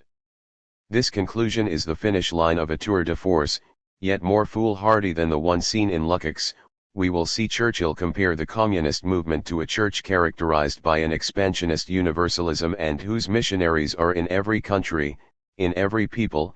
In any case, Stalin's supposed Pan-Slavism calls upon the peoples of the colonies to put an end to the rule of the master race, something considered natural and beneficial by the theorists of Pan-Germanism. At that time, however, on both opposing sides, the principal concern is the construction of analogies and symmetries. We are forced to smile when we read in Arendt that what characterizes the Pan movements, and, therefore, Nazism and communism, is the absolute pretension of having been chosen. The celebration of the United States as God's chosen people profoundly marks the American political tradition and continues to be heard today in the speeches by American presidents. The exigencies of the Cold War clearly take priority over any other consideration, as is confirmed by the argument made in 1950 by a prominent American historian. He would oppose Franklin D. Roosevelt and his policy of allying with the USSR, With the start of the Cold War, he felt encouraged to strengthen his thesis of the political and moral similarities between Hitler and Stalin, such that he intensely dedicates himself to the total comparison of the two dictators. The first insists on the racial destiny of the Teutonic people. The average reader could be reminded of the manifest destiny that, according to a long tradition, would oversee the unstoppable expansion of the United States, yet arguing and omitting in a similar way to Arendt. The historian cited here makes the Nazi theme of the racial destiny of the Teutonic people correspond to the faith of Stalin and Lenin in the messianic role of the proletariat and the Revolutionary International. Communist movement. Once again the celebration of the master race is central to Hitler's ideology. The search for analogies and precedents for this ought to go in the direction of the regime of white supremacy long enforced in the southern United States, to which Nazism made reference and that, in some form, continued to exist in 1950, the year of the cited book's publication. Yet nevertheless, the American historian discovers that similar to Hitler's theory of the master race is that which is in action in Stalin's Soviet Union, where nearly every important discovery is attributed to some unknown or poorly known Russian. 547. The reductio ad Hitlerum by the former Allies also includes the accusation of genocide. Possibly the first to move in this direction is the political front over which the communist movement and the Soviet Union have hegemony. In 1951, in New York, the black lawyer William Patterson, leader of the Civil Rights Congress, an organization committed to the struggles against both McCarthyism and the regime of white supremacy, organizes the publication of a book that is also an appeal to the UN to make it aware of the tragedy affecting African Americans, in the United States, particularly in the South. The regime of racial discrimination, humiliation, oppression and social marginalization remains in force. The rapes, lynchings, and legal and extrajudicial executions haven't ceased, and the police violence is getting worse. In 1963 Martin Luther King will speak of the unspeakable horrors of police brutality. In making this long list of injustices and suffering, he makes reference to the convention approved by the UN in December of 1948 against the crime of genocide, and making use of the fact that this genocide convention doesn't necessarily mean the systematic annihilation of an entire ethnic group. The book carried the clearly provocative title, We Charge Genocide. Possibly motivated by the strong opposition faced by this convention in American politics, the denunciation is translated into a number of languages. In the USSR it appears with an introduction by Ilya Ehrenberg, an intellectual of Jewish origin, who compares the Third Reich and the US to the degree that both are affected by a racist and genocidal frenzy, or at least potentially genocidal. The book obviously provokes outrage in the United States, and they respond by returning the accusation. A member of the committee that approved the UN Convention declares that, in the communist countries it's official policy to deport entire populations on the basis of racial or national origin. 548. While the start of the Cold War sees both antagonists classify the other as the new version of Nazism and its genocidal madness, with the approaching triumph of the West the game of analogies plays out exclusively to the favor of the victors. For the ruling ideology in particular, the absolutely identical comparison of Stalin and Hitler has become an obsession, reaching the point of presenting them as twin monsters. The negative cult of heroes. How have we reached this outcome? While attention is fixed exclusively on the Soviet Union and the Third Reich,